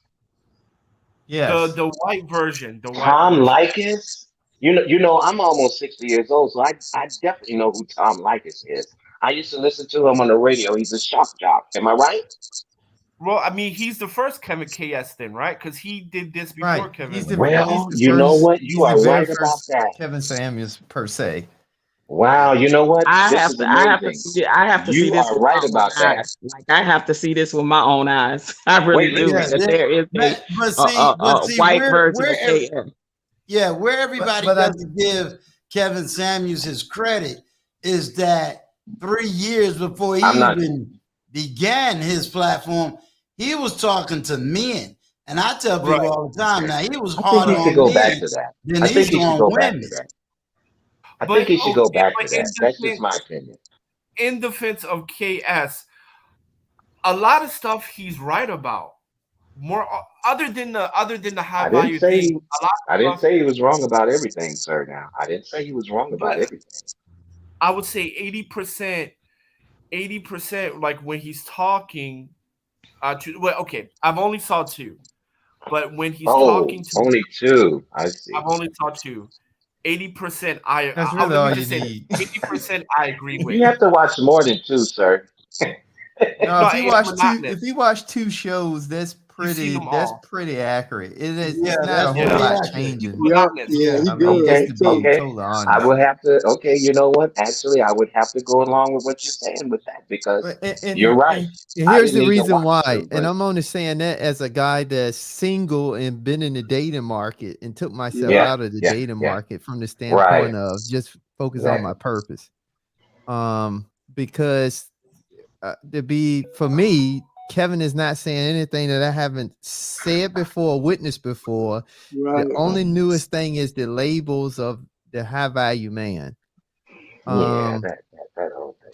But that's nothing really new. If you really do the research, it's nothing new because that really started overseas somewhere. However, I think it's a point that he's really trying to make for me. when I listen to Kevin, I don't really think it's about the high value that's important. I think the issue that he's really trying to portray is that he's trying to put a label on the black man so women can start back paying attention to the black man. Okay. Yeah. And he Okay, using that- he using the label to force women to stop paying back attention to us. Right. Okay. Well. Now. But that's if I my could- interpretation. No, It's and not I, really different from I what he's respect really that. doing. Let me just add a little flavor to that. Right. Okay. He has always said, and we can definitely say he did it successfully. He said he wanted to get the conversation started. Why? Because the image of the black family is distorted. So we may, I don't want to even, I'm gonna use the word we in a light sentence. We may not like the methodology, but the outcomes definitely has proven its point. Well, let me ask the question. Do you all really, in your opinion, think that he is really making a difference in the black community as far as the black men lives and the way that they should move in the world? Or do you think that this is all just for the YouTube streets, and nobody is getting out here really leveling up in real time, in real life? Yeah, you see it. I The think he biggest is. influence is before the billions. I think he is, but I think it's not from the standpoint of, because I think he's leaning towards somebody else to step in and actually bring the relationships together. Yeah. But I think he's really done a good job by identifying the problems. And I think that's the first level. You have to be aware so now we can fix it. Because what I don't see, because here's the thing, I think you got a lot of different things going on. The problem is you got a lot of guys that may be extremists in the chat. And what people would do is look at them as the representation of all the men that he's kind of champion for. That's the first problem, because that doesn't represent most of the level-headed men that's just genuinely want to find a good woman to have a family and, have a good life when they, you go away from here, that type of thing. So I think his biggest thing was to really just get the conversation started. And he's done a great job of that, because more women are aware, more men are aware. Okay. I think he's really leaning towards somebody else to step in and start filling some of the other gaps, because and pick up that mantle and bridge the men and the women together. Absolutely. Right. Because one of the things I don't see is, just for me on the sideline, is if we know a lot of women, because of the roles that they had to play without men being in the house, so they have to take on some type of masculine role, things like that. What I don't see is a lot of women coming in offering some level of femininity schools, something of that nature, where they can start teaching women how to be feminine. What is exactly femininity? And see, and right. And not only that, but the woman that they talked about yesterday. Now I know everybody saw The Lawyer, but his main topic was on a woman who actually's business is femininity coaching. But the problem was, she said she's quitting because a lot of black women are having these expectations and they don't want to hear that. They're pushing back on women who are doing that. And that's where this whole pick me stuff. Oh, excuse me. Oh, excuse me, y'all. That's okay. That's where this whole pick me stuff is coming from. If I'm also getting ready to do a collab with Rush. Rush is coming from Harvard, and she's talking about Harvard the housewife. You should see the hate mail and hate that she receives, even talking about wanting to be a housewife. I can believe that. They went ballistic. Yeah, they went ballistic on Courtney Michelle, on a Lafitte network. They're going after a lot of black women that's saying, hey, I'm learning from Kevin Samuels, or hey, I want a husband. They are whooped out there. Can I Can interject I? something very Sure. quickly? Okay. Um, yeah, I'm not trying to bash Kevin Samuels. And listen, I agree with a lot of things that the brother is saying, and I'm taking my time to listen to him. Do I appreciate the many of his approaches? No, I don't. You know what I'm saying? I don't agree with everything my pastor says. So, I'm not going to agree with everything that Kevin Samuel says either. So what I do is I take the good from what he has to offer, and I leave the things that are disingenuous to me. You know, me personally, I was brought up in a way to where when you speak to a young lady or a woman, there's a certain tone that you should use with her. Now, I'm just from the old school, and Well, even let with me, my wife, even, I'm sorry, and Well, I excuse let me. don't me. mean to Can I cut you off. add Mr. something real Vaughn, quick? have What? you Oh, ever somebody's seen a turning me off. 3 hour live clip, or are you only looking at a 10-minute clip? No, I've looked at a whole show on occasions, yes, and Okay. not just one occasion, many occasions. Have Because you If I looked listen, at how listen, the to be women talk to him? exactly.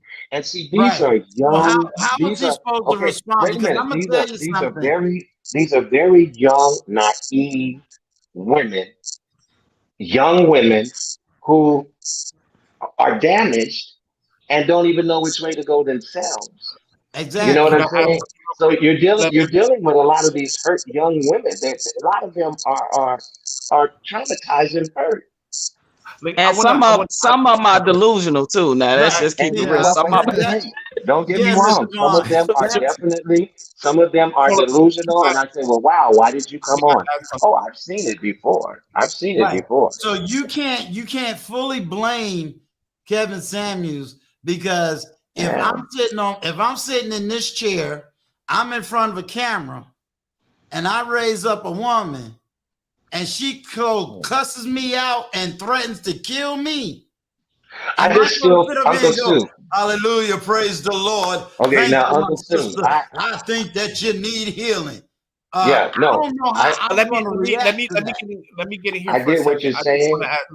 Let me get in here for a second. Just let me add Sure. this. So first, before we move on, I didn't get an opportunity to answer your question when you said, "Do you think it's good for black men?" I will say yes. Kevin Samuels is an image guy, and one of the things that we have to understand, the black man image is not that great, or what is not that great. And a lot of times when you got to understand from a black man and a young black man, majority of the time when you're growing up and going through your life, you constantly hear, regardless of the race, you're not good enough, right? You got to step up. You need to do this. You need to do that. You're not good enough.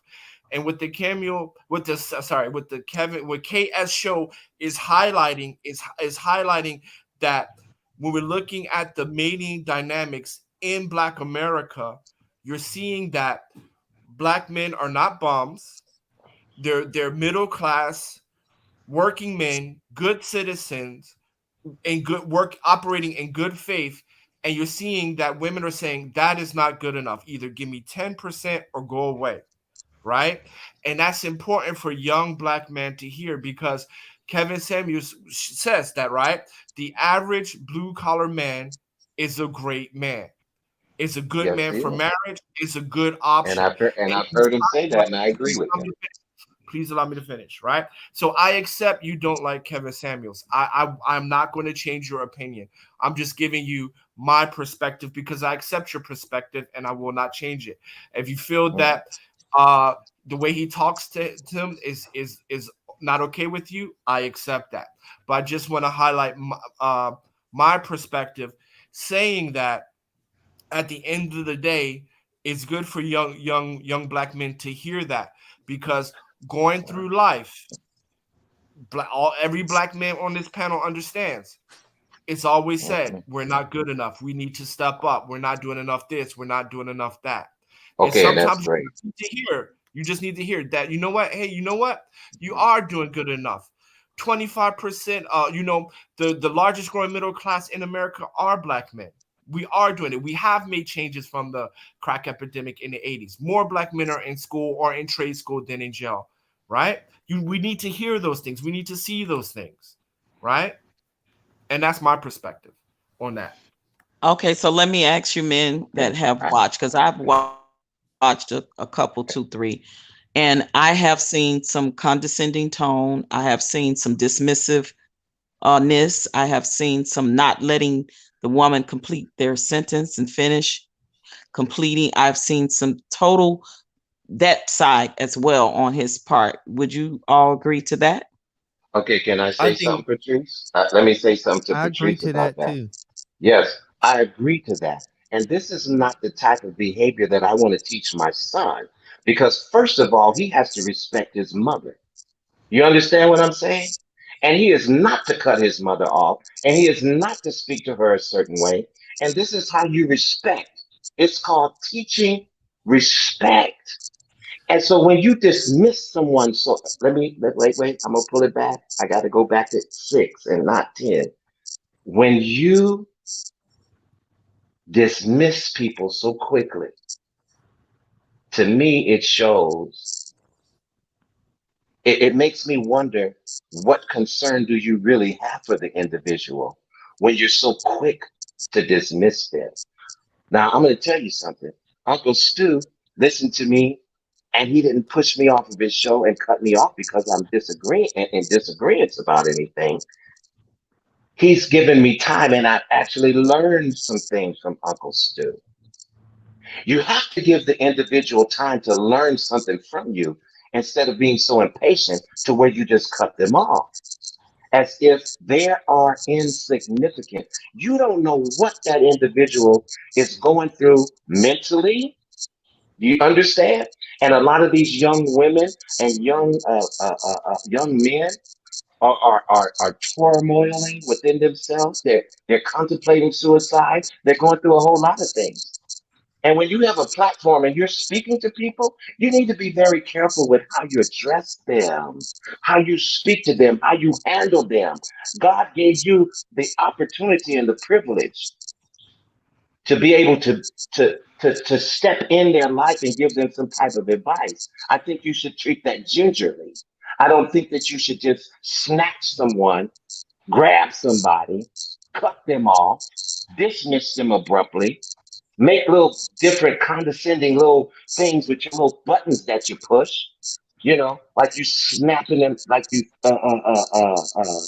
slapping them in the ass or something. I would like or to answer. wait, let me finish. Or condescending remarks about their weight. Okay, I understand. Some of these sisters do need to. We all need to make sure that we're healthy. We all need to make sure we're healthy. You're talking about how big the women are, but the men are just as big. That's not true. I would say this. Well, let me finish. Allow me to I know I can't come back. I already know I can't come back. So I might as well say it all now. Hold on, y'all. Let me say this.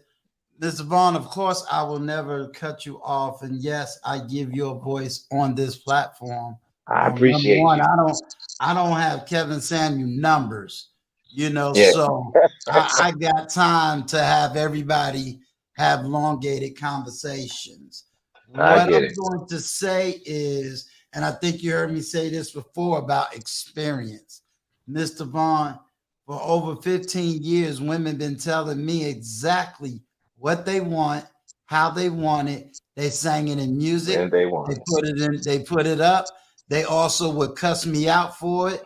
They get on Oprah. They get on all these radio shows, and they're constantly letting me know they don't want a scrub. They don't want a fat man. They want they want somebody that's over 6 feet. They want a man to make a certain amount of money. And if you don't look like that, act like that, talk like that, they don't want nothing to do with you. But it just seems like it's become a gimmick, though. It seems like it's just become a gimmick.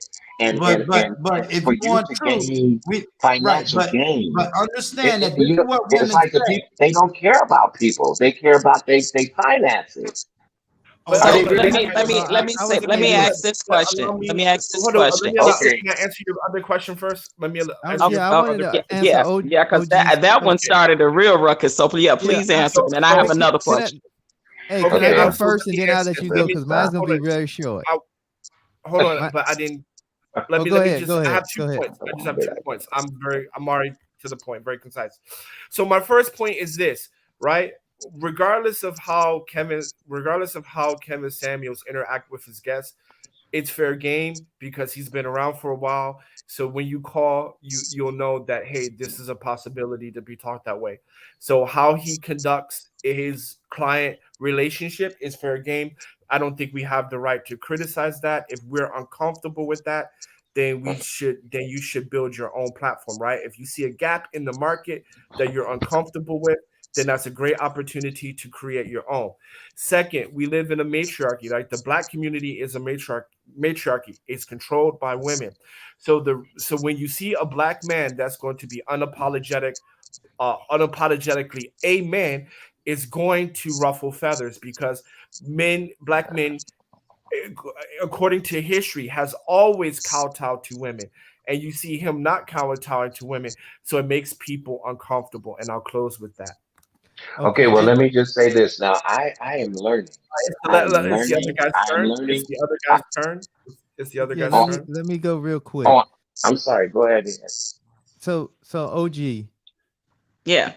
To answer your question, yes, he does do that sometimes. I just really wanted a straight Yes. question. Yes. I'm getting a question with like I'm literally asking just for a yes or no because I feel like I'm getting the but. Yes, but with the reasoning or the excuses behind it My instead of answer just is no. straight answers. My answer is no. My answer is no. Thank you. So my answer is yes. Sometimes he does do that. And What I found though, the reason why sometimes he do that because sometimes you can tell he's exhausted. One, and then other times I just think Annoyed, maybe. I just think his day just seemed like some days he get on and he just not taking no crap. He just busting them down. But I think part of that is part of the entertainment factor. Believe it or not, that goes back because to what we was talking about earlier. We We're like dealing with silly, people's goofy lives. shit. Okay, I got a real Entertainment. serious question, man. And I wanted to answer. I wanted Mr. Vaughn to, because I said this on an earlier day. Mr. Vaughn, remember I said to you, there's certain experiences you don't have that other men have, and you can't dismiss that. Because I've You're been married married, for almost 20 right? years. Exactly. But You that have doesn't not been mean, out here. When but I got out here on the dating scene, okay. what I saw was absolutely crazy. I can The imagine. women I was meeting was asking for things that ain't no way in the world we gonna date. We ain't even going out. Mr. Vaughn, I'm meeting women who wanted me to take them to places where I live for $60, $70, $80 a plate, and they won't even drive across the bridge. Mr. Vaughn, I was meeting women who had high expectations, but they have low standards for themselves. And I told you, these are the experiences you No, I haven't don't agree had. with. Yeah, I don't agree with that. I don't And so subscribe. when you see this in abundance, we ain't talking about one or two women. We talking about, I got to get past 8 women to find one. That's crazy to me. But you know what? It's not necessarily with me. It's not just based upon what I'm saying is basically not based upon only Kevin Samuels. It's just about the egotistical spirit that I have witnessed on a lot of these platforms. You could have 3 women on the panel, and I've watched it on certain platforms. And the men, it's just they browbeat. They seem like the women have to be so subservient to what they're saying because now you're being masculine. I don't want a yes woman. I want a woman to tell me, hey, brother, you know what? You need to straighten up and fly right. I see that you slipping right here. Let me help you, husband. Do you know what I'm saying? I don't need a timid woman that has to walk on eggshells around me. And I don't treat my wife that way. You know what I'm Hey, saying? And so all in. well, hold on. What I'm seeing, Y'all gonna what make I'm me forget my question. wait, Well, I what I'm seeing, ask you a question. please let me say it. Go ahead. Because I've heard so many of you all on these platforms, and I can't get on it because I won't last 5 minutes. I have seen them cut brothers off. I have seen brothers literally just get off themselves because they already know that they're in the lion's den. And whatever their opinion is it doesn't mean anything, because it's very cutthroat. And I've watched that. And I'm sure some of you brothers on this panel, maybe you have seen that before and maybe you haven't, but I've witnessed it.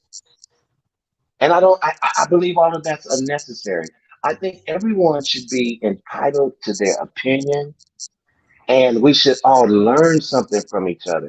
And if it's something that I'm missing, you know, uh, help me to see what it is that I'm missing.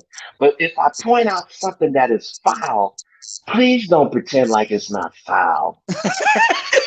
That part. Please don't do that. That Please part. don't Well, pretend I like think what I'm this, pointing but out is not foul. I think this Oh, goes to though, people just shouldn't call in, and then that'll fix the Exactly. People problem. should call I in. mean, People because should call in. again, this goes Exactly. back to as a community, we like to do goofy stuff, silly stuff, Yeah. shit that doesn't make sense. But then when you go post something about, being a better person, this is how you do it, that don't get a lot of views. Nope. But you right. know what? So, It's because, so to yeah, answer that, that's like I it. You're just right, stated brother. to Okay, now please let me ask my question, please. go for it. Okay, and Gail, I agree with that. What I want to answer first. I agree with that statement. First. Oh, you say you want to answer my question first? Yes. Okay. In you all's humble opinion, and I want an honest answer. Overall,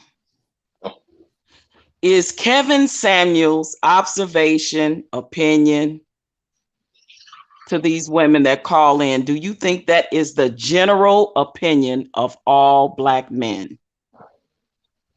I'll answer as the host. The answer to that, I'm gonna say yes. I'm gonna We say just not allowed to 90% say yes. it. We're not allowed to say it. Yes. 90% yes. Yes.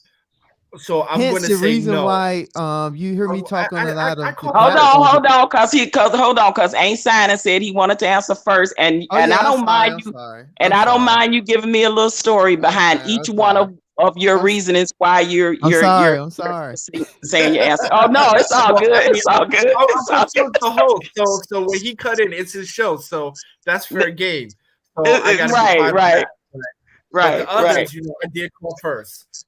This is okay. I'm learning and I'm asking these questions for a reason, because as a woman, I want you guys' perspective, but I really want you to be brutally honest with me. I have no problem with that. I'm a big girl. I can take. I will be honest with you. So the idea of so you're saying that do most men view women as Kevin Samuels view Black women, correct? Because I'm looking at it, those are his opinions, his ratings of women, his views, his say. So let me I will answer this in two ways. Hold on. Before you answer that, I want to make sure I got it narrowed down. OG, tell me what part of what Kevin Samuels say are you asking for? Because the only part that I'm going to say that most men, I would say you need to take out is his rating system when it comes to women. But I can't because that's his platform. That's his whole stance. I'm not going to take out nothing. I'm including all of this because that's how he do every woman. So we ain't going ain't going to be no slacking. Ain't going to be no taking out. Okay. I want your honest opinion. Is that the views of every man opinion based off of Kevin Samuels' opinion, views, statement, comments, ratings of women, the whole nine? In general. I will answer. Okay, so here's my answer. and it's a two-part answer. First part of answer, and if in the red pill community, other than size, because black men like bigger women, other than that, yes, most people believe have the same view as Kevin Samuels, meaning that majority, the overwhelming majority of our women are not suitable for marriage, because I think that's his point, right? Modern women. Right. Mm-hmm. So if the black man is in the red pill community, absolutely on the same page, lock and step. Outside of the red pill community, majority of black men will disagree with him, and that's my answer. Thank you. Okay, and for me, I would say, for me, I think that he's spot on, because, like I always say, I think that there's two worlds,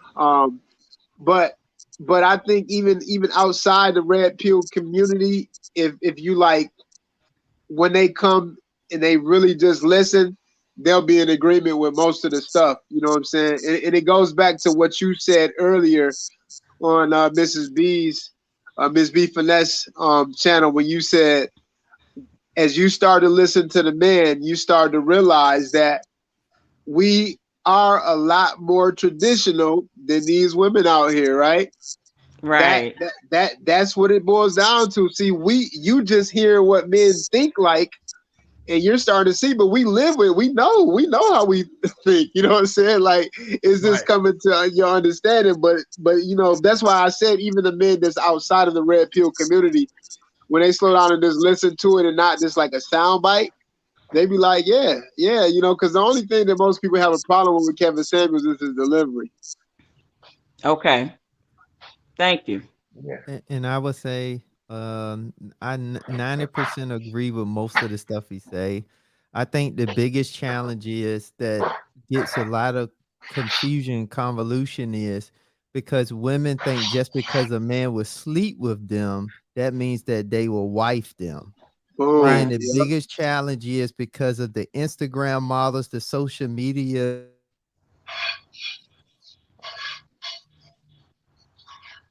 Somebody cooking or something? What happened? Oh, what happened? Somebody up there cooking, yeah. Because a lot of women would be in the DMs for sex. That does not mean marriage. It just means that they're in the DMs because they want to have sex.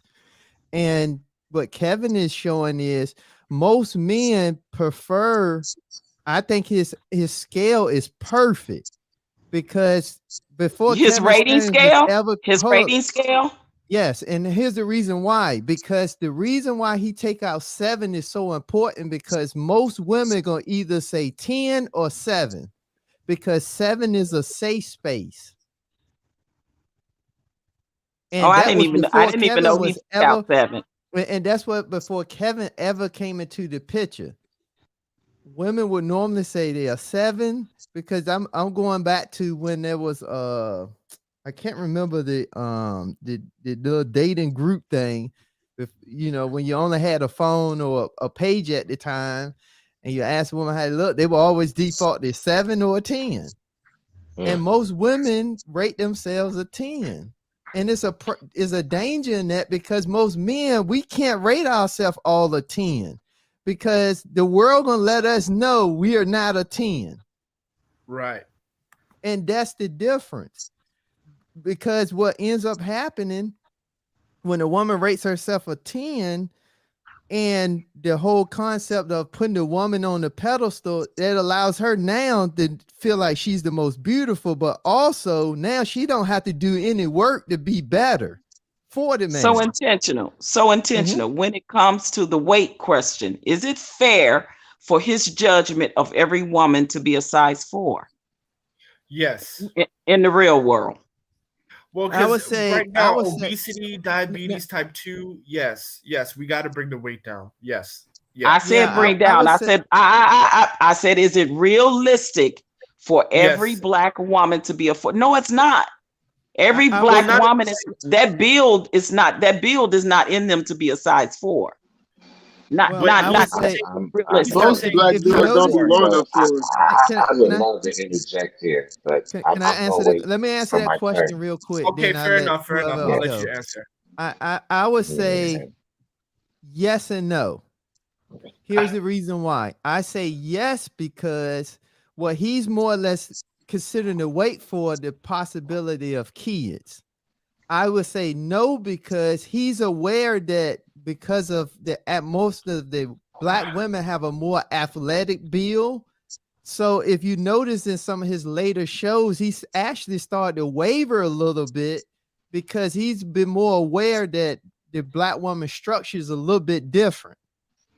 However, I do think that he's sticking to a target. And that's the thing that I think is more important, that he's sticking to a standard, and that's the standard he's sticking to. He's not wavering based on who he's talking to. See, and I think that's the key. But see, I've heard him tell every woman, regardless to their height, that they should be of size 4. And when you talk in height and weight, that varies from woman to woman. Well, I don't know what show you watch. I'm just talking about his later shows. He kind of wavered a little bit. Let me just interject this fact, right? A woman who is 5'10", 150 pounds can be a size 4, and a woman who is 5'2" and 125 pounds is also a size 4, right? Height and weight and your body size are different. Now, is it unrealistic for a 5'10" woman to be 120 pounds? Yes. Is it unrealistic for a 5'10", 150-pound woman to be a size 4? Yes, she can be. Just like a 5'2" can be 120 pounds, and that's also a size 4, right? Height and weight does not correlate in size. Both people can be 2 different weights and still be the same dress size. Correct. But when you talking on the BMI scale, body mass index scale, which is an unrealistic scale for Black women because it was created by a white man, and the white man's standard of what white size should be for white models. When you're talking to Thelma from Good Times, she was never a size 4. That's why I'm saying we can't say that for all Black women. That's not realistic. It's realistic to be size 5, regardless of height and weight. Your height and weight your weight will be different according to your size. But to be a healthy weight and a size 4 or 5 for all women is realistic. It is. It requires work, but it's realistic.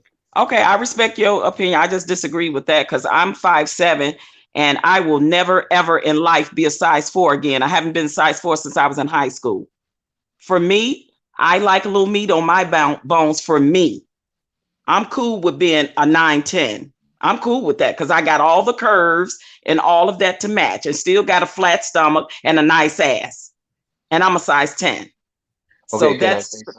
So for me, it's just unrealistic when you're talking to Black women and you going by this body mass index of who was created by a white man that told us what white beauty and what white size 4 is perfect in the world that we should look at.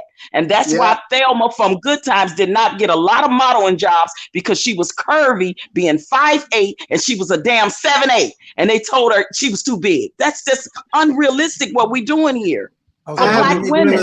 I got a friend who's before. Let me step in. Let me give some oxygen here. Let me step in. I am going to take the weight off the scale just for this moment, just for this conversation. Oh, wait a minute now. And the reason I'm taking it off is because the biggest problem is more attitude than it is anything else. And what Mr. Kevin Samuels has done successfully is revealed the hypocrisy and the attitudes of many women in our community and how they feel dealing with African-American men. And what he has done successfully, and we know we can say success because this man got 1 million followers. Now, I do agree. Do I agree that part of his show is entertainment? Yes. But can we also agree that he is speaking to a situation that is very real? Most black men cannot speak in corporate America about this. We cannot speak on television about this. We cannot speak in Hollywood about this. We can't even barely speak it in our own homes about this. Why? We will be cancel cultured, named every evil in the book, and we have to address that dual hypocrisy. Now, I have shown women, Kevin Samuels, the full clip. And again, can we at least say, if nothing else, women have an expectation that is unrealistic for the man they want? Can we at least come to the agreement that women have overlooked men that turned out to be what? Millionaires, successful business people. And by the time they decide they want that man, they come with so much baggage that it's unrealistic for that man to accept that. We have to come to the agreement that if I bust my behind to make $1 million while you was out there with Pookie and Ray Ray dropping his children, that you have nothing to offer this man that worked hard and didn't have children. The narrative has changed. And until we recognize that the narrative have changed, this is where everyone gets stuck. And the reason we're getting stuck is because, unfortunately, the narrative has been all black men go to jail, all black men is stupid, all black men is this.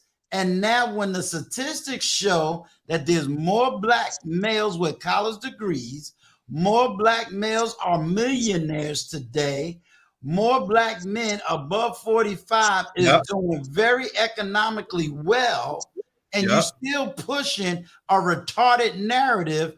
Now this man shows you the narrative statistically is wrong. I am mentoring right now 2 men, 23 and 28, and they do not have children. But we keep pushing the narrative that before men turn 23, they got 4 and 5 kids. I got 2 20-year-olds that, number one, don't have children. They have an education. They on their grind. And guess what? They even telling me they do not see women that are married material. And they're comparing it to their mother, who is well-educated, very submissive, very homebody. And guess what? They're not finding it. You cannot sit here. I am 54 years old. There is no way I'm going to allow a 20-year-old to tell me about life. What we're getting struck in is the fact that, and Vaughn, I always want you to speak your piece. I do. But Vaughn, we got to come to a reality. Things has changed. I told you how things was when I was 20 is not what these men are facing now. You want to prove it? Here's the proof. I only have 13 people in the chat. 13. How many women is running after before the billions? A 26-year-old with his own business.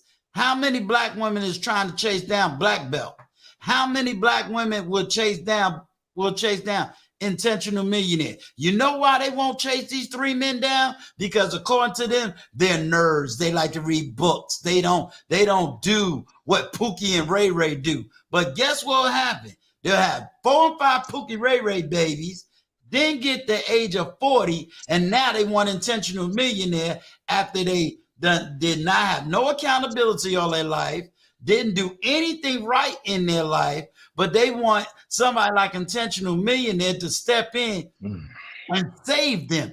This is why men are arguing. And what I would say to you, if I was married and been married 25 years, what I'm looking at would seem crazy to me.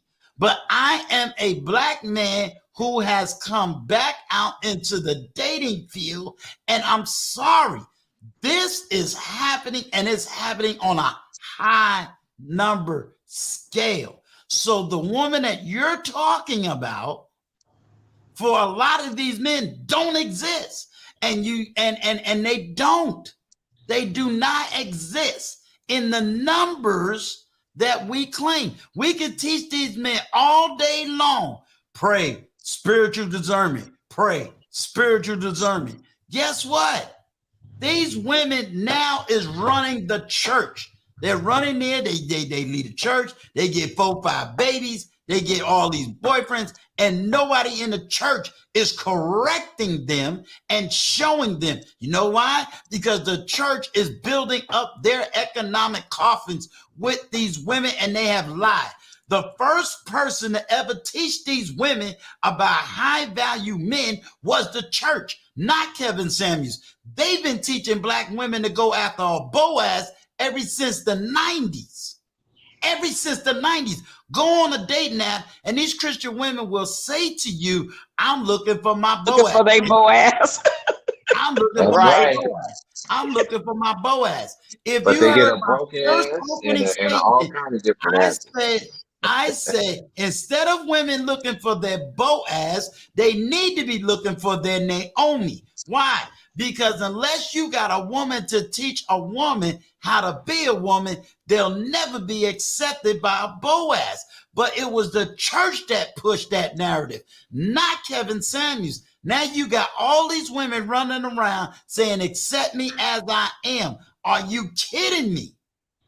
Are you kidding me? You want me to now pick a Lizzo? I'm supposed to bow down to a Lizzo? So I'm supposed to accept an overweight woman who runs around twerking on the basketball court, an overweight woman who got a nasty attitude, an overweight woman now go to the basketball court, go anywhere, and will sit you down in a 5-star restaurant and start twerking. This is what's supposed to be acceptable? No, Mr. Vaughn, I have to disagree. It is time, and I said to you this before, black men are standing up and they are now saying, I have a standard too. And what the pushback is that these men are not going to accept the attitude, the clap back, their tongues. They're not accepting it. They're not accepting it. And that is the reality we've come to. Now, the reason I said I'm taking weight off of the table is because weight to somebody like Intentional Millionaire is going to be different than for me. I'll always say that's my point. That's my point. I'm trying to go there, but I can't get a word in there twice, but it's okay.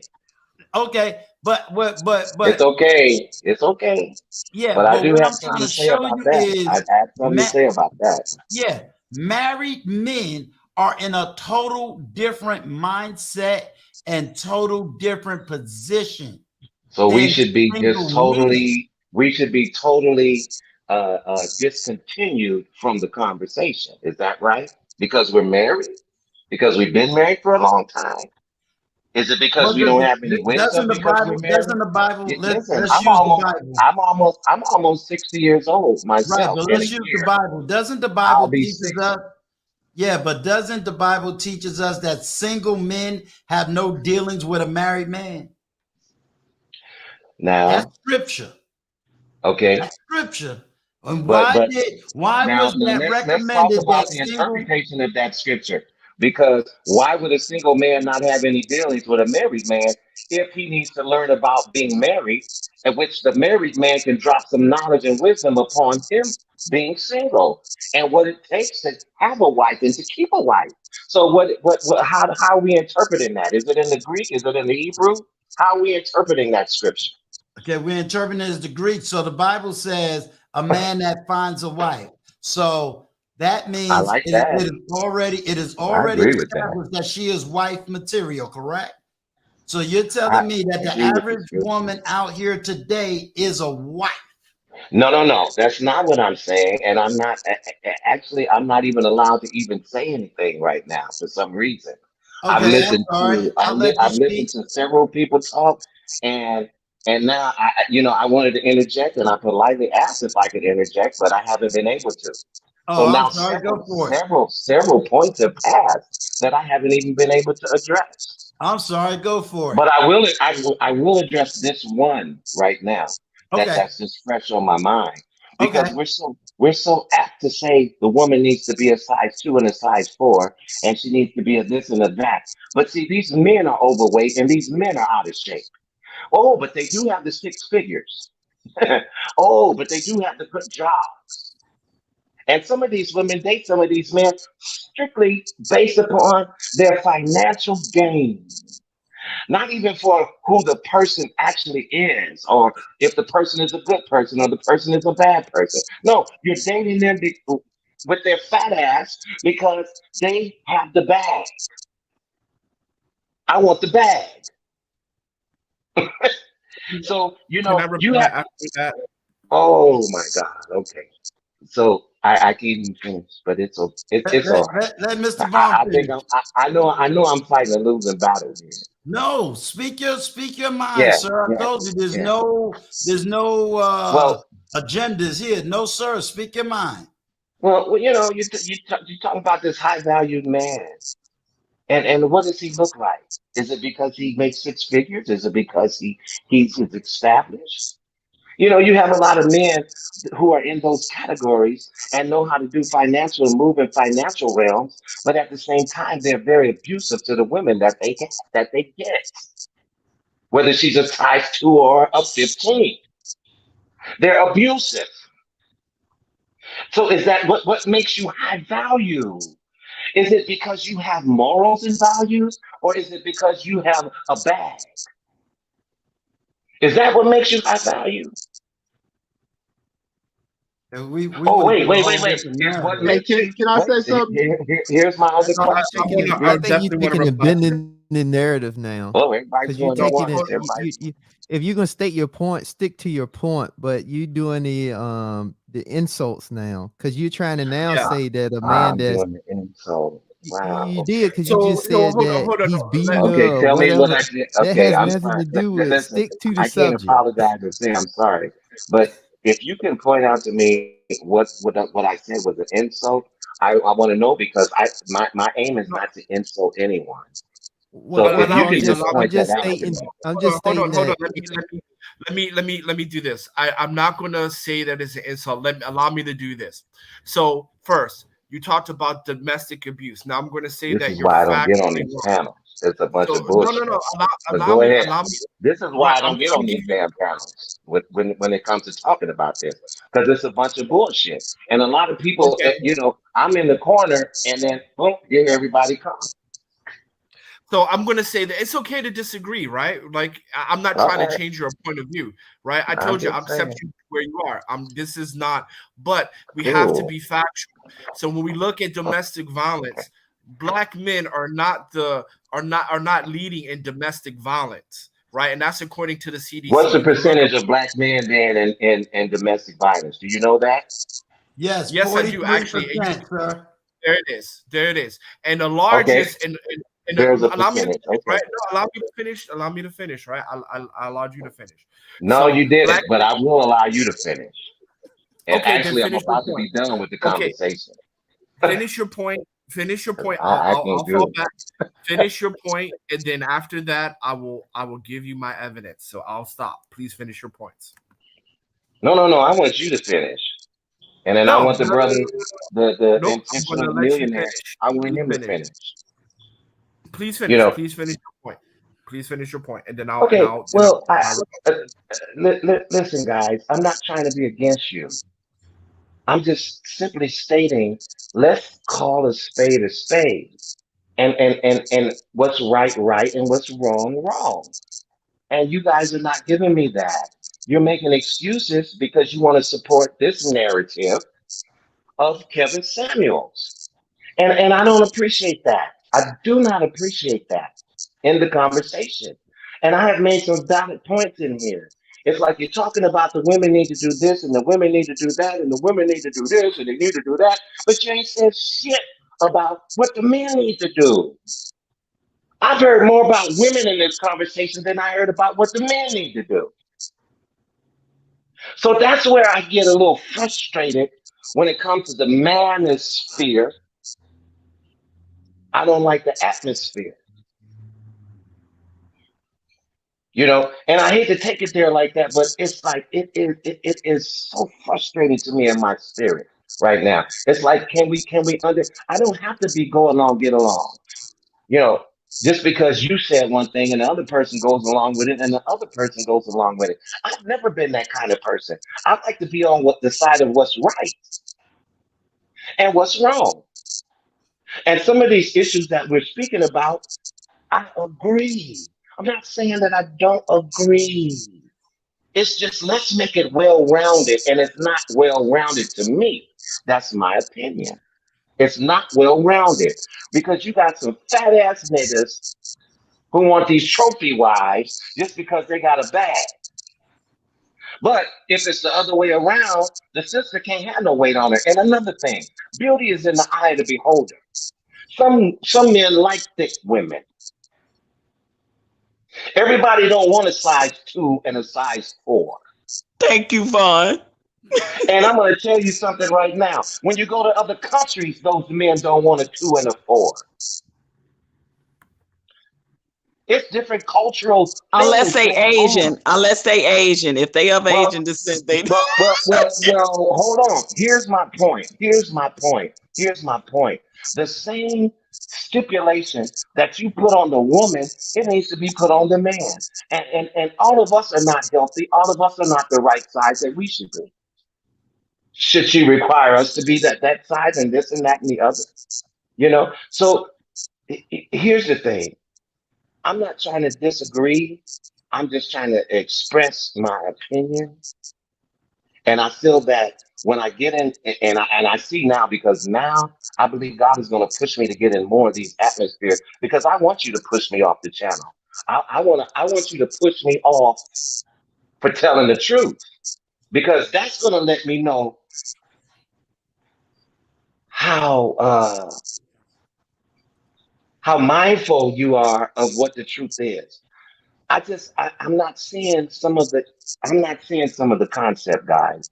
I'm seeing some of it, but I'm not seeing all of it. And the things that I'm trying to point out, an excuse is being made for it, and it's being pushed under the rug as if it does not exist. Okay, I will never push you out. I am the author, finisher, the alpha, the omega of this here platform. For 4 hours, I have really dealt with raising the standards of Black men. And well, let's do that. Not degrade the women. And hold on. I am raising the standards of Black men. Okay. And I'm already putting together a program and a platform with at least 2 of the men and 1 of the women and some other women that has agreed to come on here to speak truth to power. I have already said at the very beginning that there is certain behaviors I will not accept.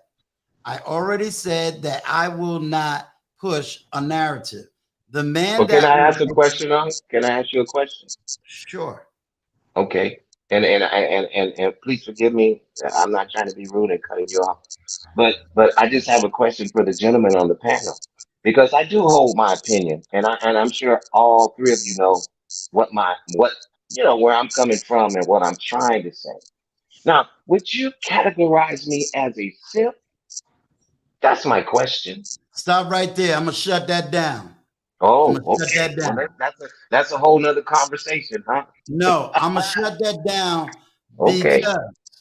Because no. I just know the lingo now in these YouTube streets. I'm shutting that part down for one major reason.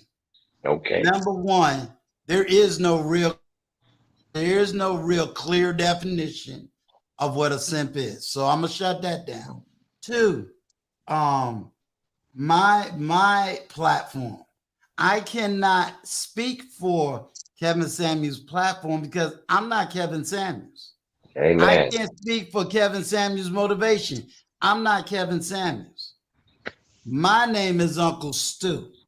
And the way I am moving my platform is towards educating men, empowering men, and getting women to understand the man they want to be with and they want to love.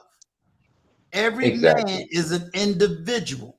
Every man has a right to set his own standards and the way he wants to move. Okay? And I am open for anyone to come and have conversation.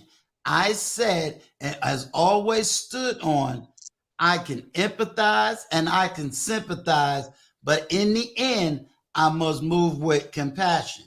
I said very early on in this conversation, my job is to push the narrative ahead. What does that mean? That means I need to take the knowledge of the 3 men that's on here, and I'm taking myself out of the picture and have them have a space to do what? Teach black men how to manage money, teach black men how to get money, and teach men how to organize that money. Okay? So why do I base it for them to do? Because they have a little bit more knowledge in those financial areas than I do. Okay? My strength is more of socialization, theology, and a little bit of compassion. Every man can't do it all. No one man can do it all.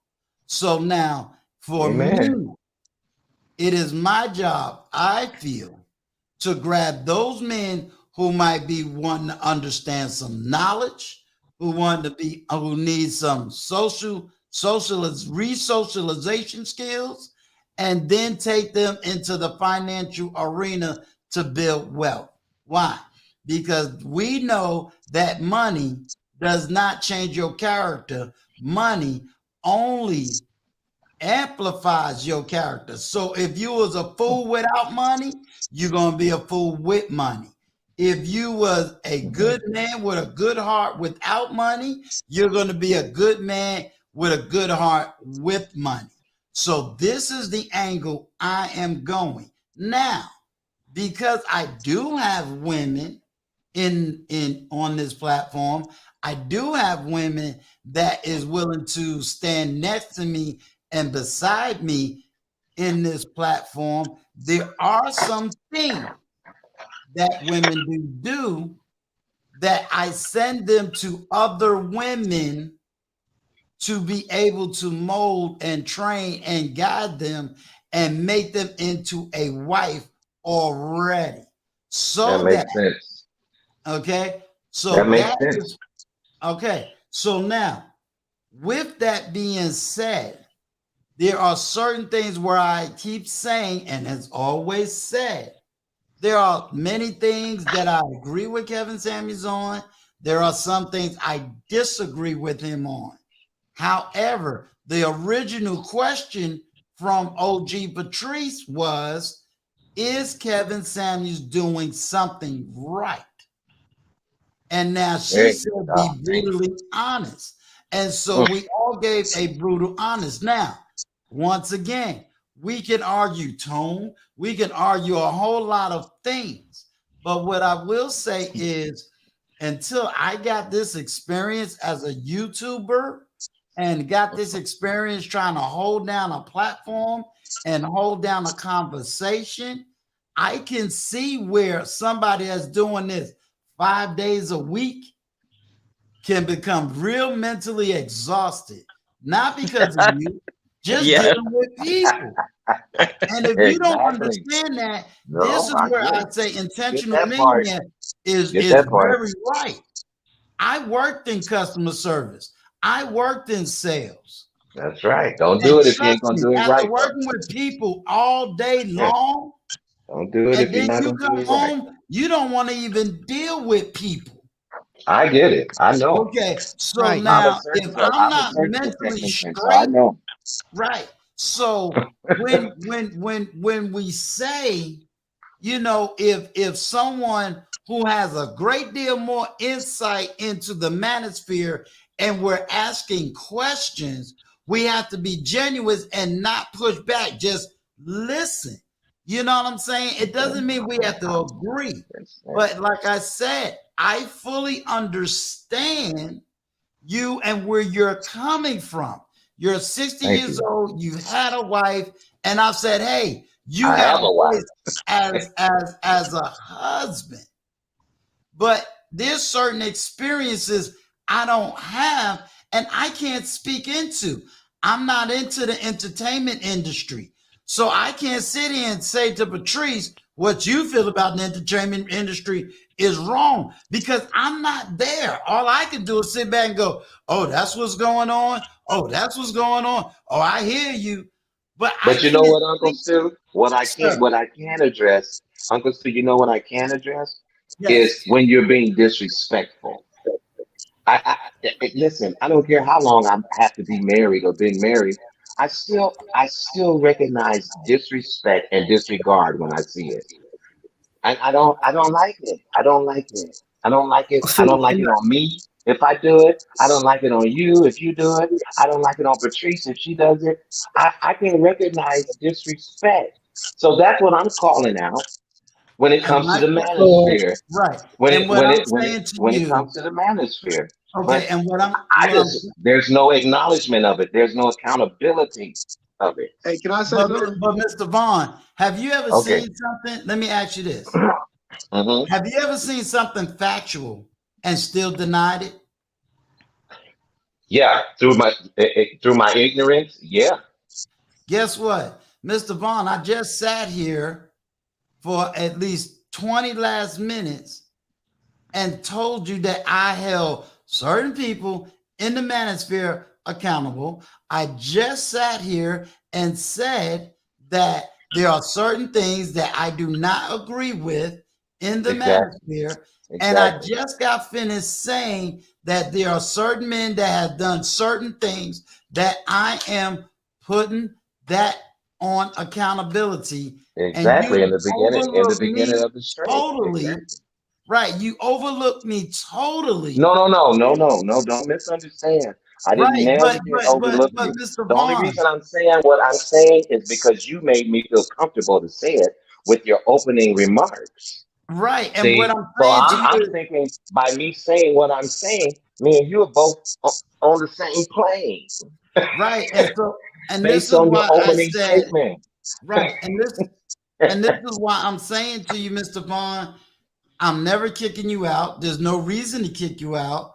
Absolutely no reason to kick you out. You're very valuable to this platform. You're very valuable as a Well, man. you all are valuable to me as well, and you know, excuse me, I am learning how to speak on these platforms, and at times I may need to tone it down a little bit. But you know, when you get older, it's just like you just speak your mind. But at the same time, I should have some restraint at certain points. But it Hey, doesn't can I say something? Oh, Can I reply now, or no? yes, sir. Yes, I All right. digress. Okay. So first, I want to say I did not cut you off, and I'm not attacking you. I'm just attacking the points, right? So first, let's talk about. You said that black men need to. There was a talking point mentioned that black men need to get their stuff together before we demand black women to get their stuff together. Well, since the 1960s, black men have been getting their stuff together. Uncle Stu talked about how there's more black men in college and in trade school than there are in prisons. We talk about the explosion of the middle class. We talk about the explosion of the middle class for the past 10 years. You can find this on Time Magazine. Also, when we talk about weight, right? In heterosexual relationships, men and women look. Wait a minute, something's wrong. Is it me or is it? Can you hear me? Can you guys hear me? It's a weird, Yeah, weird sound. it started going in and out on you. But how about now? How Say about something now? now. Testing. Testing, No. testing, 1, 2. No, No. it sounded like either like you was using a battery, went out. Yeah. Mm. I think Big Journey had a question, that a sound? comment. Sure, Big Yeah. Journey. Big guy journey. All right, yeah, man. No, but I appreciate, you know, that you saying you apologize for your actual tone, because that's what I was gonna say, that Yeah, because Stu has I'm opened learning. this up, and this whole entire conversation I'm has learning. been about holding men accountable. So what we usually see in this space is that Yeah. everybody wants us to only focus on men. And that's just not what that's just not going to happen. Like we're saying that we're not only going to be focusing on women, we're going to focus on men too. That was the whole point of the conversation. But when it comes down to the whole 4 thing, I personally, I don't, and I think a lot of black men feel this way. We don't. So this is for you too, Patrice.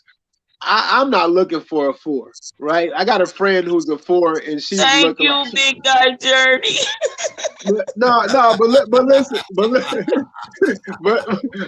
though, but listen though, you know, I got a friend who's a 4, and she looks like olive oil, like she's skinny. My daughter is probably a 2 or a 4, and she's very slim, and she's That's my point. If I get back to a 18. 4, are you kidding me right now? They ask me if I'm on that stuff. Okay. Can you guys hear me? But Yes. to the point that Intentional Millionaire was saying, like, I don't even think that we should spend so much time just focusing strictly on the size. It's more of the unwillingness. Okay, so my friend, when she came over the other day, and she was telling me, she said, this girl I used to go to church with, she was saying that she was telling her 2 homegirls, she said, you know what, I need to drop this weight, woo, I need to do this, I need to do that, I just don't feel comfortable with myself. And she said that they said, girl, all you need to do is just go and turn on some body positivity. Now, both of these girls were 300 pounds. And so this is the mindset that we're dealing with out here. It's not that it's not. Wait, it's what just is the- body? Wait. What is this body positive? What are you saying? Because I'm sorry, I didn't get that. What does that mean? So, okay, body positivity is like what Lizzo promotes. Like, I think Lizzo is captive to that, because her image, she's captive to her image, because that's the market they're going for. Like those big women who feel like they don't want to go and lose the weight, they're just promoting body positivity. You know what I'm saying? And that I is think not. she should put on some clothes like the That's rest not of them. healthy. Yeah, She should put on some clothes. She should Just put like on the rest of clothes. them. She should put on just my clothes. opinion. She should put on clothes, and she should lose some weight. And this is coming from somebody who was obese. You know what I'm saying? And so Right. it's this what I'm saying. Like, we can't keep acting like this stuff doesn't matter, like this doesn't exist. It is a problem. Even though I don't want a 4, I don't want an 18 either. So, right. But listen. What I'm saying is, I'm 5'7" and I'm a 10, like a nice 10, and I'm in a gym every other day. I will never be a 4 again. I don't even want to be a 4 again. Okay. That's my point is to men is that, you know, I think if I ask a bunch of men outside of the manosphere that it's a lot of men don't even know of Kevin Samuels and that he exists, right? Very and true. if I ask their opinion, I would say that they would say, hell to the no, especially most black men that like curvaceous women, and that's the majority. That's more the majority than the minority. Patrice, hold on one Can you second. guys hear me? And I Can you agree guys hear with me? you, OG, but Yeah, the problem and is, though, Patrice- you still got to consider the marriage aspect. But Because here's the thing, a lot of guys going to cap until it really comes down to marriage. And that's So let me ask you guys a question. Are you saying I'm fat? Is a 10 fat? No, that's not what I'm saying. What I'm saying is, so again, so I'm not trying to first thing, I want to make sure I get this straight. I'm not trying to defend for Kevin because Kevin No, got his no, thing listen, going listen. on. I'm talking for me. I'm kidding. I'm just trying to make things light because I don't want us to get too. But one of the things we got to always be mindful of is everybody has a preference. And I just think whatever preference you have and whatever look you like, and when you get in a relationship that leads to marriage, that's the image you need to maintain. Okay, I can get that. I can go with that. And I think that's the key. Now? But I just think when sometimes you got to be careful though when you ask a guy that you got to ask from a different perspective. I think you got to ask from a marriage perspective. Do you think this way is such and such that a guy would want to marry? Okay, so because intentional. When I go out on dates with guys, let me push back. When I go out on date with guys and they see me, they see my size, they see my shape and everything. So obviously they okay with it once they see me, right? Because I continue to date and date. So I get your point. The size that they see me at is probably the size they want me to maintain throughout, say if we got married. Is that what you're saying? That is correct. Okay, let me step in on this one. Because I think that's something that needs to be talked about. Yeah. This is and this is where the confusion come in at. What I'm going to say to you, OG, because he did initiate it as every man's preference. And you remember I said, for right now, I'm taking weight off of the table for the moment because I'm dealing more with attitude than weight. So why do I deal with attitude and mindset first? Is because if, let's say, argumentatively, I'm looking at you and I'm going, yeah, I like this, right? And let's just say for argumentative sake, you are a little bit overweight, right? But because I love you and you love me and you can go walk around together and get healthy together.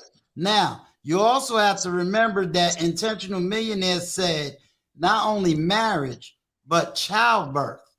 Now, me and you ain't looking to have no children. So you can't think as a 20-year-old. Correct. Who we are in our upper 50s is totally different. That is true. Okay. And that's where you got to look. When Kevin Samuels is talking, he's talking to 20, 30-year-olds. He's not talking to us in our 50s. So you women my age don't call his show? Women in their 50s don't call his show? Unfortunately, they do. And it's really a disaster. But he doesn't allow. Really? He doesn't allow those women to speak. It's really. Well, please give me an example of what a disaster is, because I mean, as a single woman that's over 50, if I call, I say, hey, I'm 5'7" and I'm a size 10, but I look like this. I wear my size very well. I work out, I'm ready to be married.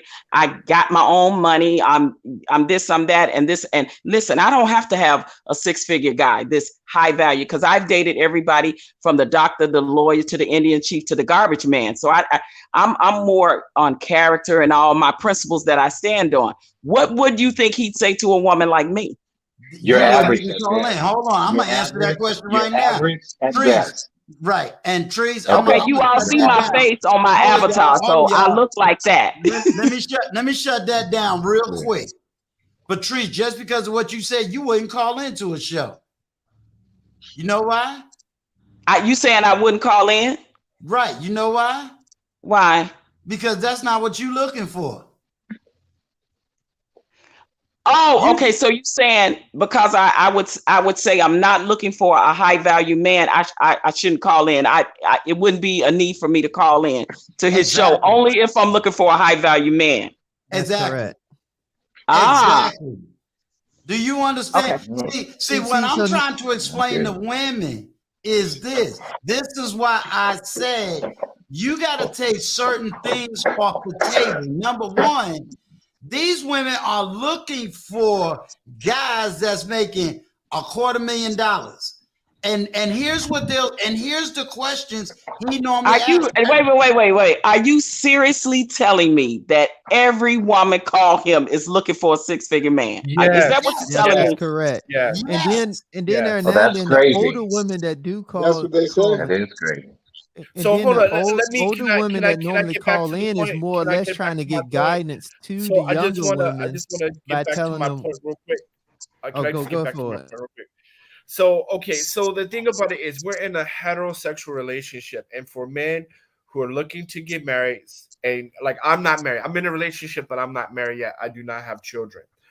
In a heterosexual relationship, men and women are going to look for different things. And I know weight is off the table, so I'm going to tread lightly. I'm going to say this. When we look at obesity, and because there was a statement saying that black men are just as overweight as black women. That is not true. You can look at the CDC and you can look at it. 30% of black men are in the obese range. 60% are black women. Right? We have to do something about health. One of the leading causes of death in our community in general is some sort of heart disease, and blood and diabetes run rampant through our community. Right? We cannot take this nonchalant attitude about weight and health. And second point is, when I look at an overweight woman, that also signifies that my kids are going to be overweight, as opposed to an overweight man. Because a woman can date an overweight man and say that doesn't mean anything because I can cook for him and get him right, and I can lose the weight, right? I can help him lose the weight, because we lose weight from diet, not from exercise, right? 80% of weight loss comes from diet, and 20% comes from exercise. So a woman can date an overweight man, and if she's a good woman, after a year, he's down to the right body size. See, that is the difference, because a man is not going to cook for a woman to get her down to the right body size, but a woman does, and that's why it's different, because we're in a heterosexual relationship. The things that women look for from a man is going to be very different from what a man looks for in a woman. And so for men who want to have children, body size is going to matter, because how she eats and her diet practices are going to be my practices of what the kids are going to eat. Right? And so she got high blood pressure and she's obesity. There's a high correlation and likelihood that that's going to be the future of my children. So I'm sorry, I gotta go away. Wait, 我知道你在外到门口给我1分钟我过来了. Sorry, I gotta go. Okay. We enjoyed you. Thank you. Yeah, to let y'all know, he's on a 12-hour time zone. So it should be 12:40 p.m. his time. Yeah. Right. But OG, Hey, I was gonna say for you, what he was OG. saying goes. Oh, okay. Sorry. No, go ahead, big guy. No, but I won't intentional, if you don't mind. And tell me what you was gonna say to me, because I'm listening and I'm learning I think from the each key for perspective. you is you're an exception to the rule, but you're making yourself fit into the rules that don't apply to you. You're Right. because at your age and your body type and your size, you wouldn't even really be considered in that, because that's not really your fight per se. Gotcha. So the fact that you I didn't know that women my age didn't really call him. I'm thinking this is all ages of women from all over that are black women that are calling him. No, that's why you see me trying to push back and try to change the narrative, because it's like, this doesn't apply to you. You see what I'm saying? This is not applying to somebody, because you wouldn't even call. That's not even your heart and your desire. You ain't nowhere near that conversation. You see what I'm saying? You're even a 40-year-old isn't in that conversation. Right. But even when they do, even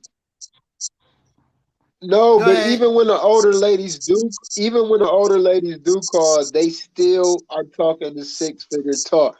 And this is what he's telling them: you are being unrealistic. Yeah, unrealistic.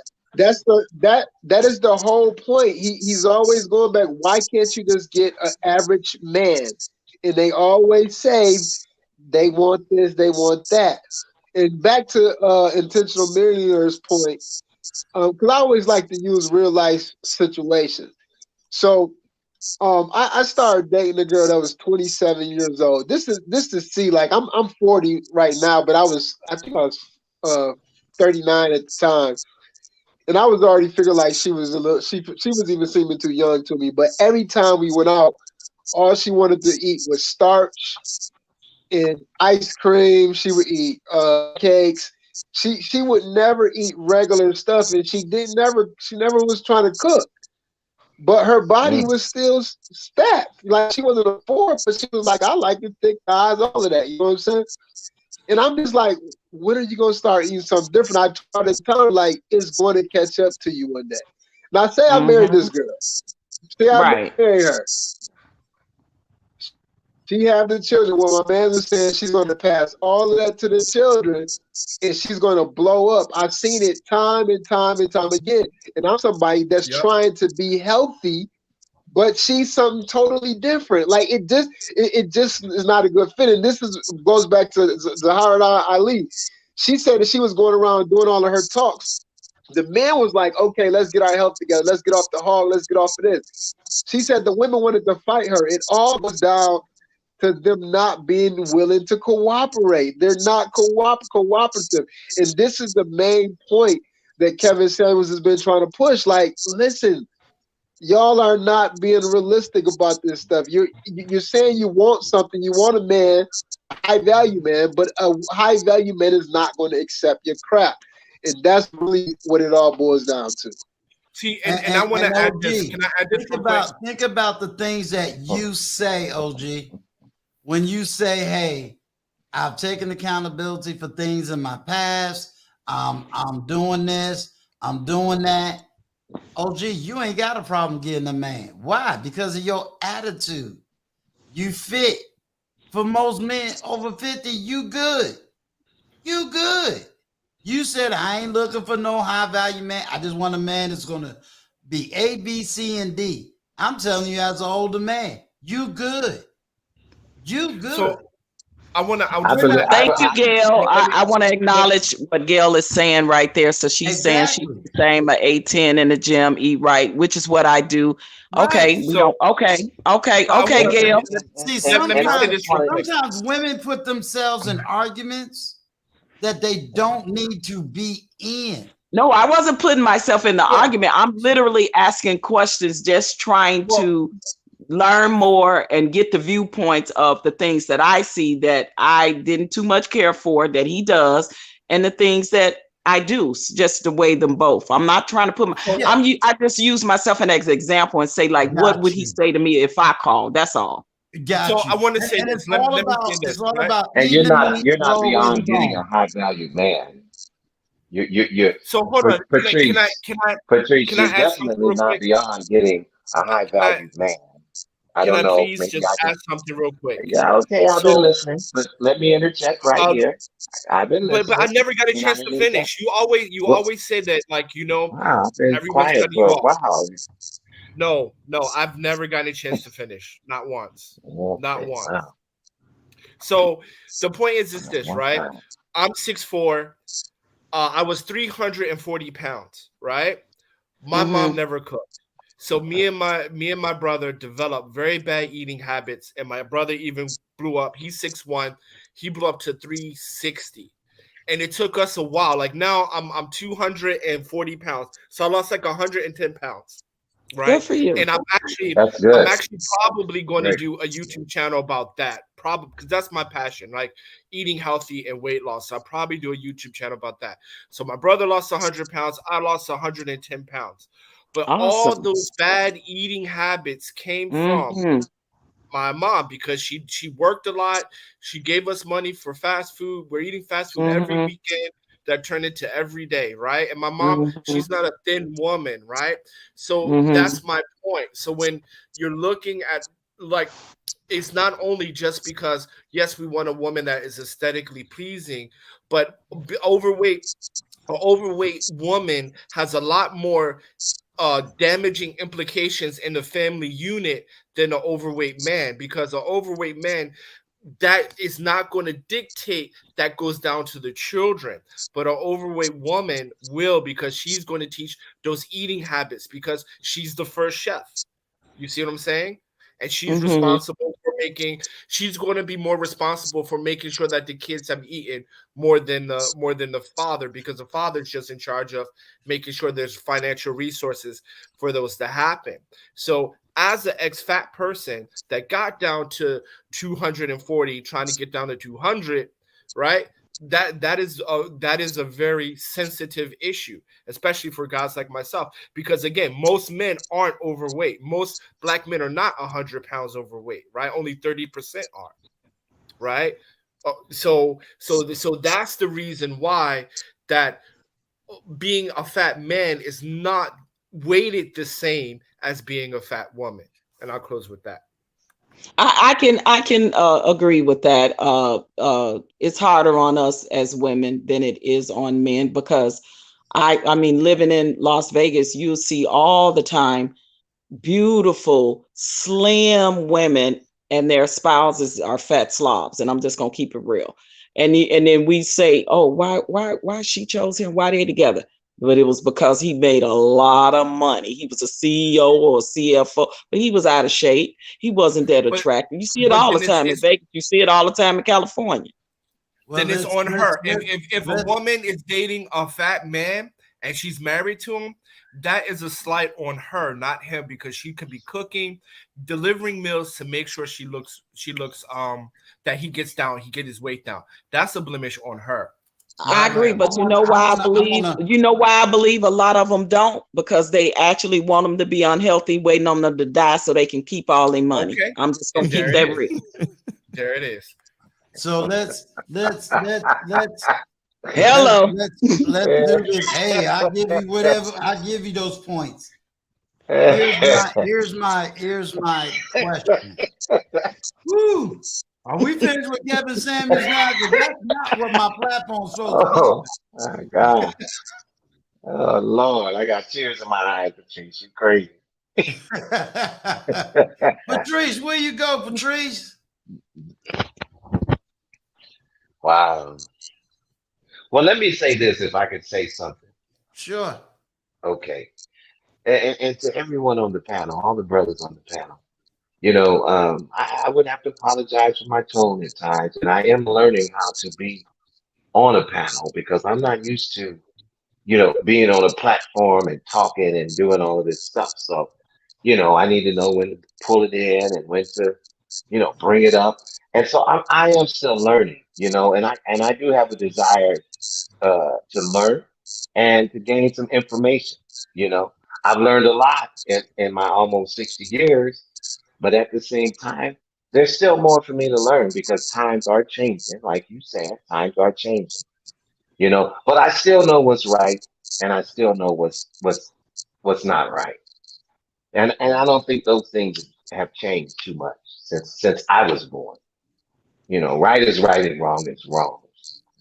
But I appreciate you, Uncle Stu, for allowing me to be on this platform.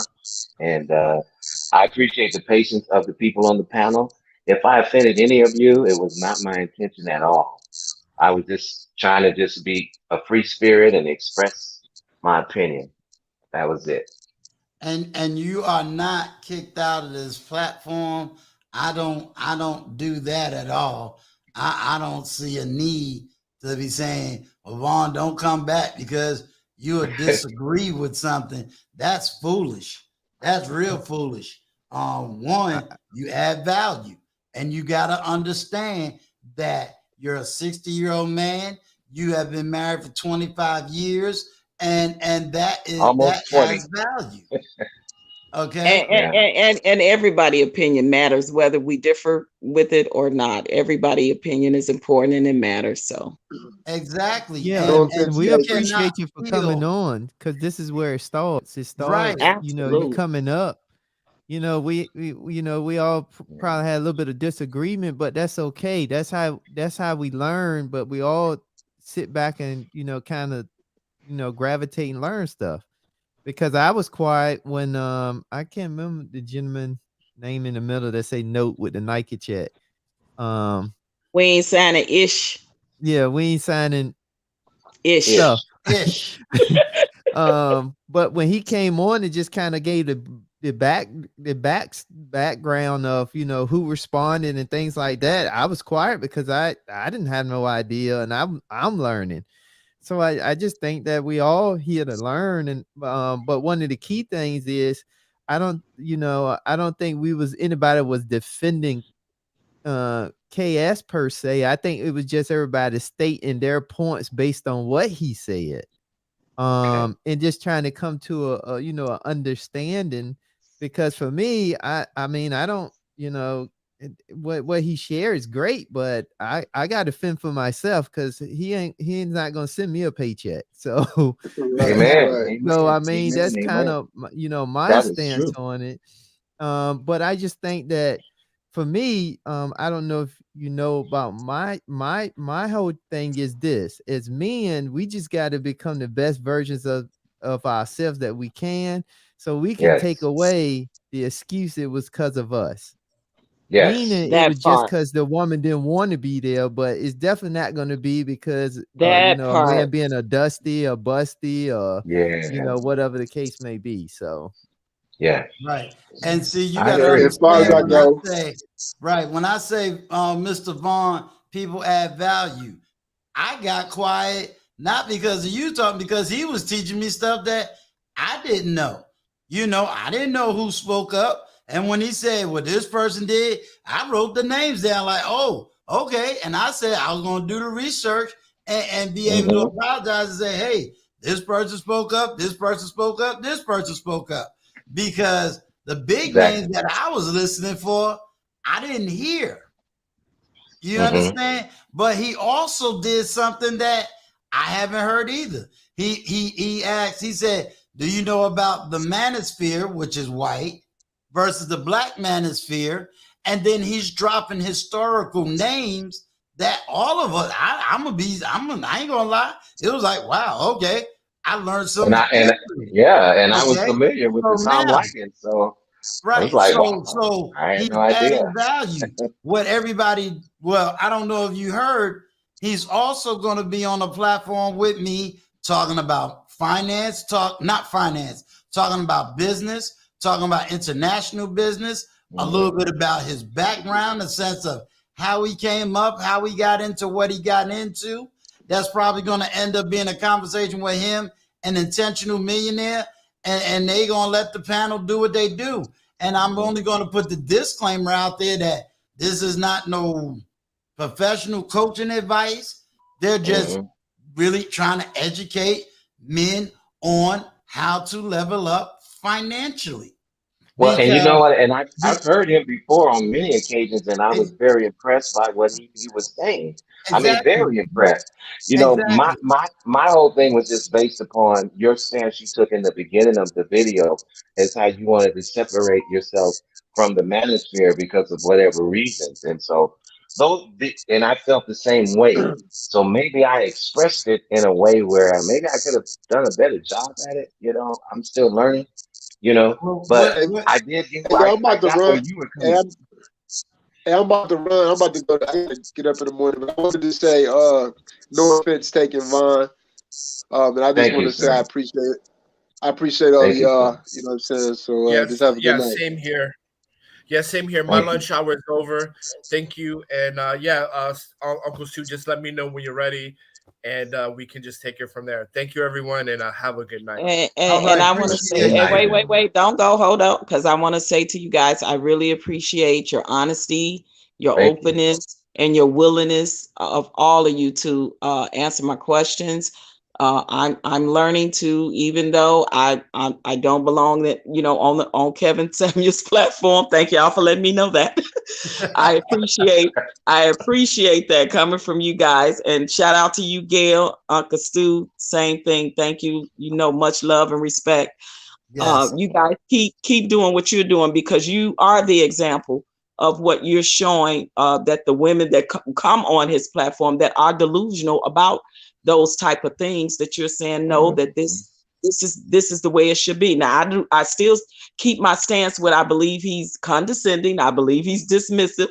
I've seen him be all those things to the women when I've looked on him, and I still keep my stance on that. But I don't believe that his platform should be taken away or anything like that. If he has helped in the Black community, then that's fine. Take what you can take, chew the meat, spit out the bones. That's all I have to say. In the words of Gail, it's informational purposes only. Okay, well, thank you guys, and you guys have a good night. And okay, you too, Josiah. We'll see you back later on these YouTube streets. Yes, ma'am. All right, take care. All right, good night, y'all. All right, good night, big guy. Oh Lord, I hate to hear the replay on this one. Lord help me. This ain't that bad, Vaughn. Not that bad. Vaughn, not that bad. Vaughn, really? Vaun, you cool. You all right. Yeah, let me say this. The replay now don't, you know, I do later on when I got time, I do redo the edits. But that's not me taking you out or making you look foolish. That's only because some people probably won't sit here and see a five-hour live stream direct. Right. So I gotta cut it up where they might get a clip here, a clip there, a clip here.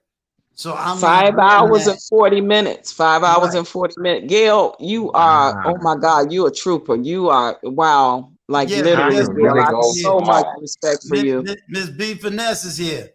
Just get nervous if I start seeing Before the Billions. Then we get nervous because that means I got to fight to stay up. I admire, listen, Uncle Stu, I admire you for taking that stance because it's just not easy, because especially when you know that you're stepping into an arena that's mammoth, which this manosphere is very mammoth apparently because it has a white side and a black side. We just learned that today. But I appreciate your stance in separating yourself from a portion of it because, you know, you just didn't agree with it. And I think that that's okay. You know, and that's basically where I was coming from. And I was just trying to point out the things that I want to separate myself from concerning it. And I thank you for allowing me the opportunity to do that. And next time, hey, I will try a different approach. I'm going to continue to try to master talking on these panels. The more you do it, the better you get at it, right? Yeah. Just like anything else, practice makes perfect. But Mr. Vaughn, let me say this to you.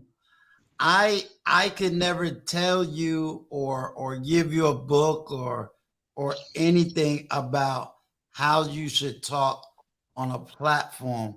Why? Because it all depends on the host of that platform. You understand? Mm-hmm.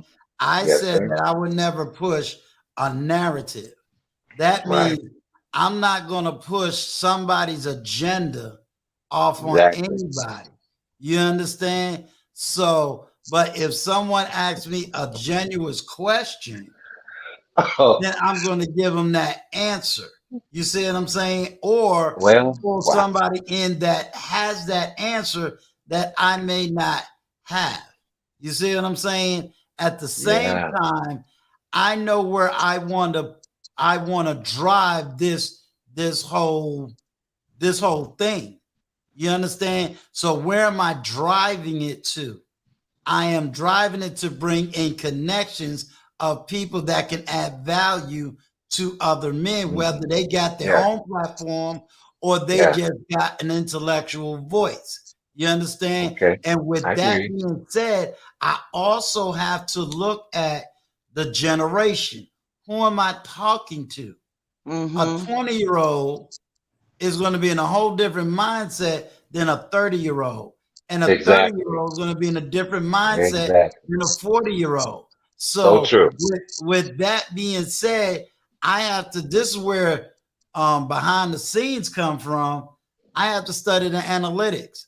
I have to make sure that I'm reading the analytics right. And if I'm not reading it right, I got to go to somebody that understands analytics and they can say, well, Uncle Stu, most of your audience is 30, 40 something.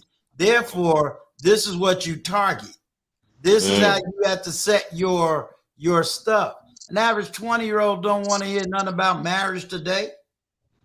Whole different time frame. But somebody that might be in their 30s might be saying, hey, maybe I need to get into this. And that's where I got to say, okay, I need you to connect with Intentional Millionaire, because he's going to make sure your finances is right.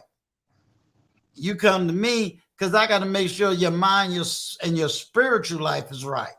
They all I subscribe to his channel, so I'm looking forward to seeing what he has to offer. But then I need the voices of women. I need the OGs. Why? Because if a woman step on this panel and went totally ballistic, she may not listen to me, but she might listen to OG Patrice. She might listen to Miss B Finesse.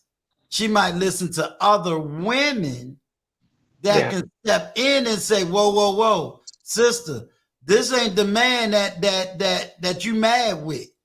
This ain't him. This is a different voice. This is a different person. He ain't beating up on you. Or I might have somebody like, and I'm gonna take Miss B Finesse.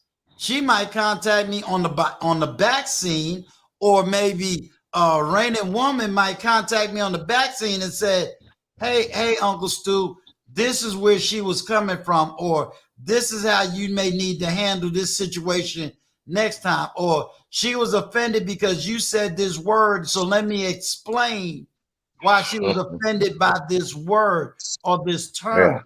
We are driving this bus together. Yeah, that's good. And good stuff.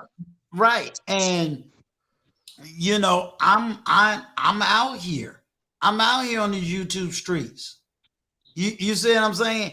And I am telling certain men, hey, hold me accountable. But guess what? I got women doing the same thing. Yeah, we need to hold each other accountable, you know, and we need to be able to take advice across the spectrum. You know, some men think that they can't take advice from a female. You know, you never know how God is going to use that young lady or that woman in your life to help you be a better person. You know, but because we think that God only channels himself through us and not others, we'll miss an entire message. Just because we think it only comes through us, the man. And it's, you know, it's so many different things. And I've learned this down through life, you know. I've just learned this from living. Speaking facts.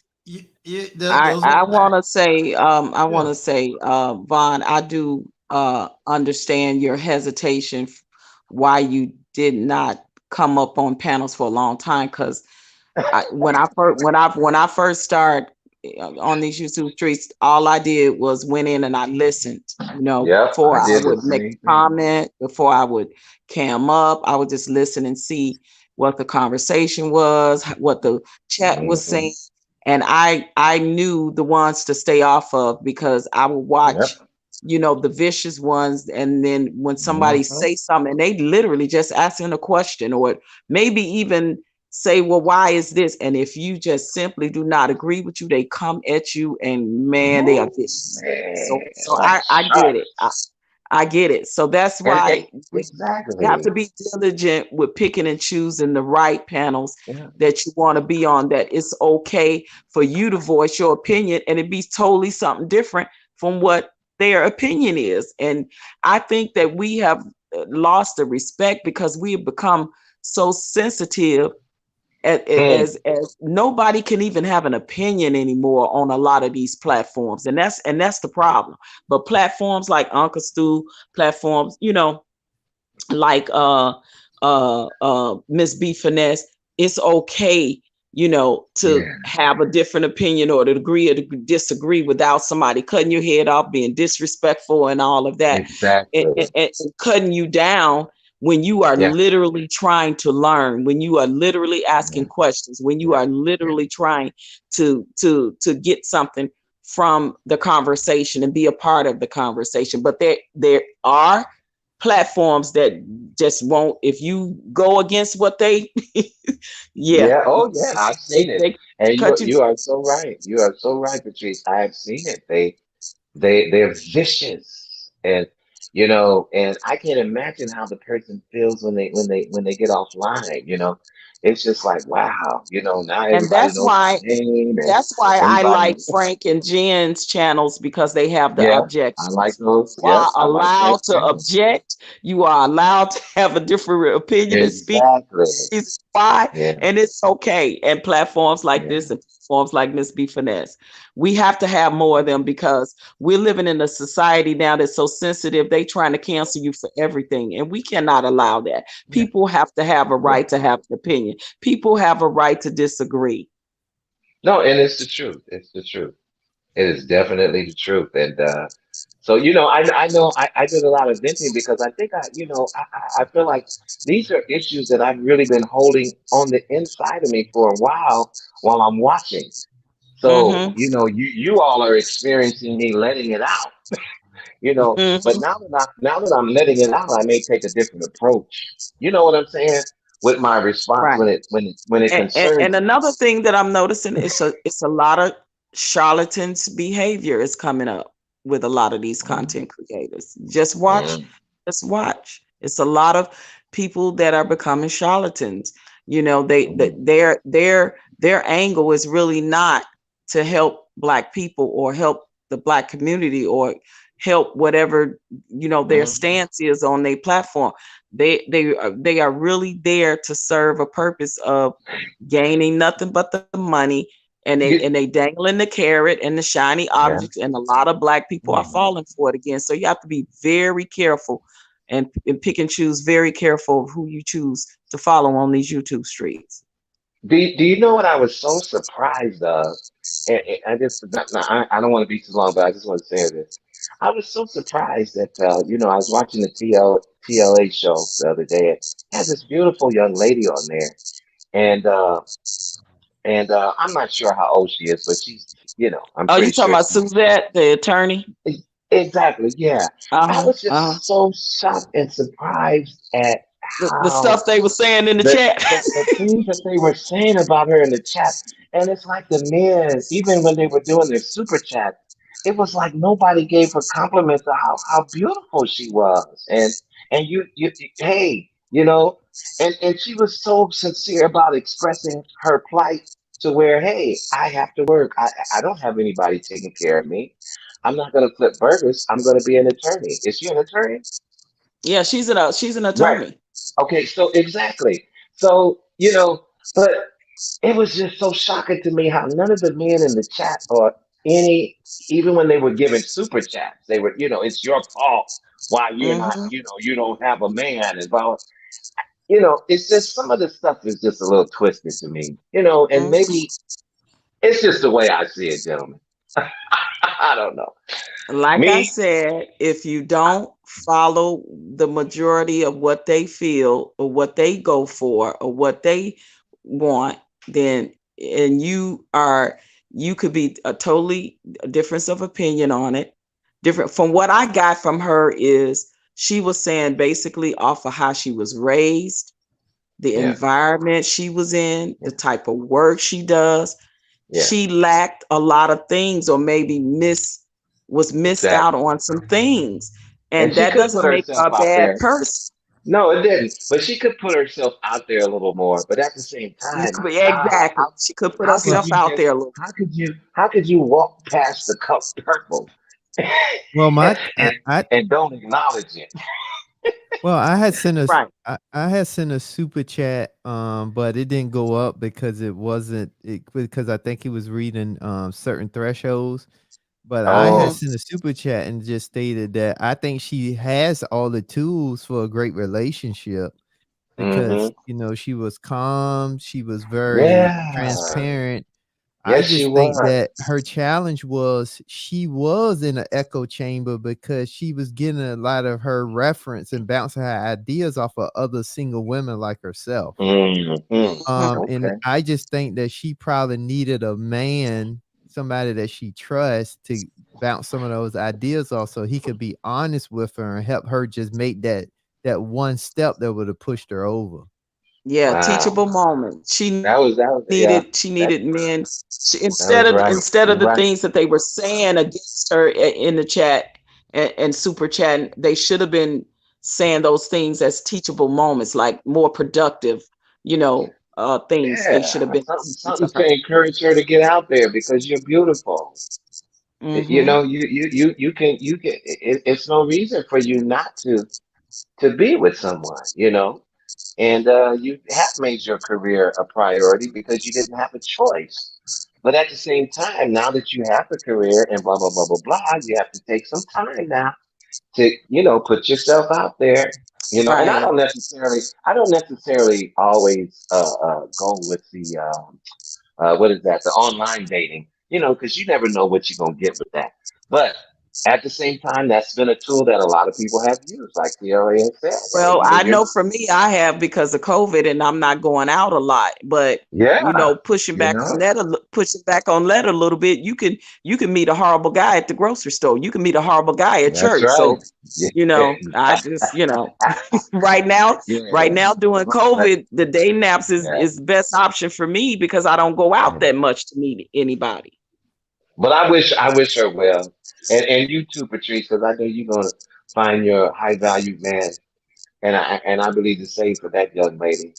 You know, just be in a place where you could be found. I want a good solid man, period. A good solid man, period. You listen, I'm not necessarily saying he got to make six figures, but if he happened to make it, that's fine. But if he don't, yeah, I got a minimum. I do have a minimum of what I would like for him to make, because I'm not going to sit here on nobody's platform and say, oh, I'll take a man to make $30,000 a year. I can't lie. I can't say that. But at the same time, I have dated six-figure earning men, and I never called them high value from that standard. They've had high net worth, but like I said, I've dated doctors and attorneys that are high net worth men. But then I've dated, like I said, a police officer, a guy that worked for the garbage. He worked for the waste management. He was a garbage guy. I mean, but these guys made decent money too. Construction, So I went everything from white collar to blue collar. Listen, a good man, period. That's me, a good man. Uncle Stu, yes, I know you about tired now, and we don't warm out. We all appreciate you, and I will not re-listen to this stream at all. It's okay, Vaughn. It's okay. Look, let me say this, because I'm always positive. When I see Wally in the chat, and he's still rocking and rolling. Wally's still in the chat. Oh my God. And he's heard the whole conversation. I've been reading everything that's been written and typed. So if he's still rocking with me, that means he's still learning. You feel me? Yeah. He's still learning. You got your day ones on. You got your day ones gonna be with you. I really believe that. Yeah. So and again, my attitude is real simple. This answered a lot of questions for me. You understand? This gave me a lot of things that needs to be taught. This allows, I'm quite sure Intentional Millionaire got all kinds of great things out of it that he can now go back, and whether he's doing it on his platform or we collaborate to do something on either one of our platforms, because our vision is to now do something. And I agree when he made the statement about Kevin Samuels is looking for more people to step up and fill in all the areas that he is at. I don't know if you was here earlier. There's a woman that grew up with Kevin Samuels. Went to college with Kevin Samuels. Yeah, I was here since the beginning. So. And she will tell you on more than one occasion, this man's been talking like this since college. So, and he is a minister. Yeah. Who Gail is hilarious. you mean like a minister and what he do, not a minister. No, Gail, he actually used to minister in a church. Is he ordained minister? Is he ordained minister? Yeah, he was ordained. Okay. So Okay. let me ask this, and I don't want to get another heated argument over it. So is Kevin Samuels? Is Kevin Samuels? Is he leading by example? Does he have a woman in his life that he's dating to marry her? Because I understand he was married 2 or 3 times and is divorced. So what's his situation? I have I ain't gonna lie. I do not study his personal life like that. That's me. I've taken what I needed, and I come more out of the TLA faction than I would necessarily say I'm coming out of the Kevin Samuels faction, if that makes sense. Do you know intentionally? Yeah, he stated that he was been married twice, and he said that the first marriage he was a simp, and he said the second marriage he yeah, he basically said it just like that. He said wow. He did say that. Yep, I heard him say it. And he said that because his dad wasn't there. He was raised by his mom and aunt. Yeah. And he said his second marriage, his first marriage, when he had the daughter, but he was very young. And he said that didn't work out. And then that's when he had got diagnosed with the cancer. Yeah, I remember the cancer. And then his second marriage, he said that didn't work out because he was a simp. I'm sorry, I got it wrong. But his second marriage didn't work out because he was a simp. And he said that he, looking back, he realized that it wasn't her fault. He said he was cool with both of his ex-wives. He said, but he looked back and stated that it wasn't his fault, is that he wasn't the man he should supposed to have been. So he can't fault her. He had to fault himself for all the failure. So he took accountability. Okay. Okay. Yeah, I've heard him. Yeah, I've heard him speak on that. Exactly. I've definitely heard him speak on that. Yeah, but one of the things he did say is that's the reason why he kind of bring the realism side, because people he did state that a lot of people want to kind of judge him based on him being married twice and being divorced. He said, but people don't look at, I can tell you what not to do and what I went wrong versus trying to paint a perfect picture. And he was just saying that, when it comes to and he said because he even stated that he still go to therapy, and he said that's why he really emphasized people need to go to therapy. Because so does he say he get married again? Would he say had you heard him ever say he would get married again, or he wouldn't? That I don't know. Now this part I can answer. That I don't know. Yeah, he said he would, but the problem is because of his high profile status. And we got to be honest, this ain't for the meek. When you get on a public platform and you out there, it can also put other people in danger. Yeah, so it's not an easy thing. He would have to meet a woman. He would have to meet a woman that really probably don't even know who he is, that ain't on YouTube, don't know who he is. I mean, we don't, we got to be honest that we don't know how in the world he is offline. That's where we got to separate the man behind the camera versus the man away from the camera. You know what I mean? Like, so would y'all have a problem with if y'all found out that he wasn't the man that he portrays to be on camera? Would y'all have a problem with that? I wouldn't. I mean, because I look at him for just, well, he's not. He's human.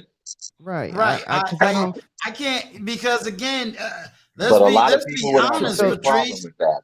I'm just asking the difficult question. I'm just playing a little devil's advocate here, just asking the questions. I would say for me, it wouldn't bother me because I look at him for just the voice and doing what he doing is bringing the conversation. You know, that's kind of what I look at him for, and for me, I support him for that. But Okay. now, but let's just say if something was to go south that I don't really rock with, and it's a moral thing, then I wouldn't rock with him no more. I mean, that's just Okay, it. so sort of like the Derrick Jackson thing. Like he was the total opposite of what he was pushing, you know, out there, and you know, being faithful in the marriage, this, that, and the other, and then he cheating with all these women. Well, And those are two different situations. Yeah, Because Derrick Jackson, every man kept saying, "Why are you dumping?" You can't really put that on Kevin Samuels because no, I'm not. I'm sure. I'm saying the difference. No. I'm saying the difference is Kevin Samuels has went after men, and he has held men down, and he's held men accountable, and that's the part that no one ever talks about.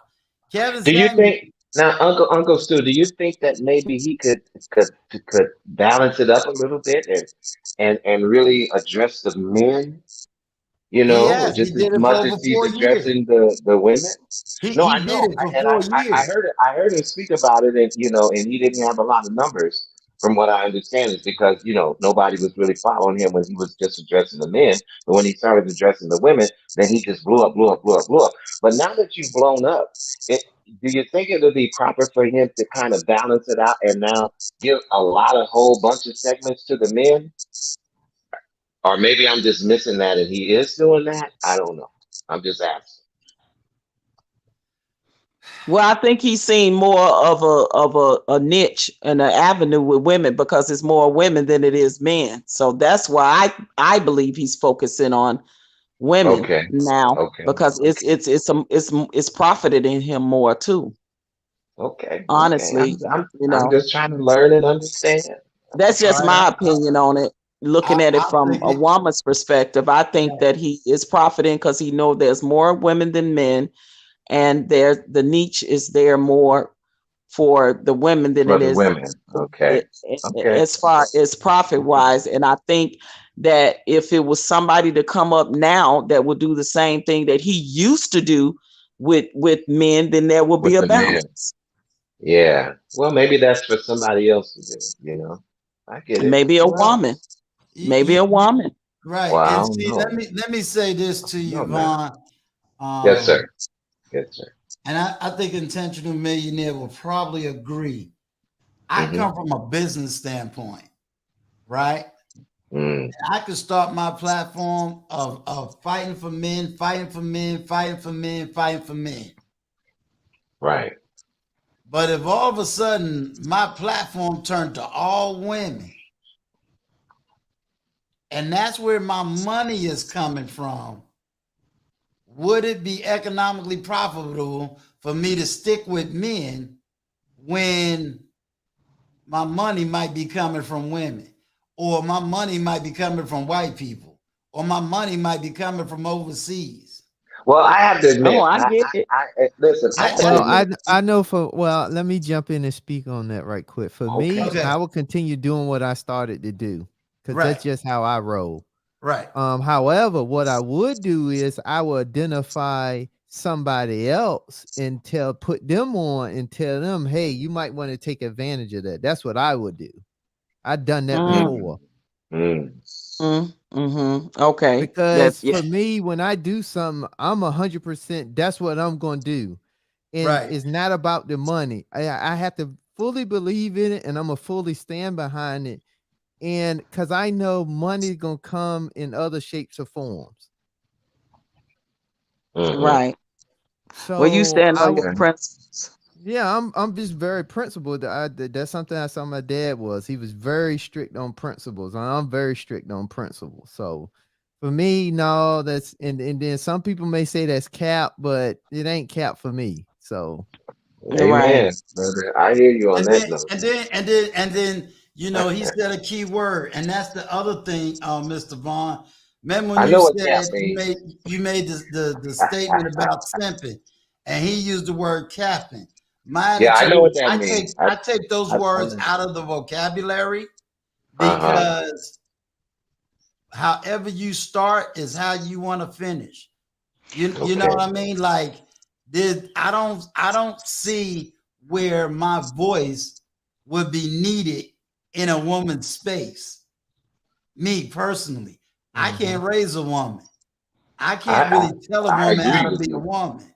And I I was agree. a father of women. I agree totally. So, but you know, but I Totally. believe that I have a strong market when it comes to dealing with men who are ready to level up, as long as they see that you're genuine, you're authentic, and that you got nothing to hide.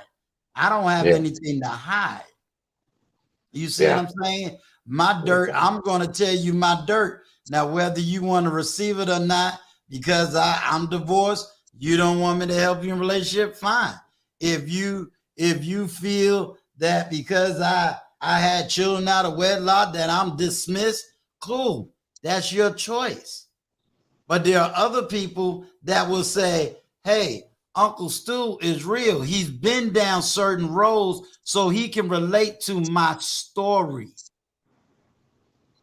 I told you, I can relate to the manosphere because I've been there. Right. Yeah. You tell Well, me. I'm just learning about But the see, manosphere, the difference in you, Uncle Stu, is that you healed, you're ready to move on to bigger and yeah, better things, and you ready to heal yeah, other that's good. people. Some people enjoy being stuck exactly where they are.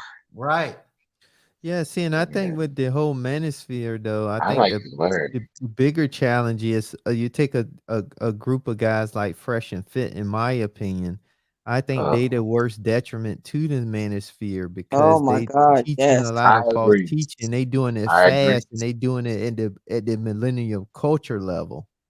And that's going to I spread agree. faster than all the good work and the good way and the proper way of going about doing things.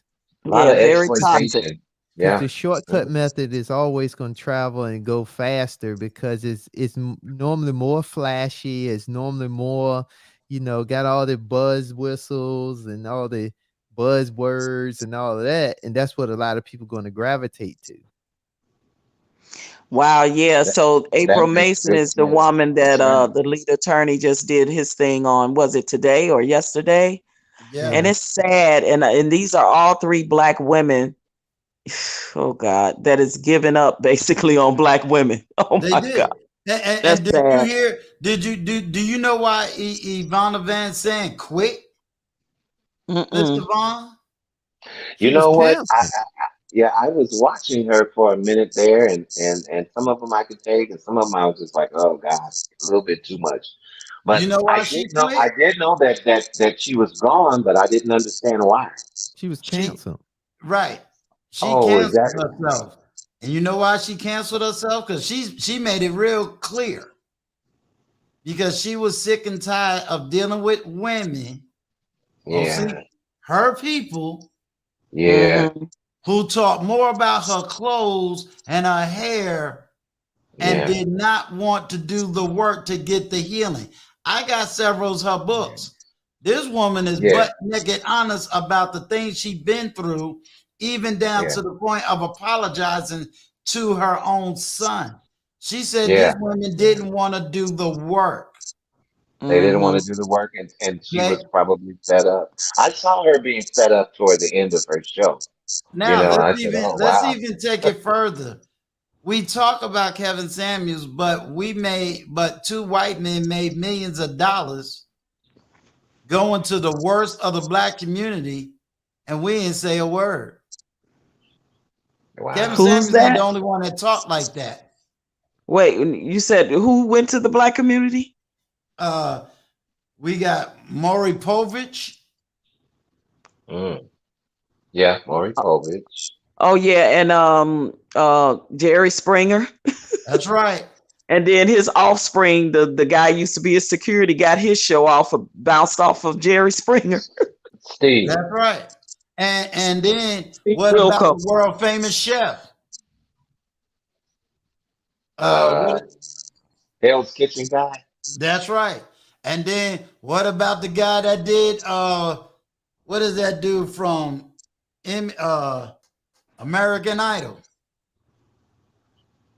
Simon. Ryan Seacrest? No, Simon. Simon Cowell? Right. When Simon Cowell talked that way, they made money. Yeah. And Simon Cowell talked that way to everybody, Well, though. you know He what? don't do it to a specific. People have always liked the shock jock thing. And you know, I can remember, and it was so intriguing to me that the young man mentioned about the white manosphere, that Tom Likas was like the beginning of the white manosphere, or he had something to do with it. And I can remember years and years ago when I would drive home from work and I'd pick my wife up from her job and we would drive home, and I listened to Tom Likas. I never did like him, but I always listened to him because he was such a shock jock, and I just was curious, what is he going to say next? You know, and my wife would complain all the way home. Oh, I just don't like him. And so it's just so funny that, and the things he would say, now that I think about it, yeah, it is similar. Right. So that's what, and that's all we were saying. Also, April specifically said modern women. Wow. And these are the same women that call Kevin Samuels, right? Right. But here's the thing, Vaughn, we were just kind of really stating though, as far as Kevin go, this is my thing. Regardless of, you know, his message and stuff, he just making a stance and saying, how come he's always getting rated on his tone and how he do things, but we got all these other Caucasian counterparts that does it worse, and they make money, but the culture don't go after them. It's acceptable. Point. That's the point.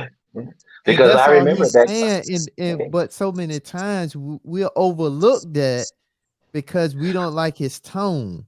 But you know what? I knew then that Tom Likas was wrong. Right. So you know, but here's the thing I always say.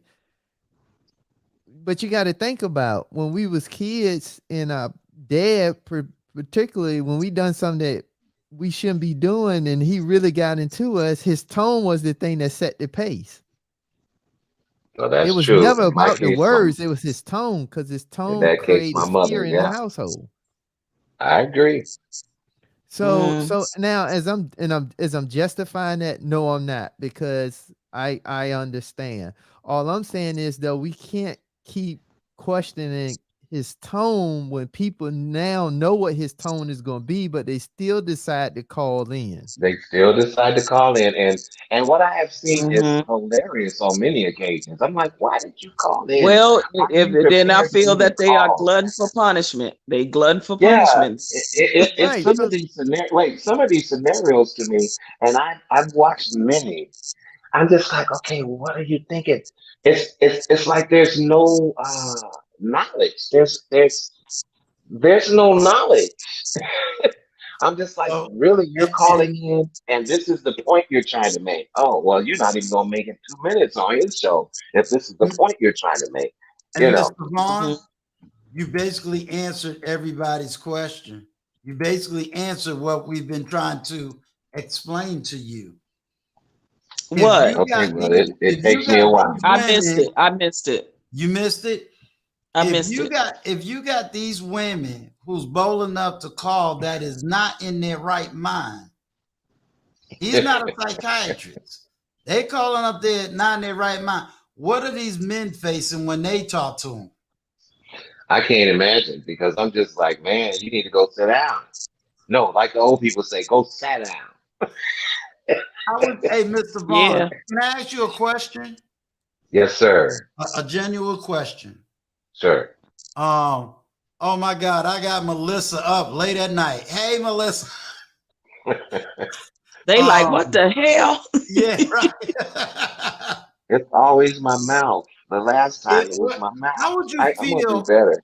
How would you feel if a 21-year-old called you and cussed you out? Okay, see, now I'm gonna have a problem with that. Why should you?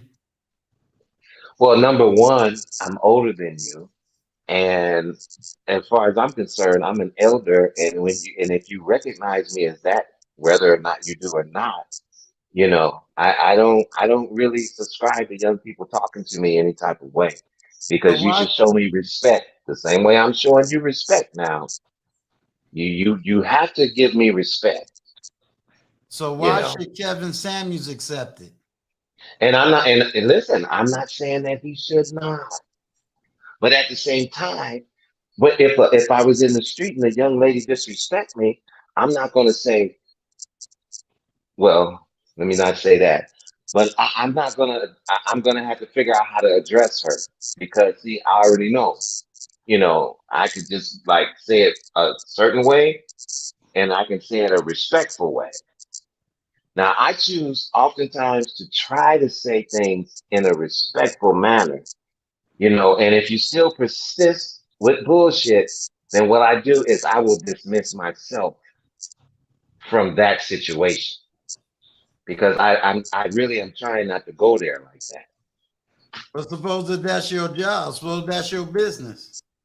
If that's my business, then I need to use tact and figure out how to address the situation. And I have done that. I'm a surgical tech. I work with surgeons. You know what? I work with asshole surgeons who think they're God.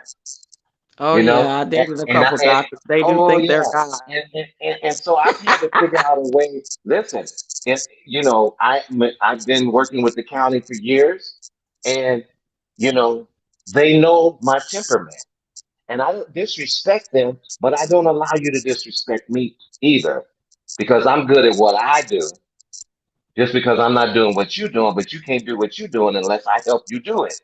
So Uncle you're Stu, not- how did Kevin Samuel? I'm sorry for cutting you off. How did he handle That's this? okay. Because it seemed like you saying it was a situation where a 21-year-old cursed him out. Well, he Yeah, reflects the see, same energy that's that he gives, so he don't necessarily that's cuss them just out.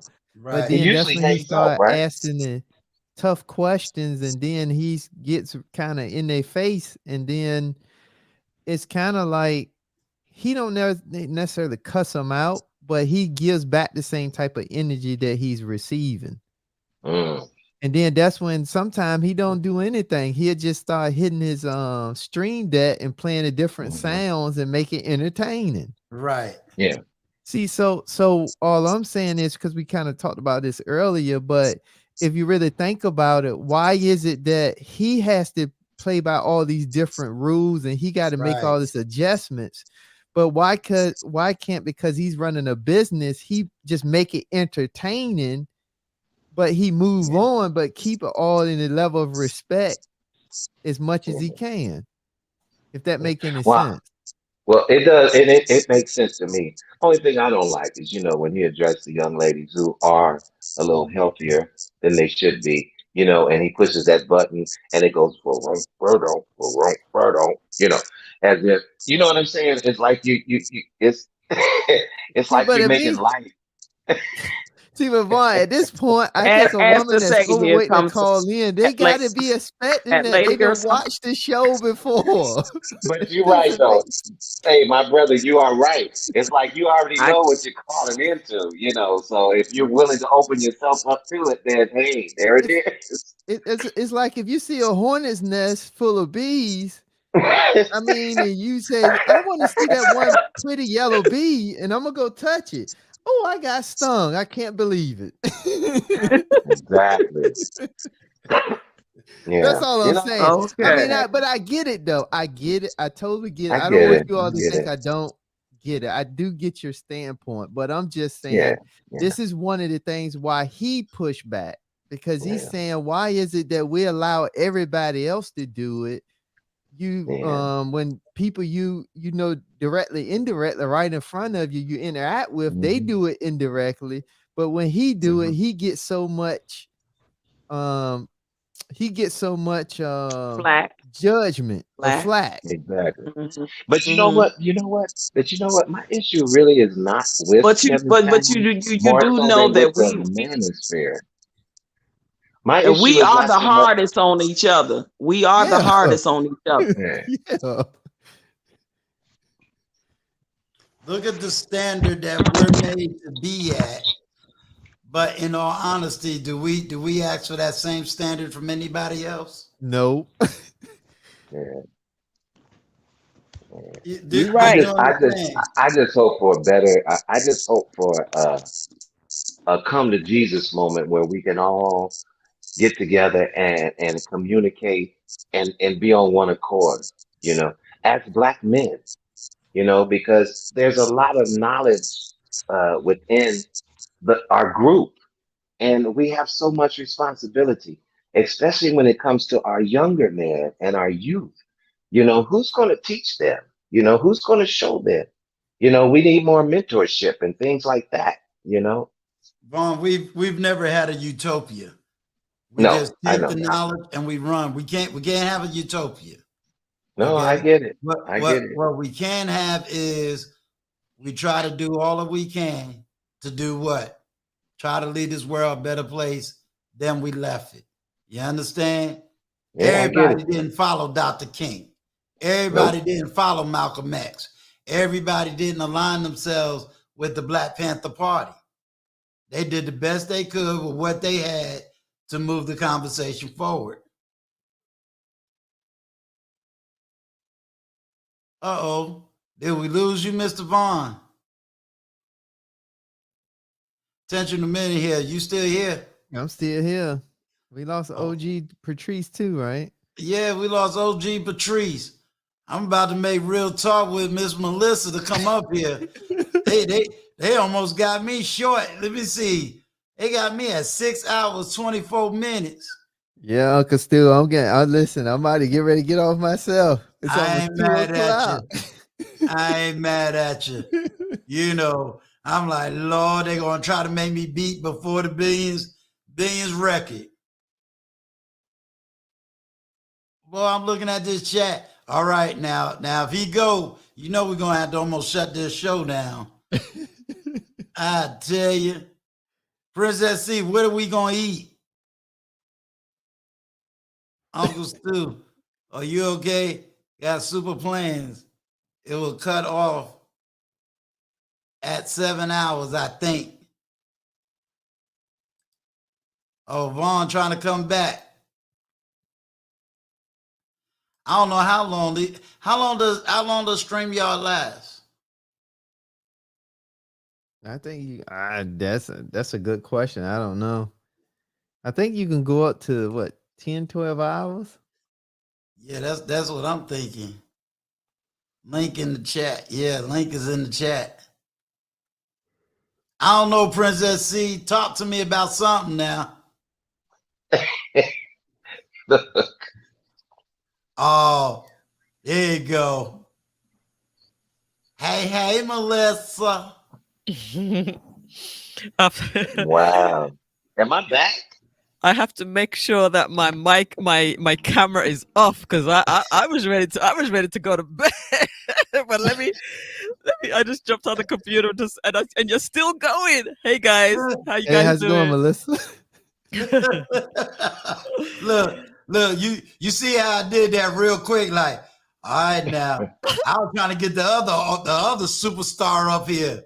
I'm like, Lord, they trying me. They trying me. So how's it going? I mean, I've been in and out. You've been having some really pretty exciting conversation and some good stuff.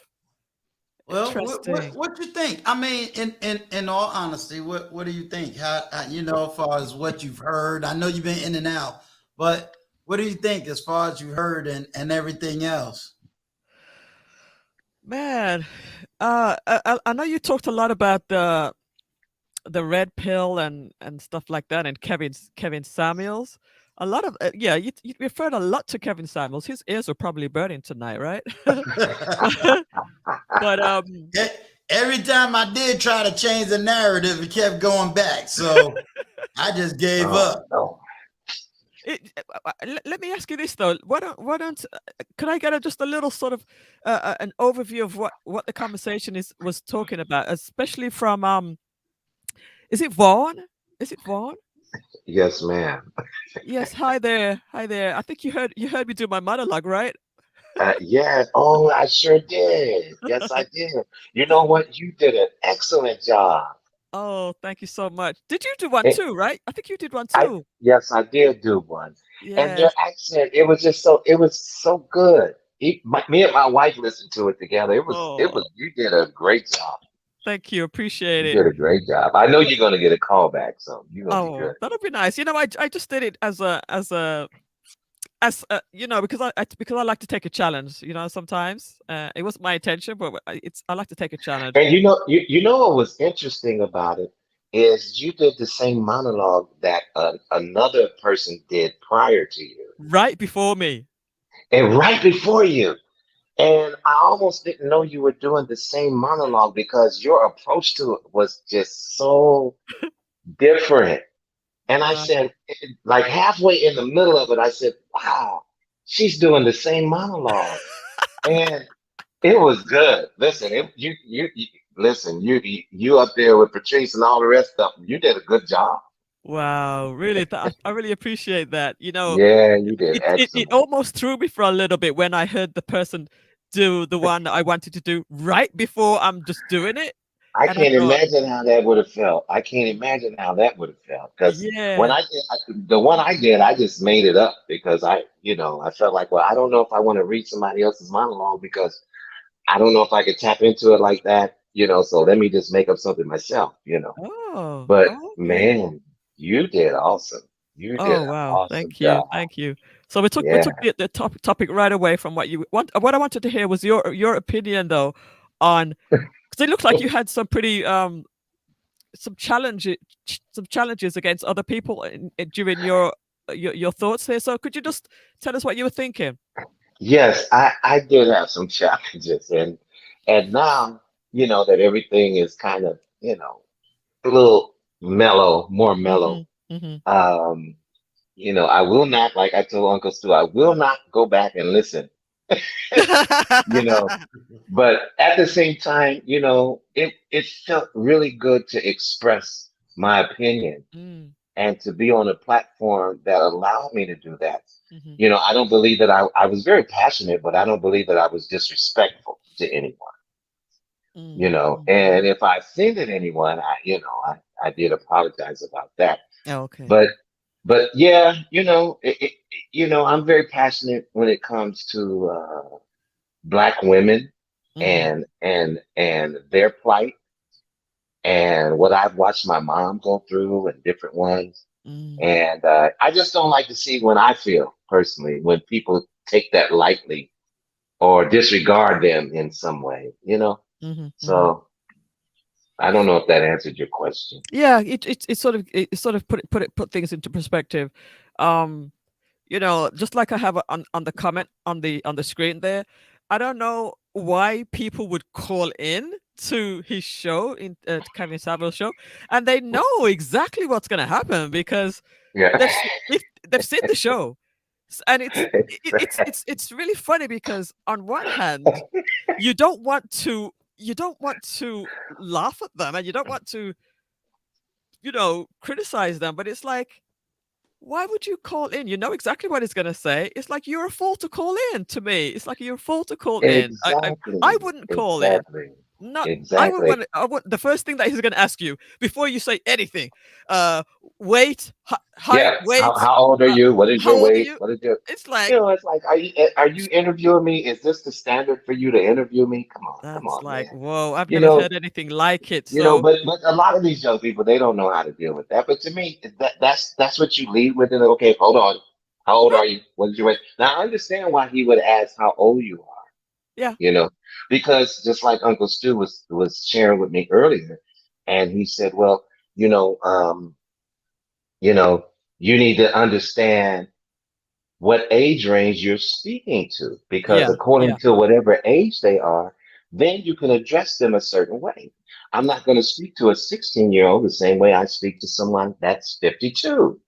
And also he has turned away some young people. Sometimes he might be speaking to someone who's, you know, Yeah, 21, that's the 21, 18 years old. And he'll say, you know what, Th- yeah, just this yeah, call is not for you. This is not for you, and he'll yeah, actually just dismiss them. So, yeah, yeah, yeah, yeah. And I feel bad about those situations because me personally, if I was going to be in that platform, I have to treat each individual with compassion.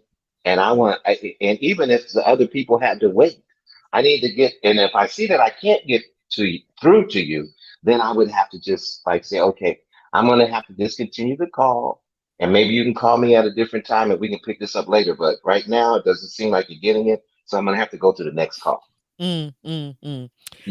But then that's not everybody's thing. That would just be me. That's why my show wouldn't probably be popular.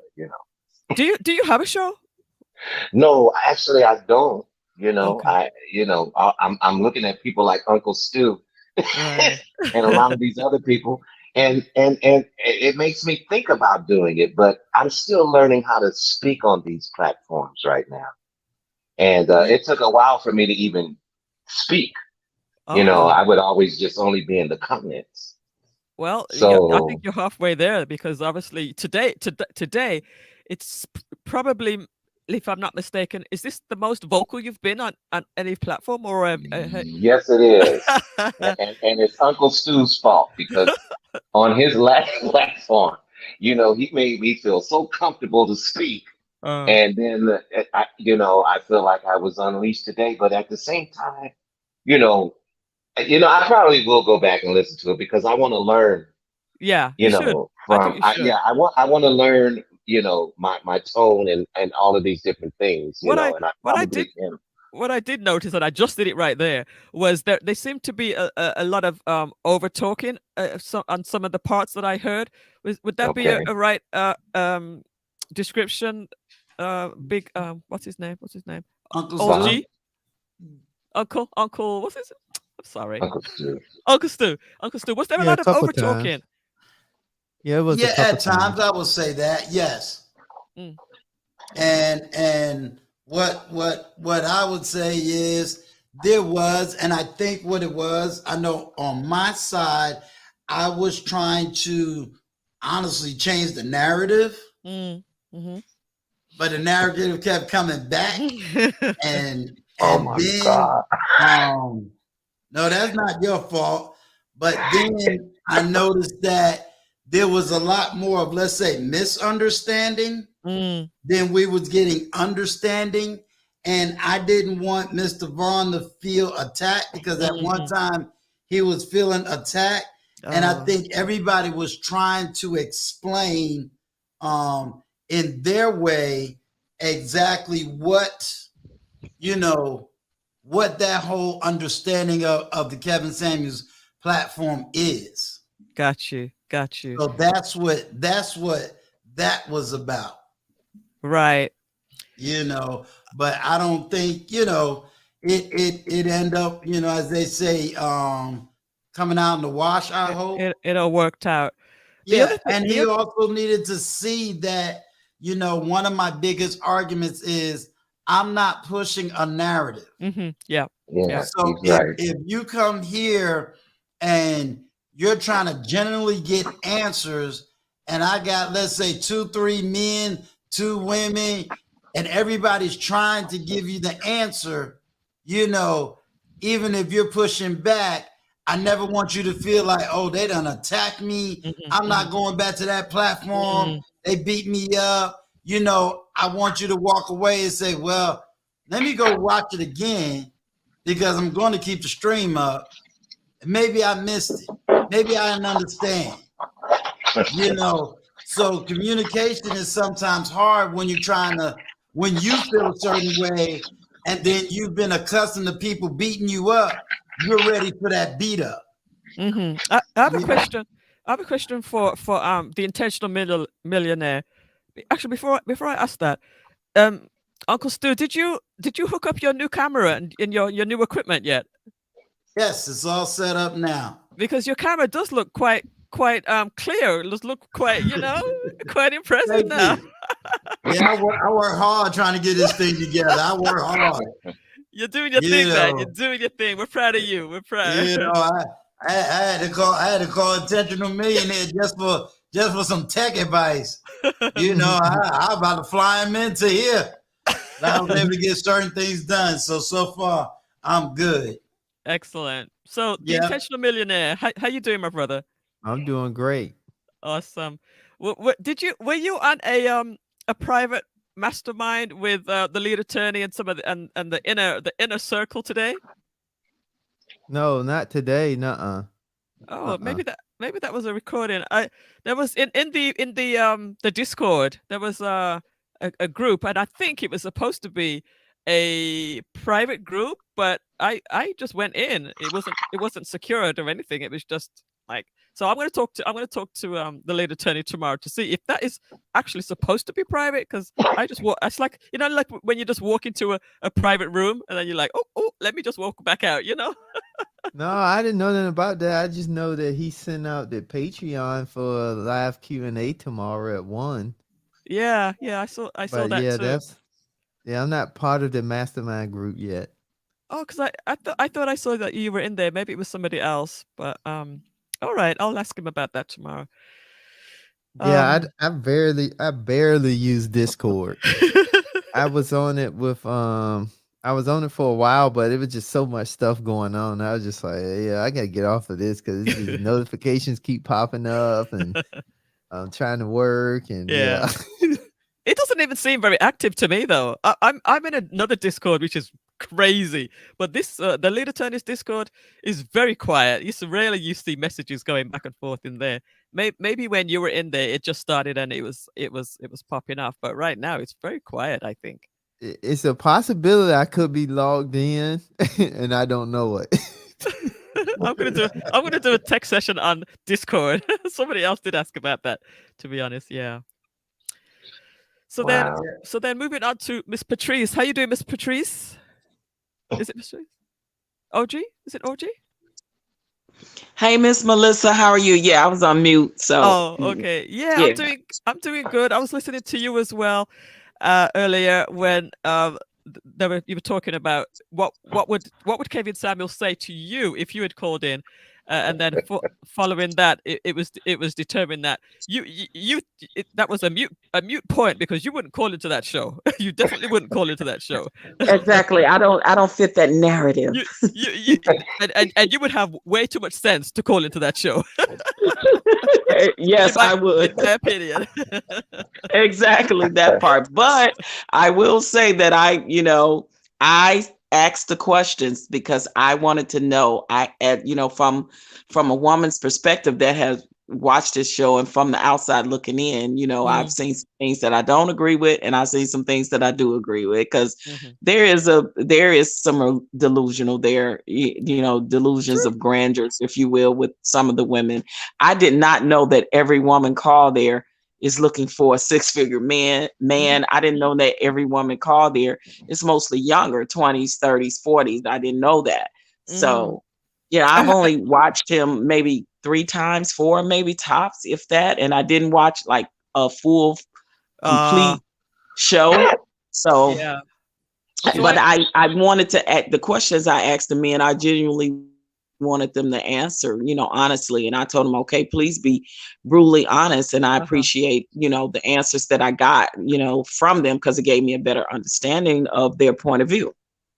Right, got you. I watched I've watched enough of his shows and that's how I actually discovered the lead attorney, because I actually was watching Kevin Samuels first, and somehow I got onto the lead attorney, and I just really, really liked the lead attorney. His content. Yeah, the algorithms does that. Hey, Melissa, how are you? Real Talk with Melissa. Yes. So you're right. So that the lead attorney. I stumbled on him through somebody else. I can't even remember who it is now. Just in the algorithms, it come up and it just leads you to all these other platforms. But what I did, and I talked earlier about it, is before I decided I want to be a part of these YouTube streets, this community, I wanted to check people out. So I literally watched the whole live of Lead Attorney before I said anything in the chat, and did the same thing, with Miss B Finesse when she first started. She don't even know that, because I actually saw Miss B Finesse. Me and her saw each other on Kwame Brown's platform, and then it led from there, and then the other people. And I would sit and watch before I would say anything. So I can know who, who I think would It's a good fit. Is a good fit for me. Yeah, absolutely. Exactly. And that's why I joined the Lead Attorneys Patreon. I think I was probably watching him for about 2 or 3 months. And I'm like, yeah, that's the guy that can help me. If he started a channel from scratch, then he can definitely help me. And I've been doing my YouTube channel for years. I think I was looking back because I was actually going through all of my archives over the last couple of weeks to clean everything up. And I realized I've been doing my show since 2015, and I haven't even hit my 1,000 subscriber mark yet, because I was basically using the channel as an archive. I wasn't using it to grow the channel. I wasn't using it to push the videos, because primarily my stuff was on Facebook. But now, after hearing what the Lead Attorney is doing, I'm like, wow, I think I can do this. So, yeah. Oh, good for you. You definitely have the voice and the personality for it. I could say that. Where are you too, Melissa? Where are you located, if I may ask? Yeah, absolutely. I think we both. You did an audition as well with Frank. Frank. Yes, I did. Yeah. So I'm in Fort Lauderdale. I think you did the audition on the first session. Yes, I was the first one, the first session. the first. I heard. So I broke the ice. I broke the ice for everybody else behind, because I actually like going first. I don't know. Some people don't want to be that person that go first. I actually loved it. I've always have been that way when it came to auditions. I like to break the ice, get it out the way. Yeah, so I'm in Fort Lauderdale, Florida. Of course, by the accent, you know that I'm not from here. I was born in the UK.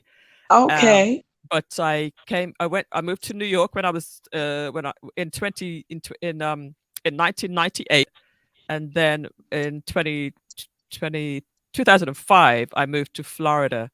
So I've been here ever since. But yeah, that's where I'm. Gotcha. My journey. Okay, that's right, Miss B Finesse. I was lurking your page. Yeah, but I was. I did not know that you auditioned. I'm gonna have to. Which episode did you audition? I'm gonna have to go back and watch it. It's on this. It's on the second session. Okay. So I did my show tonight. I did my show this evening at 8:00, and I had a couple of people on with me. I had Black Ops, Professor Black Ops, and also the Ingram report, the Ingram experience, as well as community pro ops solutions, something. Solutions, yeah. But during my show, I actually played my 3-minute audition to let everybody hear. Oh, did you? Yeah, I played it for them. But yeah, you can find it. You'd have to scroll through, but I have it edited out. Maybe I should put it on my own channel. The edited. What's your channel? What's your channel called? Melissa Jane. Oh, Melissa okay, Jane. just your name. Okay. Yeah, just my name. And Melissa is spelled different. So yeah, I saw that. Right. Yeah. So you gotta make sure you put that in the chat. Yes, thank you. Well, I can't put links in, can I? But I'll certainly have. Do we still have Gail Lockett here? I think Gail is here. Miss B Finesse here though, but she isn't she a mom? Miss B Finesse or Gail, can you put Melissa Jane's channel in the chat? Thank you, I appreciate it. Yeah, Melissa, let us know when you are in streams. As sometimes we get no alerts. Thank you, Miss B Finesse. Yeah, if you're in the Discord, in the Lead Attorneys Discord, I usually drop it in there just before I go live. But it's if you put it in your schedule for 8:00 Thursdays. 8:00 Thursdays are pretty much guaranteed, and then sometimes on a Tuesday I'll go live as well, 8:00 Eastern. Just the last couple of weeks I've had something going on a Tuesday as well, so I definitely want to be two times a week. But okay, yeah. What is it that you do on your content? My content is usually techie tips. So today we were talking about security and scams online and bots. What was we talking about? About scams and what is it? And security breaches and things. Security breaches and stuff like that. Yeah. Okay. Oh yeah, and also on the last TLA's Q&A, he was asking a question about Your badges on Instagram. monetizing your Instagram lives with badges. So for the first 15 minutes, I talked about that, how to qualify to get badges, because it's not available for everybody. You have to get a certain amount of engagement and following, which they don't specify.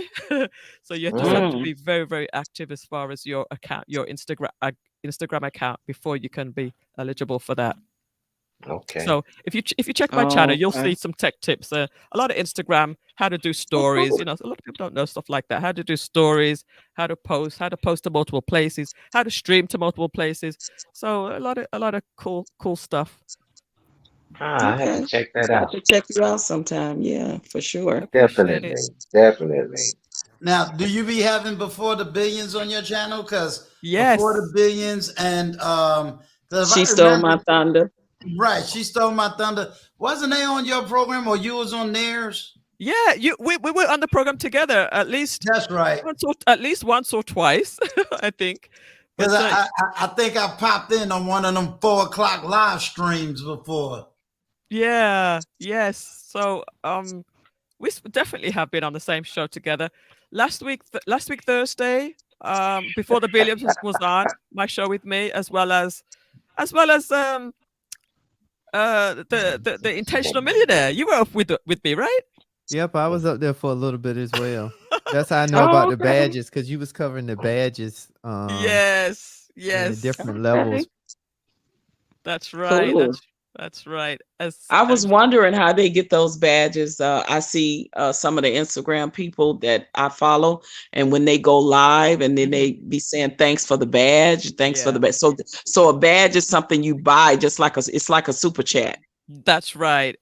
Gotcha. And from what I understand, they're not as good as the super chats, because they only there's three levels. You can get like one for like $1.99, or two badges for like, was it $2.99, and then the third one is like $4.99. So it's still it's in its infancy. It's in its infancy right now. But the YouTube is definitely where it's at if you want to make some money, as far as tips and buy me a coffee. The super chats, don't YouTube take like 30%? I heard. What? Yeah, somebody asked that question. I think it's 30% when you super chat. Yeah, that's almost half. That's crazy. I've heard the same thing. That's why a lot of people say do my PayPal or my Cash. Yeah. But that's about to come to a halt too, because they passing a law where over $600 PayPal and Cash App is going to be, you're going to have to file taxes. Right. That's crazy. Right. And I remember, ain't that your president? That's right. And I remember Before the Billions was saying that he had to change his Cash App to a business Cash App, so that he didn't fall into some type of trouble or whatever. Yeah. He would have to explain it to you, but I remember him mentioning something like that, because before he had it one way and he had to change it to another way. Boy, they are definitely trying to find any and all ways to make money off us. They don't want you to make they don't want you to make no money. That's a tip for everyone. You should have your YouTube somewhere assigned under Media LLC, and then under that Media LLC, you should have a strictly YouTube Cash App, YouTube PayPal, so everything that you do could be taxable. But the good thing is you can write it off. Right. That makes You sense. should do a show on that. Intentional Millionaire. You should do a little talk on that. Yeah, I should, huh? That's a Yeah. good idea. Content. Always thinking content. I saw a little bit of his channel, and he sounds very versed in what he's talking about. So I will revisit the channel again. Yeah, Yeah, I I shot mean, some. I always watch Intentional, and and I asked some questions in there, when he was talking about the Roth IRA, the 401k, the Roth 401k, because I'm still working and putting money into those, for my retirement. So I wanted to know, about the Roth, versus the just regular 401k, just getting the wealth of information. And Well, I got a. yeah, he was on the money. Well, I have another video coming. I got a part 2 to that because people ask where can they get a Roth, and I gave some more benefits of the Roth because most people Yes, don't and know you you. asked, that's why you made me ask the question, because I went to my job and I was like, hey, do we have a Roth 401k? Do we have a Roth? Do we have a Roth? Yeah, you So, because want. they do, and I said I'm going to change over because I just had the regular 401k, so I'm gonna either change it over. Can I change it over, or Well, do I so have to start? that's where it can get tricky. You should send me Oh, an okay, email and I can guide you on what to do. okay, Because what you don't want to do is, because you had a 401k up to this point and that's tax deferred. So what you right, don't want to do is mix tax deferred with pre-tax money. got okay, oh, okay, So okay, it's different ways you can do it, where you can gradually change all that money over to a Roth IRA, or what you could do is just keep that money strictly your 401k, and then have them assign all the new money that you start under the Roth, oh, all that money going to the Roth portion. So then when gotcha. you get to retirement, you'll have 2 different colors of money. You'll have one that's Mhm. tax deferred and one that's tax free. You just can't Okay. never mix them up, because when you mix them up, the thing about the IRS, they may get confused and try to tax you on everything. Mm-mm.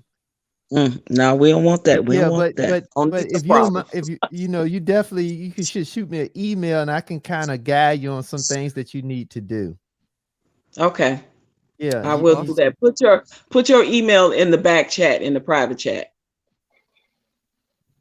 That way I'll write it down before we get off, and I can shoot you an email. Yeah, but I got some good stuff coming, because most people don't know you can also use the Roth to purchase your first house. There's no penalty, no early withdrawal. And you can do up to 10,000. You can also use it for higher education, for tuition, books and tuition. Without being penalized. That's correct. And you can also use it if you disable, and you also can use it for Really? Hardship. It's one more. It's one more. Shoot, I can't think of the other one. It's But not I just hardship. had a brain fart. I'm sorry, Okay. say that again. No, I said it's not hardship. No, it's not hardship. It's another one. What about loan, like buying a car, or? No, you can't use it for that. However, it's so many different ways that vehicle, it absolutely is a game changer, that they don't tell us all the information. Because what most people do is they tell them to go pull the money out their 401k, but the problem is they can charge you 20 to 30% and then another 10% penalty to the IRS. So you could look at 30 to 40% before you ever get the money. See, intentional. Yes, that's why you gotta you gotta do a video on this stuff. Yes. Yeah, I got that one coming. I just shot Yeah, that that's yesterday. interesting. Okay. Yeah, I got some real good Sure. stuff coming. I'm a really, because that's how I got into real estate, to be honest with you. And it just, took money out your 401k? no, I took money out my Roth IRA. Your Roth IRA, okay. Yes, I took money out my Roth Gotcha. IRA. I didn't pay no penalty, no taxes. I got in my first rental property, and that rental property, I made $1,700 a month. After the mortgages pay, I still bring home $850. Wow. Nice. That's great. Nice. That's nice. That's nice. So, yeah, I got some real good information coming. Real good stuff. All right, bring it on. Everybody can benefit, because listen, they do it all the time. And then here's the great thing. When I got the house, because it was a rental property, yeah, I had to do the down payment. But the great thing is, how the tax rules are written, I was able to write most of it off, and I still got an $8,000 tax return. Wow. Wow. So now y'all Oh, gonna stop. Y'all gonna stop voting Democrat? I definitely will be listening. Yeah, y'all Listen, gonna I'm gonna stop tell you the voting them big, Democrat. I know Trump was a little rough on you, but yeah, but y'all one of gonna the stop things that voting he, Democrat. Them but Democrats raise your taxes. but one of the things that Republicans he lower them done what taxes. made it fantastic was he changed it because normally when you have a rental property, you depreciate it over time. So you appreciate it over 30 years. But one of the changes that Trump done was he decided that, well, if you want to, you can do all the write-offs in 1 year, or you can do a certain portion of it in 1 year. And what I do is I use that to offset other assets. Mm. Because when you invest money in the stock market, once you sell, there's a 30%, well, 21% to 25% capital gains tax. But now is a way you can offset that, because if you have rental properties, then you could just do an upgrade or something to the rental property. And from you doing that, now you can offset your capital gains tax in the investment if you have to sell. None of this Wow. is financial advice. It's for information The purposes only. only. Well, Charge it to the information. I Don't hear charge that. it to I me. have a question. I have a question for the intentional millionaire, because you always do videos, and your videos are slick. They're beautiful. let's just say, but you don't do lives. Are you gonna be doing lives at all, or is it always gonna Yes, that be? is coming, because I would prefer to do lives, because the videos has me limited. When you're talking about finances, Yeah. one thing is it can be boring. It could be daunting. That's why I try to put little jokes and little funny stuff in between. But I'm definitely going to get to live streams, because I would like to kind of have people call in. I answer Yeah. questions, Yeah. more of a general sense, and then just provide them information where they Yeah. can go and get the type information that they need. Have dialogue. Yeah. Yeah. Mhm. That'd Excellent. be great. Excellent. And It's so needed. can I ask you where you're from? Because your accent sounds so cool as well. I'm born in Virginia. Virginia. Born and Okay. raised. Okay. Cool. And It can y'all sounds a believe little it? I'm an southerny. introvert. It sounds a little southerny to Yeah, I'm an me. introvert too. Yeah. You're introvert. Yeah. Yeah. I think I could tell that. I As well. I can see that intentional. I can definitely see that in you. But listen, this wealth of knowledge is so needed in our community. You know, the financial literacy, Yes. ownership, things So about true. retirement. Like we need that. We need that. So we bad. know. Listen, because we, like you're talking about, that extra hustle, that extra income. Because listen, by the time my grandchildren get grown, and Social Security may be gone. And if you don't have another source of income to supplement your retirement, your 401k, or whatever it is, your savings, or whatever it is, back on, you know, the way things are going, it's almost to the tough. itch right now, you know. So and that's why I'm so dead set on, you know, I know I gotta hurry up. I gotta hurry up and do this, you know, for what I want to do for as far as for my retirement. I wish I could retire sooner than the 5 years, but that's the short term. I'm going for the short term. So, but it's so necessary what you're doing. It's necessary, and I think it's nice to be able to just have a conversation with somebody who knows what they're doing. You know, you clearly do. There's a couple of other people that do you know, finance stuff, like JT Pocket Watching. JT Pocket Watching, but the other guy, I'm talking about the guy that he's normally with him. The real estate Oh yeah, the other guy, the real estate guy. The real estate guy. Yes. I forgot his name anyway, but he also does videos too. So I'm looking for somebody who does lives, because I'm a little bit hesitant, because I invested in a rental property several years ago, and I had bad advice. You know, I bought in a bad area. The tenants were terrible. I didn't do my homework properly as far as getting tenants, and it was just a nightmare. So I'm really hesitant to go in. But if I was to talk to somebody and really get some good advice, and just you know, hear the strategies to do it right. I might do it again. I'm still very hesitant, but I to do it right. It's not about doing it. It's about doing it right. So. Well, I tell you the key phrase, and I don't want to take over Uncle Stu's call. Nah, you go for it. Go for it. But I tell you the Everybody key trying to make thing: me do the these money extra is 2 made the hours. day you sign. Don't be like me. The money is made the day Wait, you what sign. did you say? The Intentional? What money did you is say? made the day you sign. The day you close, the money is made. Oh wow. Okay. Okay, could you explain that? So what that means is you have to buy with 2 things. I have 4 rental properties, and every property, when I close, I got 2 things working for me. I have the equity of the home. I don't buy a home unless it has at least $30,000 to $50,000 in equity. So if the market changed like 2008, I have enough cushion for self-correction. Okay. Then the other thing is I only buy in areas that I do a market research to find out what the rental property is based on what my loan is going to be. Okay. And if my rental property is not going to cash flow me at least $300 plus in positive cash flow, I'm not buying it. Yeah. So those 2 things is already determined before I sign. Got you. That's So great. now economists are Smart. predicting another crash fall. Do you believe that? Intentional? Here's the thing, how I do. I'm a little unique case on that. So I think if the market crash, either way, I'm good because I have enough equity to suffice in all my properties, and I have such a positive cash flow on all my properties. It's not going to really matter. But then on top of that, I have very great tenants because for every December, I don't charge my tenants a mortgage or rent.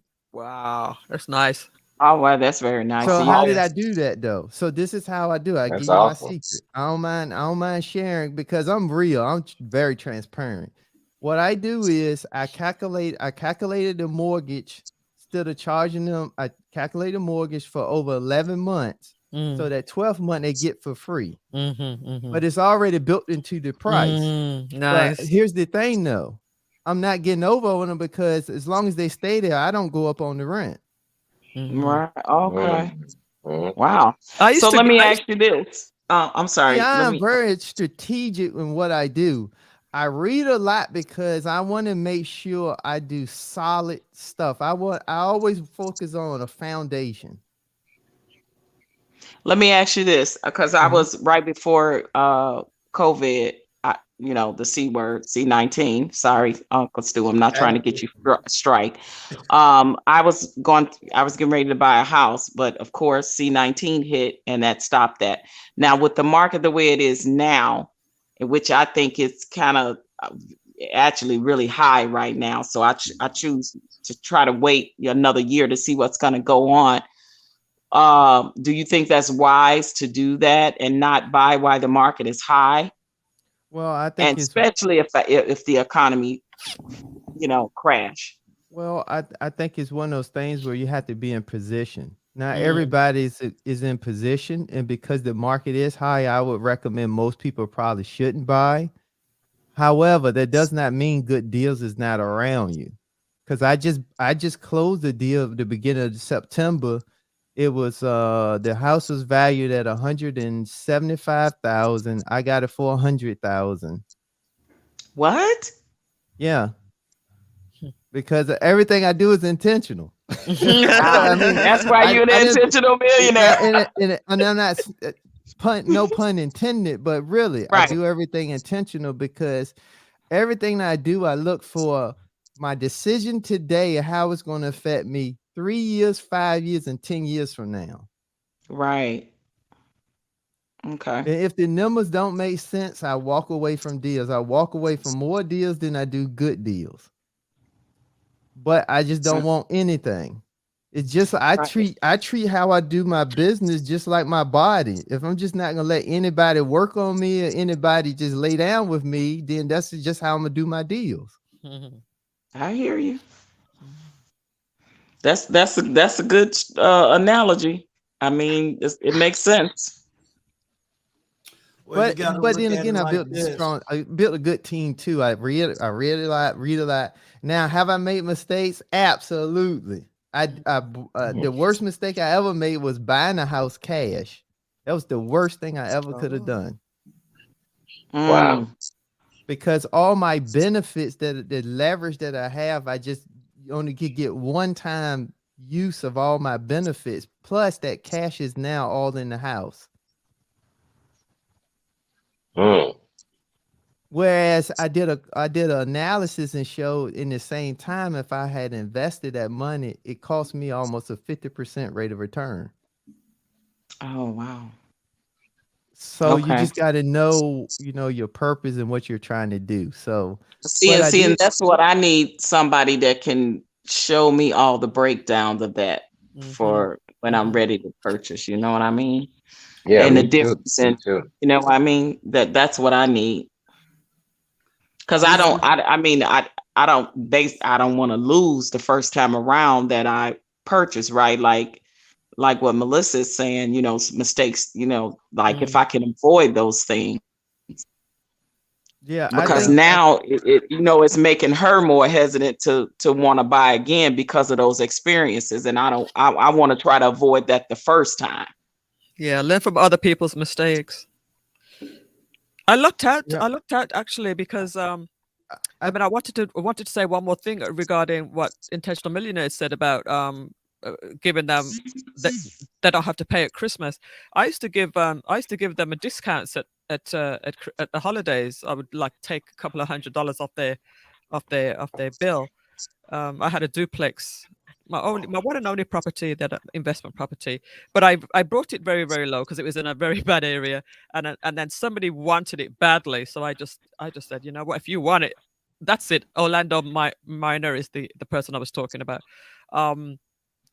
Because they wanted it, I said, yeah, you got to pay for it. So I got out of it, but it was just the experience of having it for those. It was about a year and a half, 2 years that I had it. It was just so much headache that when I think about it, I just cringe. But if I was to do it the right way and just get the right advice, I would definitely do it again. Well, I would say this: it's not for real estate. It's not for everybody. Just like everybody that I kind of use the example. Everybody that comes to the your job and apply for an application is not necessarily for them. I just think the key thing is, though, you got to work with people that's honest, but people that's willing to teach. I think it's the most critical thing, because I always say the best mentor is a person that when you ask them a question, they actually take the time to answer the question, make sure you understand, versus give you a blow off answer and then just kind of move on. Exactly. But it's I do apologize you had a bad experience, because it really can be good, because the thing about the real estate, it really gives you so much leverage from a tax perspective. Right, and I was going to ask, if you don't have a tax strategy, you're going to get killed by Uncle Sam. Yes, and that's the same thing what I'm trying to do because I'm a single unmarried woman, right? Because that's what I was going to ask Melissa. When you bought your first property, were you a single unmarried woman that didn't have that guidance from a man, and you said it was overwhelming for you? Like, did you have that? I was a single. I was single at the time. I was not married. I was wanting to just to improve my finances. I do pretty well for the most part, and I thought I was making a smart decision, but I just had bad advice. And I just wasn't covered. I didn't cover all my bases. But so what was the significance about being single as far as the investment? Because I think, like, when as single women, we can be taken advantage of. That was my point. Like you feel like, if you'd have had a husband to consult with, you know what I mean, or a husband in your life, like you're saying, things got out of whack, you bought it in a bad area. I think if you would have had a husband or a man in your life that would have looked out for your best interests, I think that's where we fall short as single women sometimes. Because I know for me, every time I go to take my car in, these auto places want to rip me off. Like, you know what I mean? And that's the disadvantage that we have, is like when you don't have that man to say, no, he's just trying to rip you off, trying to charge you an extra this or that, or trying to charge you for something that your car don't need, and that type of experience. Yeah, I've had that. My response to that is that not all men know about real estate. If we're just sticking on the real estate side of things, even if I had a husband, maybe he might not know about real estate and all of the I'm sorry. I was speaking in general, just to consult with, to talk things over with, to maybe, you know, where you might have not would have made the decision you would have made. That's all. That's what I'm saying. When you don't have, I'm saying for me, maybe I should speak for me. Okay. As a single woman, I notice a lot of times when you in certain environments that's male dominant, that women can get taken advantage of. Like I said, like when I go to the auto place, when I was getting ready to buy my house before C-19 hit, I had to take my ex with me who knows about houses and buying a house for the first time. That's what I'm saying. Right. To make sure that I was making the right investment. Yeah. If the man knows about that topic, then yes. But so for me, you know, my husband right now, he's not into real estate, so it wouldn't have helped me if I had met him back then, because he doesn't know about real estate. So that was my point on that. But there's a lot of women that know about real estate. So just I think even if a father, a brother, just somebody, I think it just in general that can say, hey, you know, even if they don't know about it, you can consult with them. So I'm thinking about buying this house and I'm not sure about this. Sometimes men can direct you, or they may know somebody in that field or something like that, because they don't, you know what I'm saying? I'm just saying the men in your life that care about you don't want to see you getting ripped off. And I think sometimes as women, we won't say anything or won't go to them for advice and say, hey, you know, I'm thinking about buying this property. You know, as a single woman, do you know anybody's in real estate? I'm going to the person. That's what I'm saying. I'm going to the person who knows about the thing, whether it's real estate. I'm going to the person, whether they're male or female. You know what I mean? Right. Exactly. Because now I actually know a lot of women who know about, or a lot of people, men and women, that know about real estate. Back then, I didn't know a lot of people that know about real estate. So the person you said that led you astray, did they know about real estate? Yeah, there was a what do you call it? An agent, a real estate agent, a real estate, you know. So, but I thought I was getting a real good deal, but it was a duplex, right? And both sides had tenants in there. So he was like, yeah, you know, you're going to inherit these tenants, and all you have to do is just keep on collecting that rent because they've already paid. And it just fell apart and they stopped paying the rent. And maybe I was pushed over. I don't know. I have a question for the intentional millionaire. How do you determine the location of the property that you purchased? Are there certain areas that you look toward, or certain areas that you don't look toward? If so, like why? You know, just a question. Okay, so one of the things that I consider, the first thing is the safety. You can do that right in your phone on Zillow or Trillia. It'll tell you the safety ratings of the area. The next thing is I look for how close it is near a fire station, a hospital. Then I look at is it anything new that draws people? For example, a new Walmart, a new Harris Teeter, a new Kroger, a new mall, whatever the case may be that draws people in, because you got it all. And then I sometimes, depending on if I don't know the area too well, then I go and look at the city records or go to the news section of that city and see what's new or what new builders is building.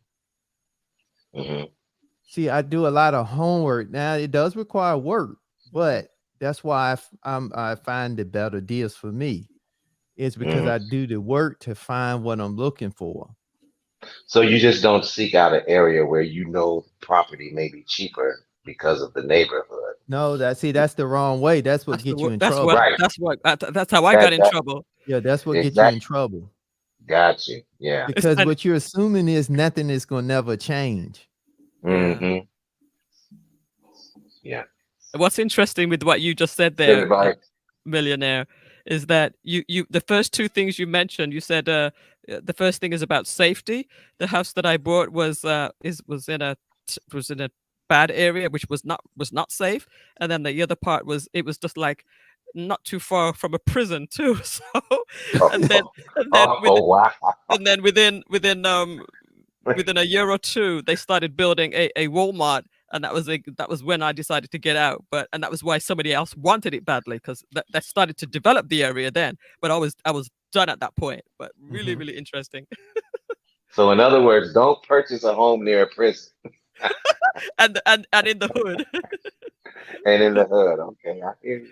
Well, yeah, you just got to do the work. And like I said, it may not be for everyone. But I just think that it's a great asset to have. Yeah. Especially when you kind of do it the right way. But yeah, like I said, it's not perfect neither, because it does require a lot of work. I also did flips before too. HD TV make flips look easy. I'm gonna tell you, it's a beast. Yeah, they do. They do. I love that. I love that. I watch that. Now the end product is wonderful, but yeah, it's a beast in the process. But they don't show you the blood, sweat, and tears, huh? Yeah, they don't show you all that when the contractors mess something up or something go wrong, or you go into the house in the crawl space and you find out that it's a whole nother it's an older house, and it's almost like I don't know, like I don't know if it was not a basement, but almost like a prison cell under the house. Oh wow. Yeah. Foundation is cracked straight through. Yeah. Now, there's some of those shows that do show things that do go wrong, like you have to replace the entire electric. So yeah, I like to watch those shows too. Yeah, but yeah, it's a great thing. But I just say for most people, the key is though for everyone. I think the main thing we have to do is make sure we get out of debt and make sure we start getting some level of assets. If nothing else, we need to properly, soundly invest and not doing this rugged fly-by-night type investment stuff. Intentional. Let me ask you this, because I heard people say that your house is not an asset. Do you agree with that? I absolutely agree with that, because there's cost involved and you get the least amount of tax benefits.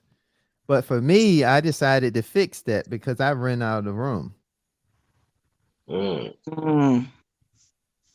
Okay. So what would you consider a good investment outside of real estate? I would say the market. Also, I would say what people should do, the best asset is whatever hobby you like to do, you should generate some form of income. Because that income can save you when you get older. And you're having fun doing it because it's a hobby. Exactly. That's the key point right there. You're already doing it. You enjoy doing it. So why not get compensated for doing it? Right. Right. Wow. Okay. I had a question for you, Intentional Millionaire. Do you have property management companies that manage all your properties? No, I manage one myself, and they manage the other three. So I ain't doing no more calls late night. I'm not doing none of that. The only one that I manage myself is because I had a deal with one of my contractors, and whatever goes wrong, he's going to take care of it. And it's because I really helped them out in a time of need. And you just do right by people, and people do right by you.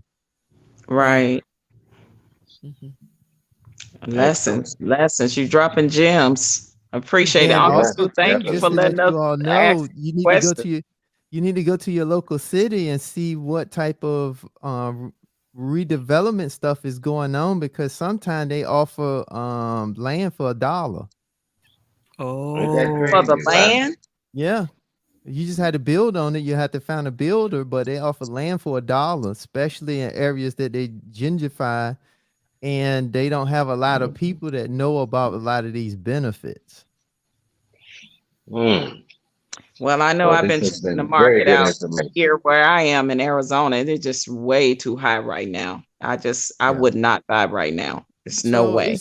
it's just a lot of things. So I always tell people, you got to.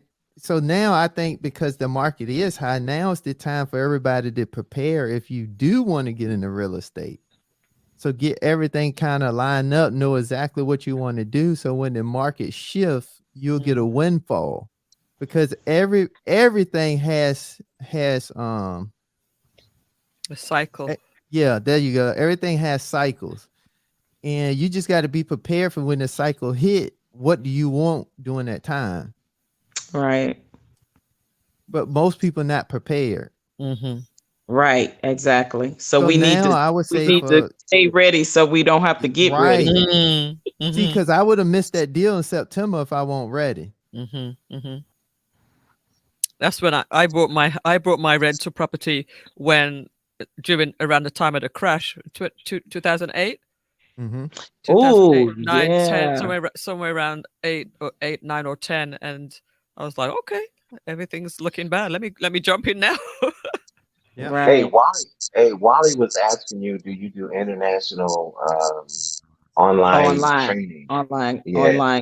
No, I courses. don't do no courses. Of course, Everything, I'm yeah. be honest with It you. looked like Wally is saying he invests in online. He said my money in that as well. Looks like, are you saying you invest in online courses, Wally? Is that what you're It saying? sounds like hey, Intentional Millionaire, do you do online courses? I think he Yeah. means teach. In that as well, huh? I don't really understand what he's asking. She's asking.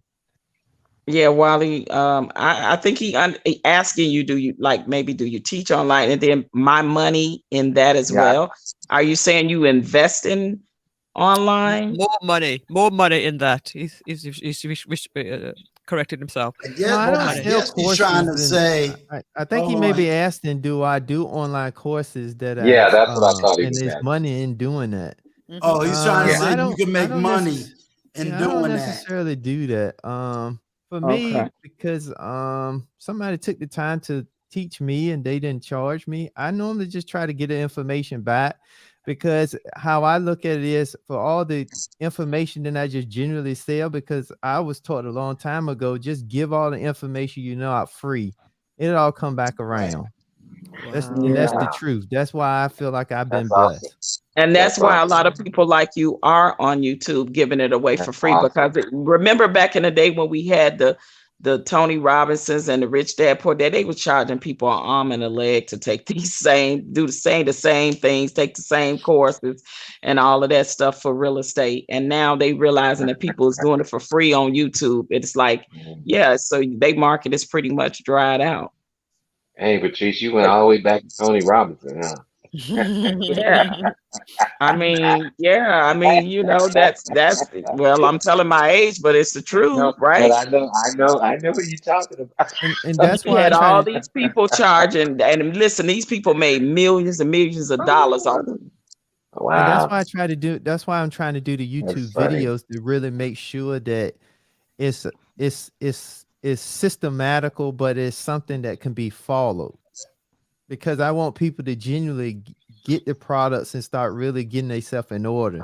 Because to me, this is the way that we can really make influence in the laws and politics in the areas that we complain about. I think we got to be financially sound so we can gather together as a group for influence. That's true.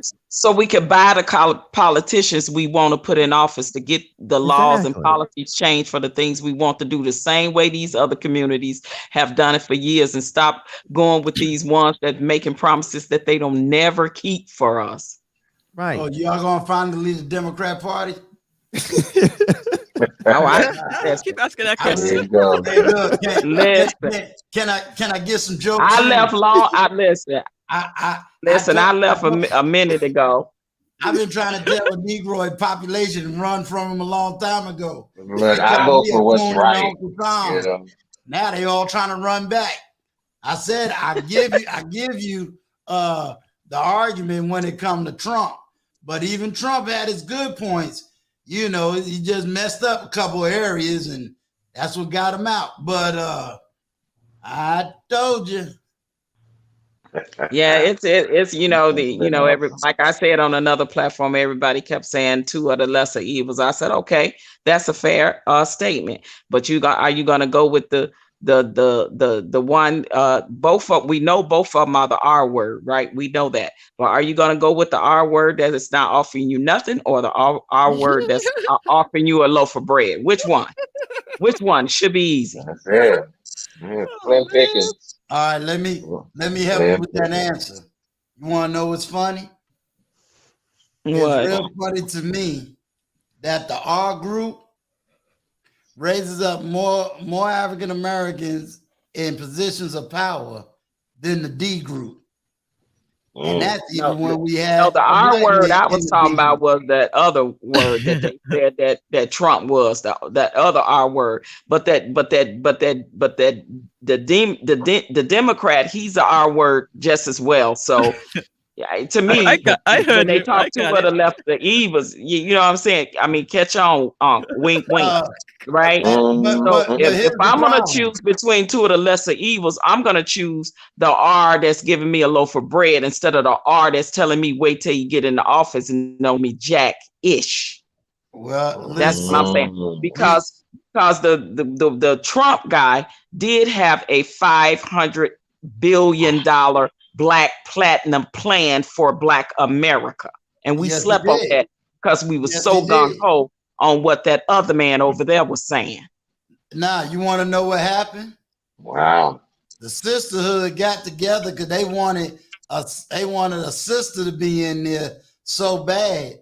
And as soon as she raised her right hand, she went from being a sister to being an Indian. Now what we exactly. Well, wait, what she say? I'm just not going to help Black people. I'm going to help all people, but you ain't help nobody. and let's get real. Then they wanted that other chick down there in Atlanta, Stacey Abrams.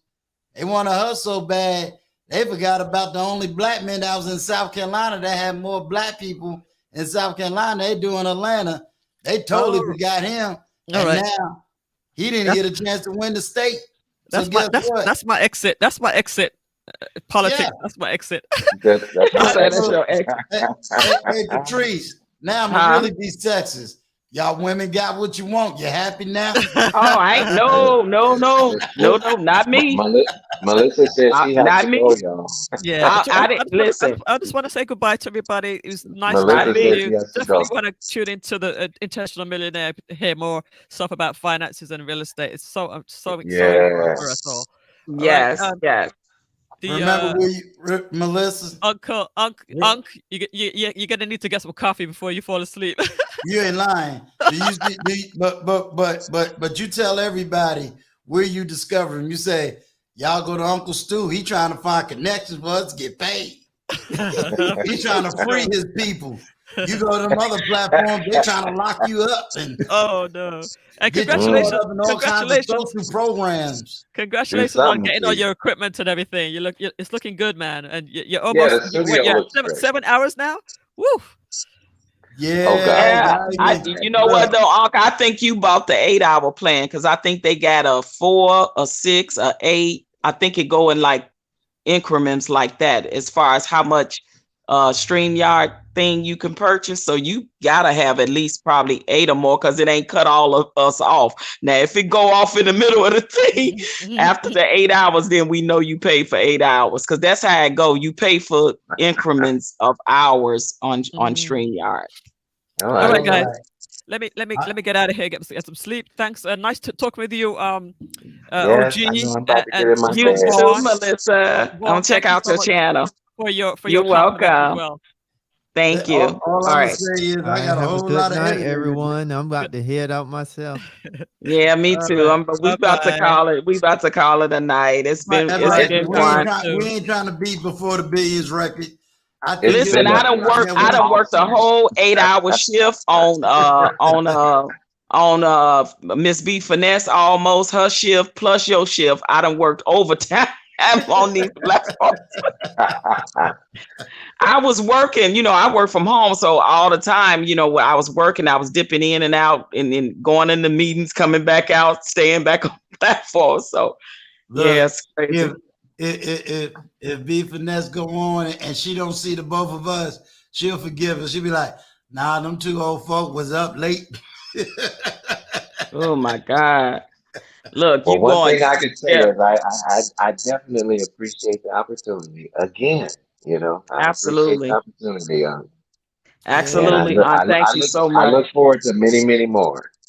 Yes, Yeah, and Unc, we stand with you. We stand Yes, we with you. do. Don't worry about it. Yes, You we do. good. You thank you. good. And I, hopefully I, I'll be bringing different monologues and dealing with different issues, and we'll hold it down. Wonderful. yeah, we'll All make it right. work. All You're gonna right. have the support, and your channel is gonna grow. Don't worry, because everybody, you can only sway so many people for so long, and if people like your content, they like your content, period. That's right. Exactly. Now And you better set Miss your B alarm clock, Vanessa, you better OG. be on her line today too. Miss B Yes, Vanessa, sir. you better be on her line today.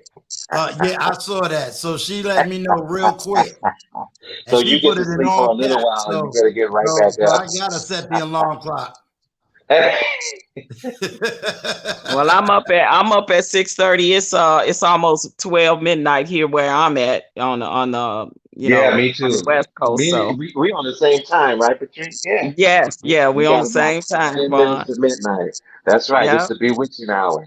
That's I right. have exactly. to go get to bed with my wife. She already sitting up probably playing some video game on her phone waiting. Well, Well, this is listen. usually the time I call it a night anyway. So, but this was worth it. It was well worth the conversation. So, thanks again, It Unc. I was. appreciate it. It really was, And hey, I strive to do better. Hey, Hey, we we all all do. do. We all still a work in progress, right? You ain't Yeah. lying. Yes, yes. And we're doing it together. We're doing it together. We're growing and progressing together. That's what it's You about. ain't lying. Yes, So yes, I'm gonna yes. say good night to your chat, and I'm gonna say good night to you, gentlemen. And I will see you all soon in these YouTube streets. You know All it. right. Good night, Gail, Peace. everyone. Raleigh, Melissa, and of course Miss B Finesse. I love y'all Peace. for Peace. rocking with me early Yeah. in this morning. Friendsgiving, I love you. I love you. And I thank you. And for everybody else in the chat, this is Uncle Stu, the old man on the block. And we are out. Peace. Shout out to the chat. Out. Peace. 7 hours and 35 minutes. Good night. Good night.